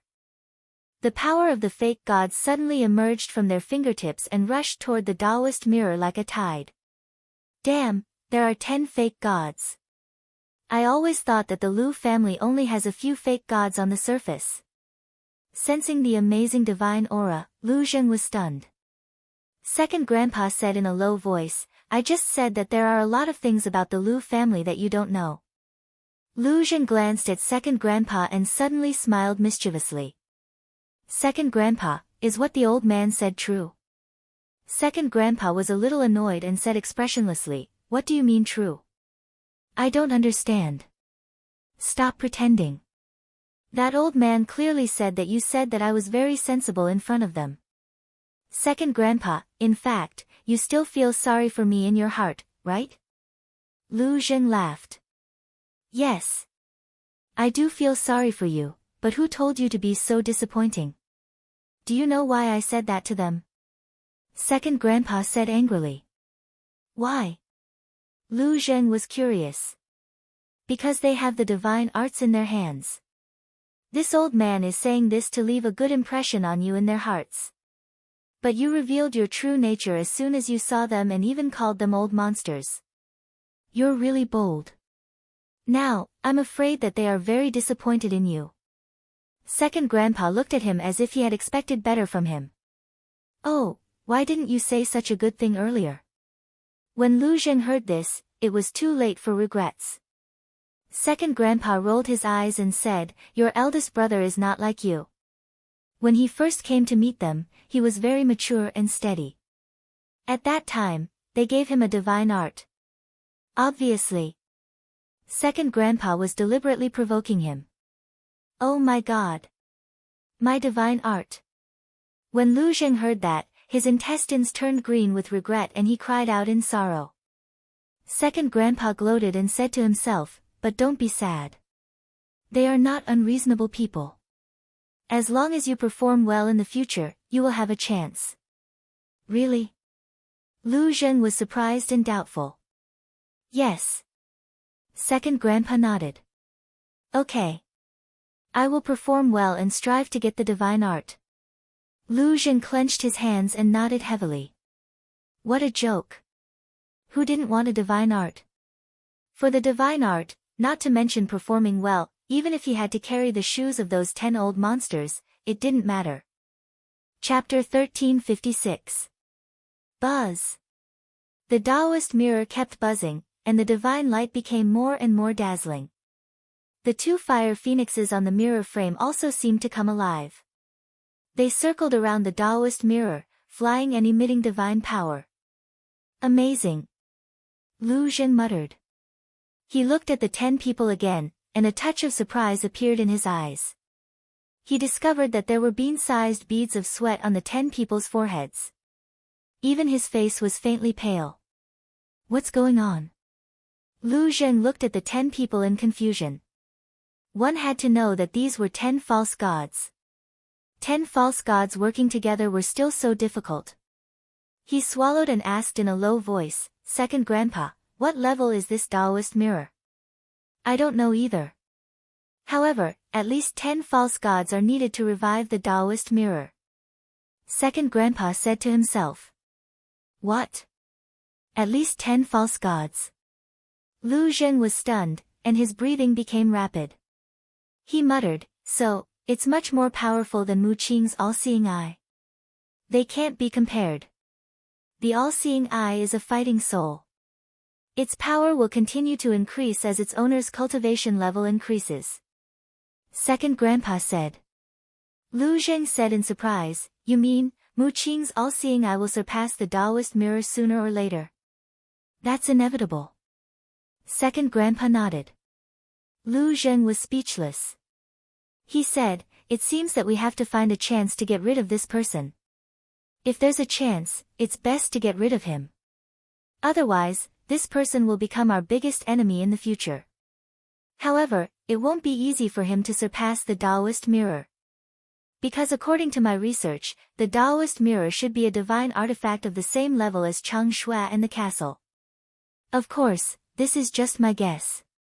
Maybe Chang Shui and the castle are of a higher level than the Taoist mirror. Second Grandpa laughed secretly. Wait. Are you sure that the Taoist mirror is of the same level as Chang Shui? Lu Zheng frowned. Why do you ask? Second Grandpa was suspicious. Last time in Wang Yangfeng's village, in order to kill the state preceptor, my younger cousin lent Chang Shui to Renduxing. At that time, Renduxing revived Chang Shui with just a wisp of his divine consciousness. But now, the sky-stealing mirror needs 10 fake gods to be revived. Why does it seem like Chang Shui's level is lower than the sky-stealing mirror? Lu Zheng was doubtful. Are you sure that Renduxing has fully recovered? Second Grandpa chuckled. What do you mean? Lu Zheng was stunned. Chang Shui is not as simple as you think. When Renduxing revived Chang Shui, he probably didn't even have 1/10 of its power. Although this old man doesn't know exactly how strong Chang Shui is, this old man can determine that if he fully recovers, he should be able to destroy half of the great Qin Empire, or perhaps even stronger. Second Grandpa said. What? Lu Zheng was dumbfounded and asked, can't the sky-stealing mirror do the same? No. Although the sky-stealing mirror can spy on everything, it's not very lethal. It's considered an auxiliary divine object. Of course, it's not without any lethality. Second Grandpa said. I see. Lu Zheng looked at the sky-stealing mirror. Although it was only an auxiliary divine object, it was an invincible existence in today's world. If he could get it, thinking of this, he couldn't help but feel excited. Don't blame this old man for not telling you in advance. The sky-stealing mirror is the most precious treasure of the Lu family. If you dare to do anything to it, Second Grandpa smiled coldly, pointed at the 10 people, and said, they will let you taste despair. How dare I? Lu Zheng smiled embarrassedly. Boom! Before he finished speaking, a mighty aura rushed out of the sky-stealing mirror. There seemed to be images flashing on the transparent mirror, but they were very blurry and couldn't be seen clearly. How could this be? The 10 people looked at the sky-stealing mirror, their faces full of shock. Second Grandpa also took a step forward and landed beside the old man in white. He said in a deep voice, the sky-stealing mirror has never had such a situation before. Could it be? That's right. The emperor must have used the divine order left by the previous emperor. The old man in white said. Is he crazy? For 10,000 years, no emperor has used the divine order because they all know that the divine order is the last life-saving talisman of the great Qin Empire. Has he never thought about how to protect the great Qin Empire when it faces a disaster in the future? Second Grandpa was furious. The old man in white looked at Second Grandpa and sighed.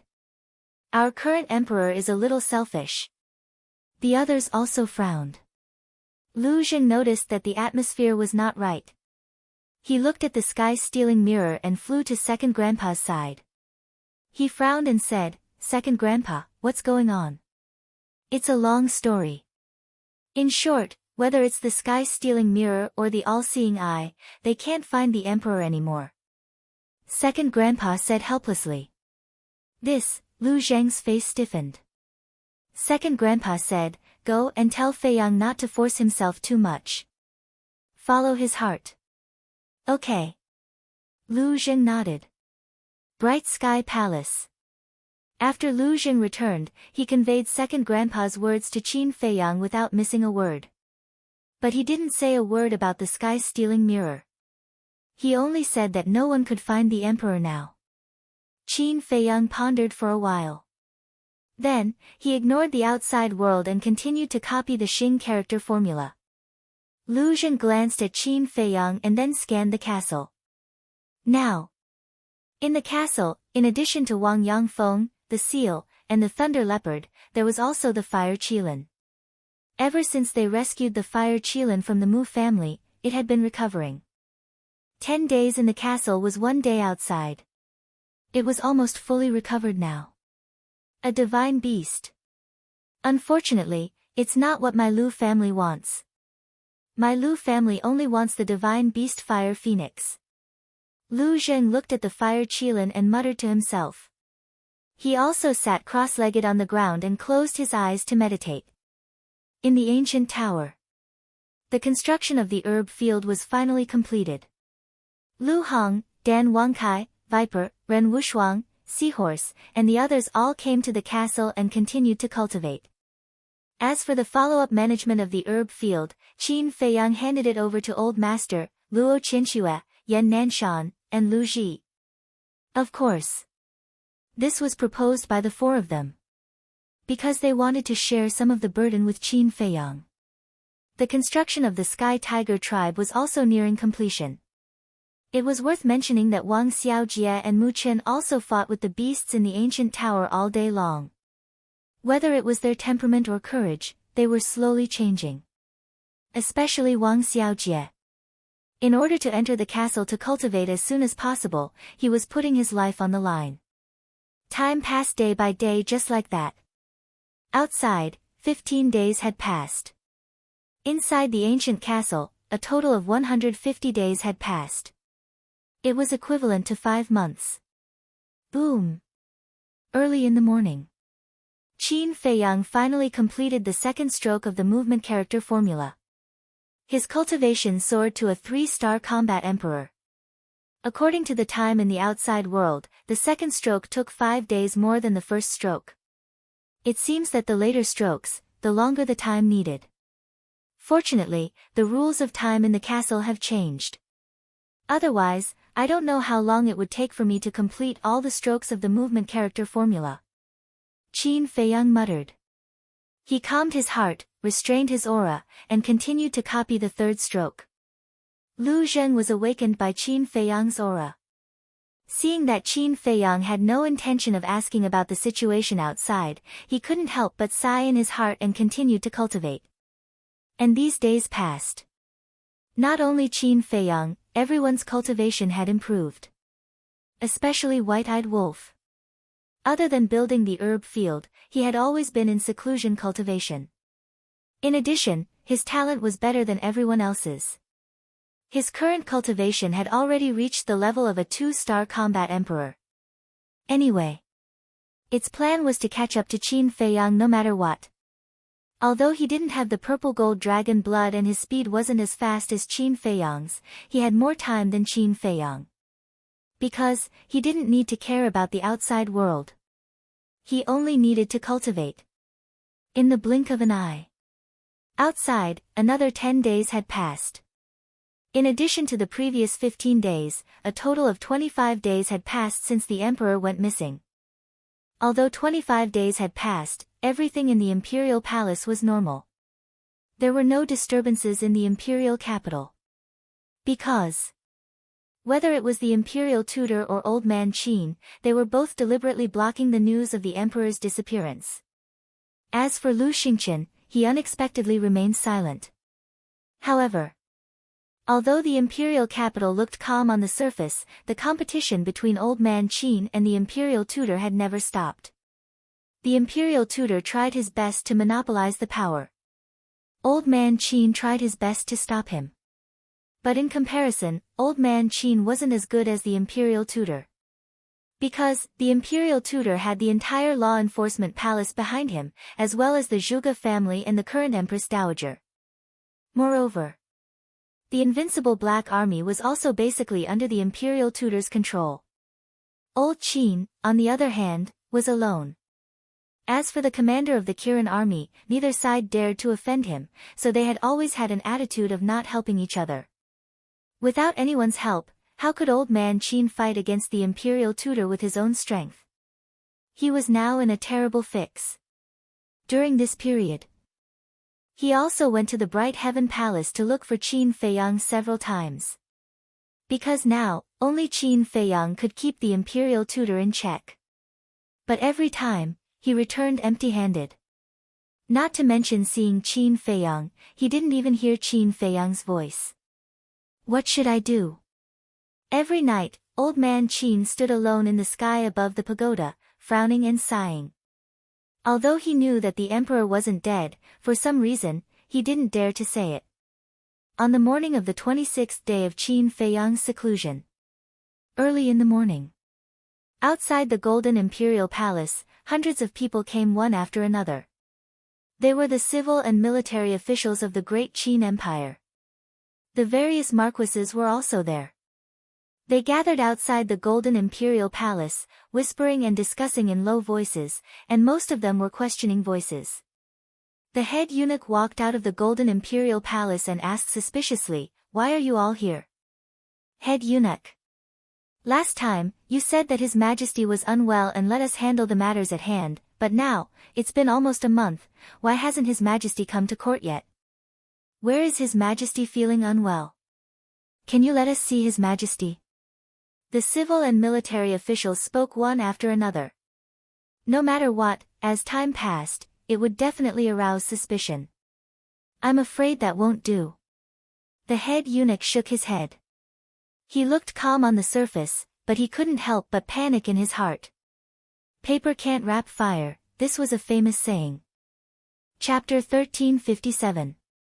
Why not? His Majesty hasn't appeared for so long. We care about him and just want to meet him. Steward, tell us honestly, is there something you're hiding from us? Hearing the words of the head eunuch, the civil and military officials were enraged. His tone also became aggressive. Seeing this, the head eunuch became more and more flustered, not knowing how to deal with it. We must see His Majesty today. Yes, if we don't see His Majesty, we will stand here and not leave. A portion of the people said angrily. They were all old officials of the Great Qin Empire. Although their status in the Great Qin Empire was not comparable to the various marquises, they were still loyal to the emperor. Everyone, it is His Majesty's order to not see everyone. Why make things difficult for the steward? Suddenly, a faint laughter rang out, and Zhuge Wuhou appeared out of thin air in front of the throne room. Seeing Zhuge Wuhou's arrival, the head eunuch seemed to have grabbed onto a life-saving straw. He ran in front of Zhuge Wuhou and said in a low voice, "These people are already suspicious. Quickly help me deal with them."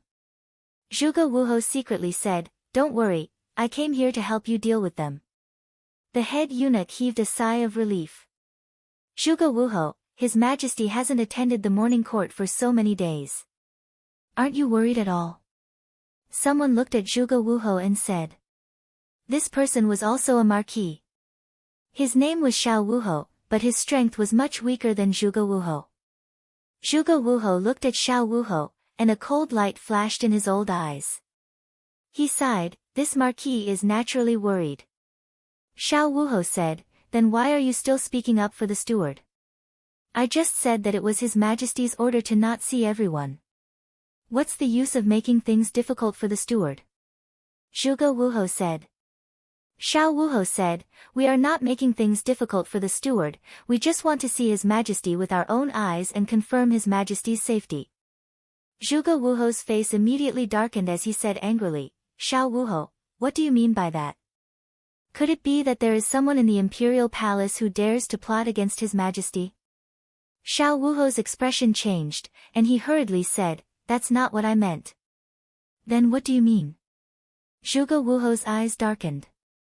Seeing that Zhuge Wuhou's aura was becoming more and more oppressive, Xiao Wuhou's eyes were also filled with anger as he said, "What? Is it wrong for me to be concerned about His Majesty?" "That's right. But please, don't talk nonsense. It will cause panic. After all, you are also a martial marquis. Don't be so reckless, lest others misunderstand that you, Marquis Xiao, have ulterior motives." Zhuge Wuhou said. "Ulterior motives? This marquis only wanted to see His Majesty, yet you're obstructing me in every way possible. If there's anyone with ulterior motives, it's you." Marquis Xiao shouted. "Marquis Xiao, please pay attention to your words." Zhuge Wuhou was furious.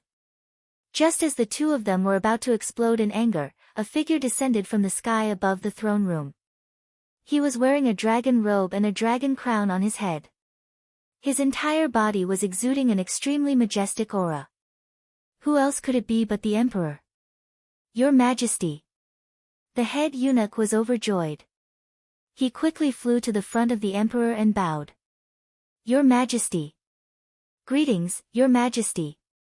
The officials below also knelt and kowtowed, including Marquis Zhuge.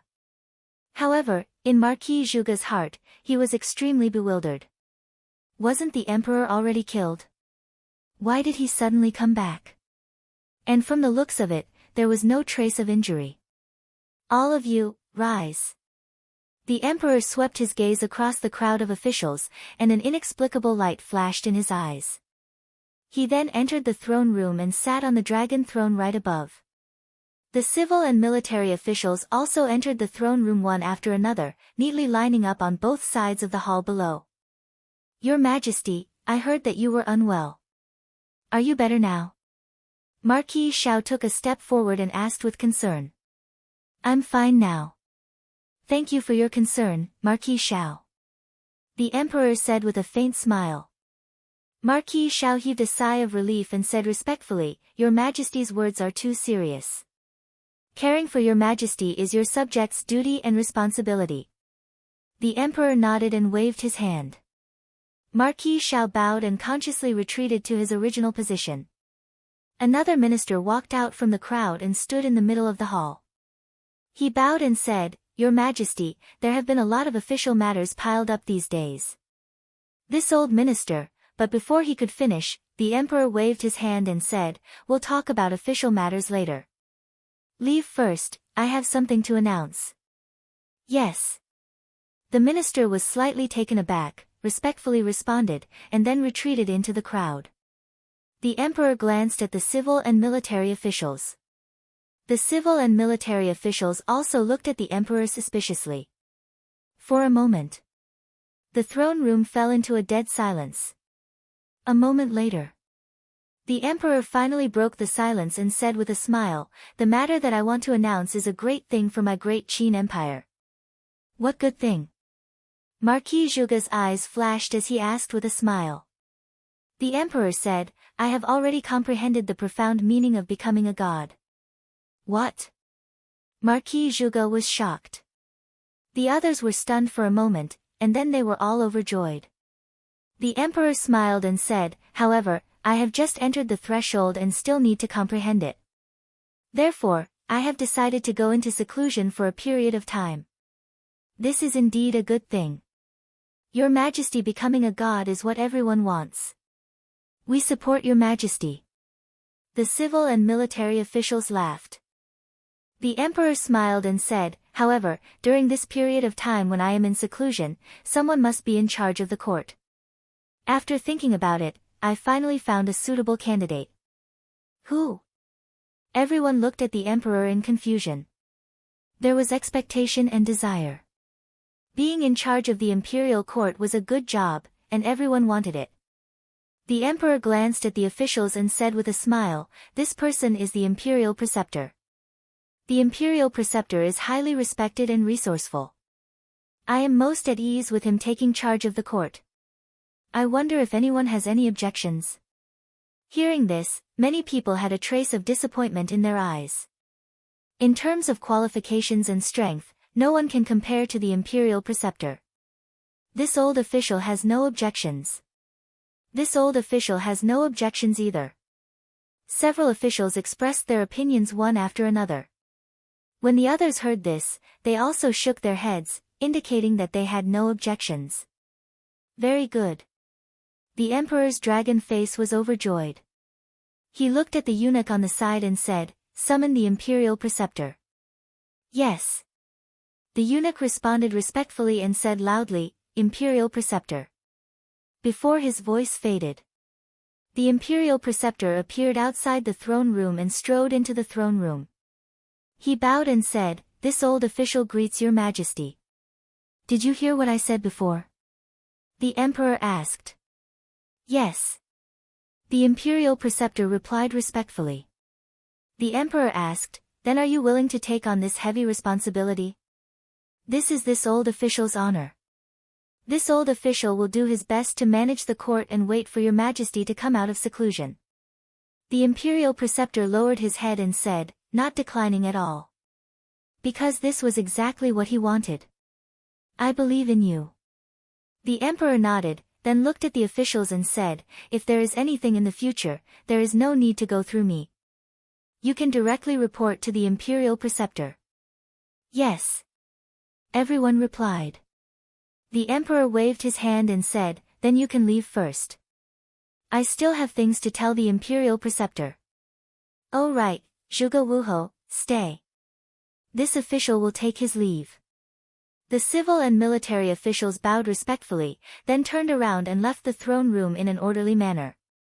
Zhuge Wuhou stood below, looking at the imperial preceptor and the Emperor, his eyes filled with suspicion. The Emperor looked at the eunuch and said, "You can leave as well. Close the door on the way." "Yes." The eunuch replied and quickly ran out, closing the door. After the door was closed, the imperial preceptor waved his hand and a barrier appeared, enveloping the entire hall. This barrier had the effect of soundproofing.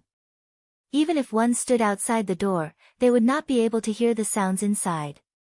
Then, the Imperial Preceptor turned to look at Zhuge Wuhou and chuckled, "Are you very puzzled right now?" This, Zhuge Wuhou wanted to say something but hesitated, as if he was somewhat afraid. The Imperial Preceptor glanced at the Emperor, then looked at Zhuge Wuhou and smiled, "Don't worry, he's one of us." "One of us?" Zhuge Wuhou looked at the Emperor in shock. The Emperor's face was also full of smiles. The Imperial Preceptor looked at the Emperor and smiled, "Let him see your original body." The Emperor nodded and consumed a facial restoration pill. Immediately, whether it was the Emperor's figure or face, they all began to change. Finally, a familiar face appeared in Zhuge Wuhou's line of sight.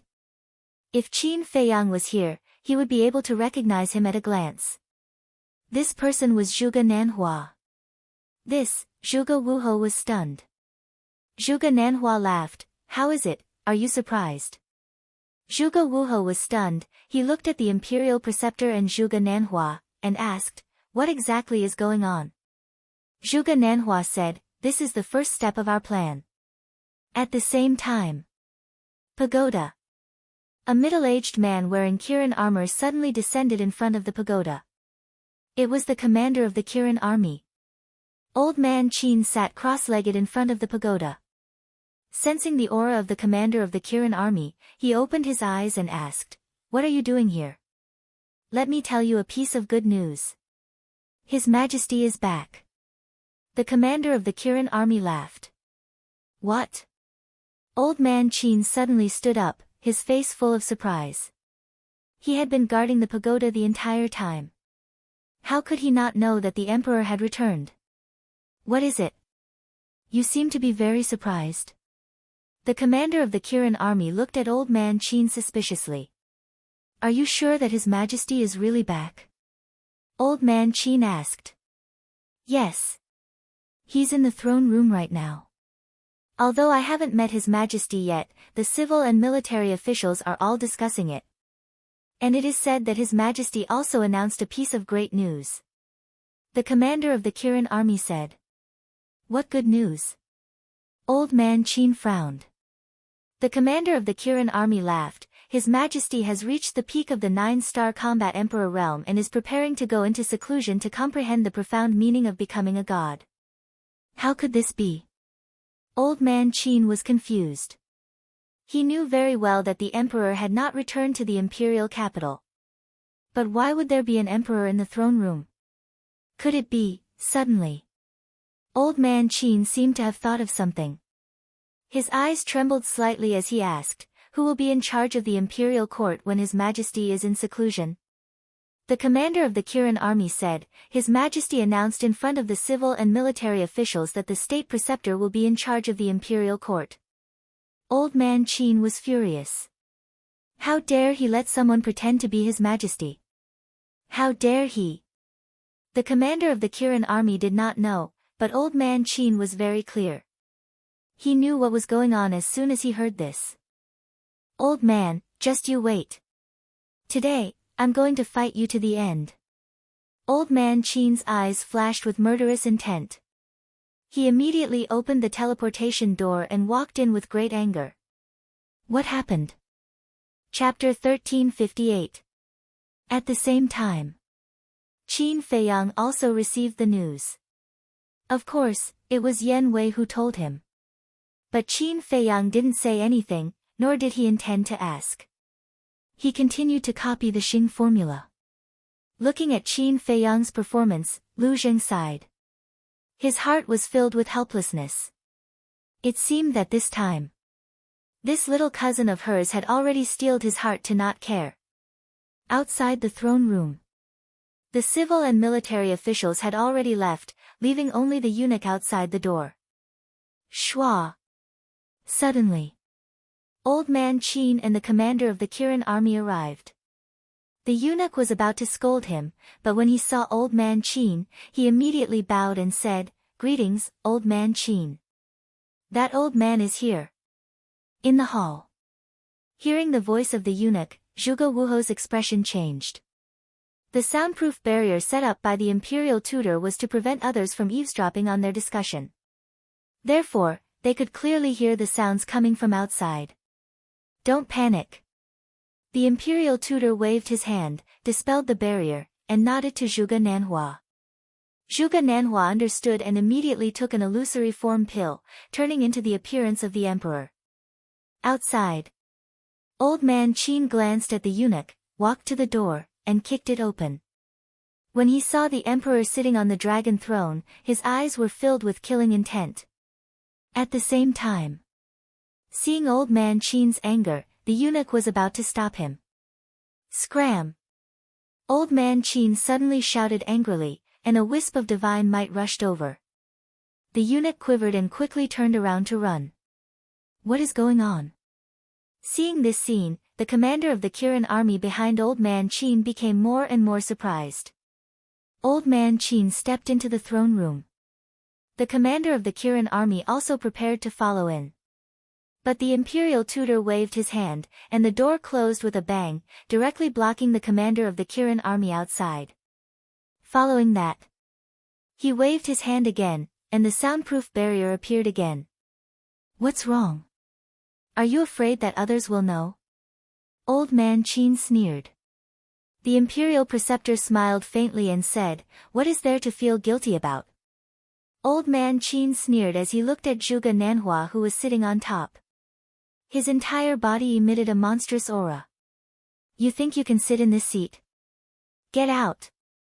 In a flash, old man Qin appeared in front of Zhuge Nanhua and slapped him across the face. Ah! With a blood-curdling scream, Zhuge Nanhua was sent flying and crashed into a stone pillar. Blood spurted out from his mouth. The imperial tutor and Zhuge Wuhou were shocked. The next moment, the two of them ran to Zhuge Nanhua's side. Zhuge Wuhou supported Zhuge Nanhua. The imperial preceptor glared at old man Qin and shouted, Old thing, have you eaten the guts of a leopard? How dare you slap his majesty? Your Majesty. Old man Qin's hair stood up in anger as he said, The one who ate the guts of a leopard is you. You actually dared to let someone impersonate his majesty. How should you be punished? The imperial preceptor's heart skipped a beat. He frowned and said, What did you say? What do you mean by impersonating his majesty? Still playing dumb? Old man Qin sneered, took out a facial restoration pill, threw it at Zhuge Nanhua's feet and said, Whether it is an impersonation or not, you will know after consuming this facial restoration pill. Zhuge Nanhua looked at the facial restoration pill and looked at the imperial preceptor in panic. Zhuge Wuhou's face was also filled with fear. How could old man Qin be so sure that the emperor was an impersonation? One had to know. The emperor had been killed and his life and death were unknown. Now, no one knew where he was. However, the moment old man Qin entered the room, he immediately concluded that the emperor in front of him was an impersonator. This was too strange. Could it be, suddenly? The imperial preceptor, Zhuge Wuhou, and Zhuge Nanhua's eyes trembled at the same time. Could it be that old man Qin knew where the real emperor was? What are you waiting for? Quickly consume the facial restoration pill. True gold is not afraid of fire. If you are really his majesty, this old man is willing to die for my previous recklessness. Old man Qin shouted. Looking at old man Qin's sinister eyes, Zhuge Nanhua's heart was filled with panic, and his body couldn't help but tremble. Ha! The imperial preceptor raised his head and laughed out loud. Old man Qin's gaze turned and landed on the imperial preceptor. His old eyes were filled with bone-piercing killing intent. The imperial preceptor stopped laughing and looked at old man Qin. Since you have been discovered, then there is no need to hide anymore. Consume the facial restoration pill. Zhuge Nanhua nodded, grabbed the facial restoration pill and threw it into his mouth. Very quickly, his true appearance was restored. Seeing this, old man Qin clenched his fists and said coldly, You guys are really daring. Wrong. The one who is daring is you, because you are the one who kidnapped the emperor. Hurry up and tell me, where is the emperor now? The imperial preceptor shouted. Heard of it? Old man Qin's body stiffened as he cursed in his heart. In a moment of anger, he had actually overlooked this point. Without even asking, he directly attacked Zhuge Nanhua. Wouldn't this expose the fact that he knew the whereabouts of the emperor? No. He couldn't admit it. Old man Qin muttered to himself, looked at the imperial preceptor, and sneered. After being together for so many years, this old man only realized now that you are actually such a shameless person. What do you mean? The imperial preceptor raised his eyebrows. You let Zhuge Nanhua impersonate his majesty, but in the end, this old man saw through it and wanted to bite back, saying that this old man kidnapped his majesty and wanted to kill this old man. How can your heart be so vicious? Old man Qin shouted angrily. A bunch of nonsense. The imperial preceptor also glared at him. Don't talk nonsense. Impersonating his majesty will lead to the extermination of 9 generations. Immediately bring Zhuge Nanhua and Zhuge Wuhou, follow this old man to the back mountain of the imperial palace, and wait for Emperor Hong to deal with them. Old man Qin said. Emperor Hong. Hearing this name, Zhuge Nanhua and Zhuge Wuhou's bodies and minds trembled, and their eyes were filled with despair. Emperor Hong, the imperial preceptor muttered. But suddenly, the imperial preceptor smiled playfully, looked at Yiglao, and mocked. Exterminate 9 generations? Don't be so naive, I'll tell you the truth, this imperial preceptor has already obtained the permission of Emperor Hong to do this. What? Old man Qin's body stiffened, and he said in shock and anger, how is that possible? Obtain the permission of Emperor Hong? Zhuge Wuhou and Zhuge Wuhou were also stunned, and then hurriedly looked at the imperial preceptor, and asked, is this true? The imperial preceptor nodded. The two of them were overjoyed, and their suspended hearts were finally put down. The imperial preceptor glanced at Zhuge Wuhou and Zhuge Wuhou, then looked at the imperial preceptor and said in a deep voice, Emperor Hong definitely wouldn't allow you to do such a thing, how can you prove it? Do you want to prove it? This imperial preceptor will give it to you. The imperial preceptor smiled contemptuously, and a golden light flew out from his chi-si, landing in front of old man Qin. It was a piece of golden paper, as if it was cast from gold, flickering with divine light. On it, there was only one big word. Hong. But this word, like iron hooks and silver strokes, carried a great majesty, directly pressing down on old man Qin's heart. The imperial preceptor sneered, you also recognize Emperor Hong's words, so confirm it properly and see if it was written by Emperor Hong himself, so as to avoid slandering this imperial preceptor again. Old man Qin did not seem to hear it. Looking at the word Hong on the paper, his old face was filled with disbelief. Why is this so? Such an absurd thing, Emperor Hong, why did you agree to it? He muttered to himself, his heart in chaos. The imperial preceptor stepped forward, snatched the paper, and carefully kept it in his chi-si. Then, he looked at old man Qin proudly, and said, tell me, how is your mood now? This old man doesn't believe it. This old man will ask Emperor Hong in person. Old man Qin said. Whatever. The imperial preceptor smiled coldly. Old man Qin looked at him deeply, then waved his hand, shattering the enchantment set up by the imperial preceptor. Then, he opened the teleportation door, turned around, and walked in. When the teleportation door dissipated, the imperial preceptor set up another soundproof enchantment. Zhuge Wuhou and Zhuge Wuhou immediately ran in front of the imperial preceptor and asked in surprise, Old ancestor, was that really written by Emperor Hong himself? Of course. The imperial preceptor nodded. The two of them looked at each other, their faces full of disbelief. Zhuge Nanhua asked curiously, Old ancestor, how did you convince Emperor Hong? This matter is a long story. When there is time, this old man will slowly tell you. Now, go and do something for me. The imperial preceptor said, his eyes filled with cold killing intent. What is it? The two of them asked. The imperial preceptor said, kill people, the more the better. This old man wants to use them to refine blood fiend pills and increase the strength of our Zhuge family as soon as possible. Yes. The two of them respectfully replied, their eyes filled with a bloodthirsty light.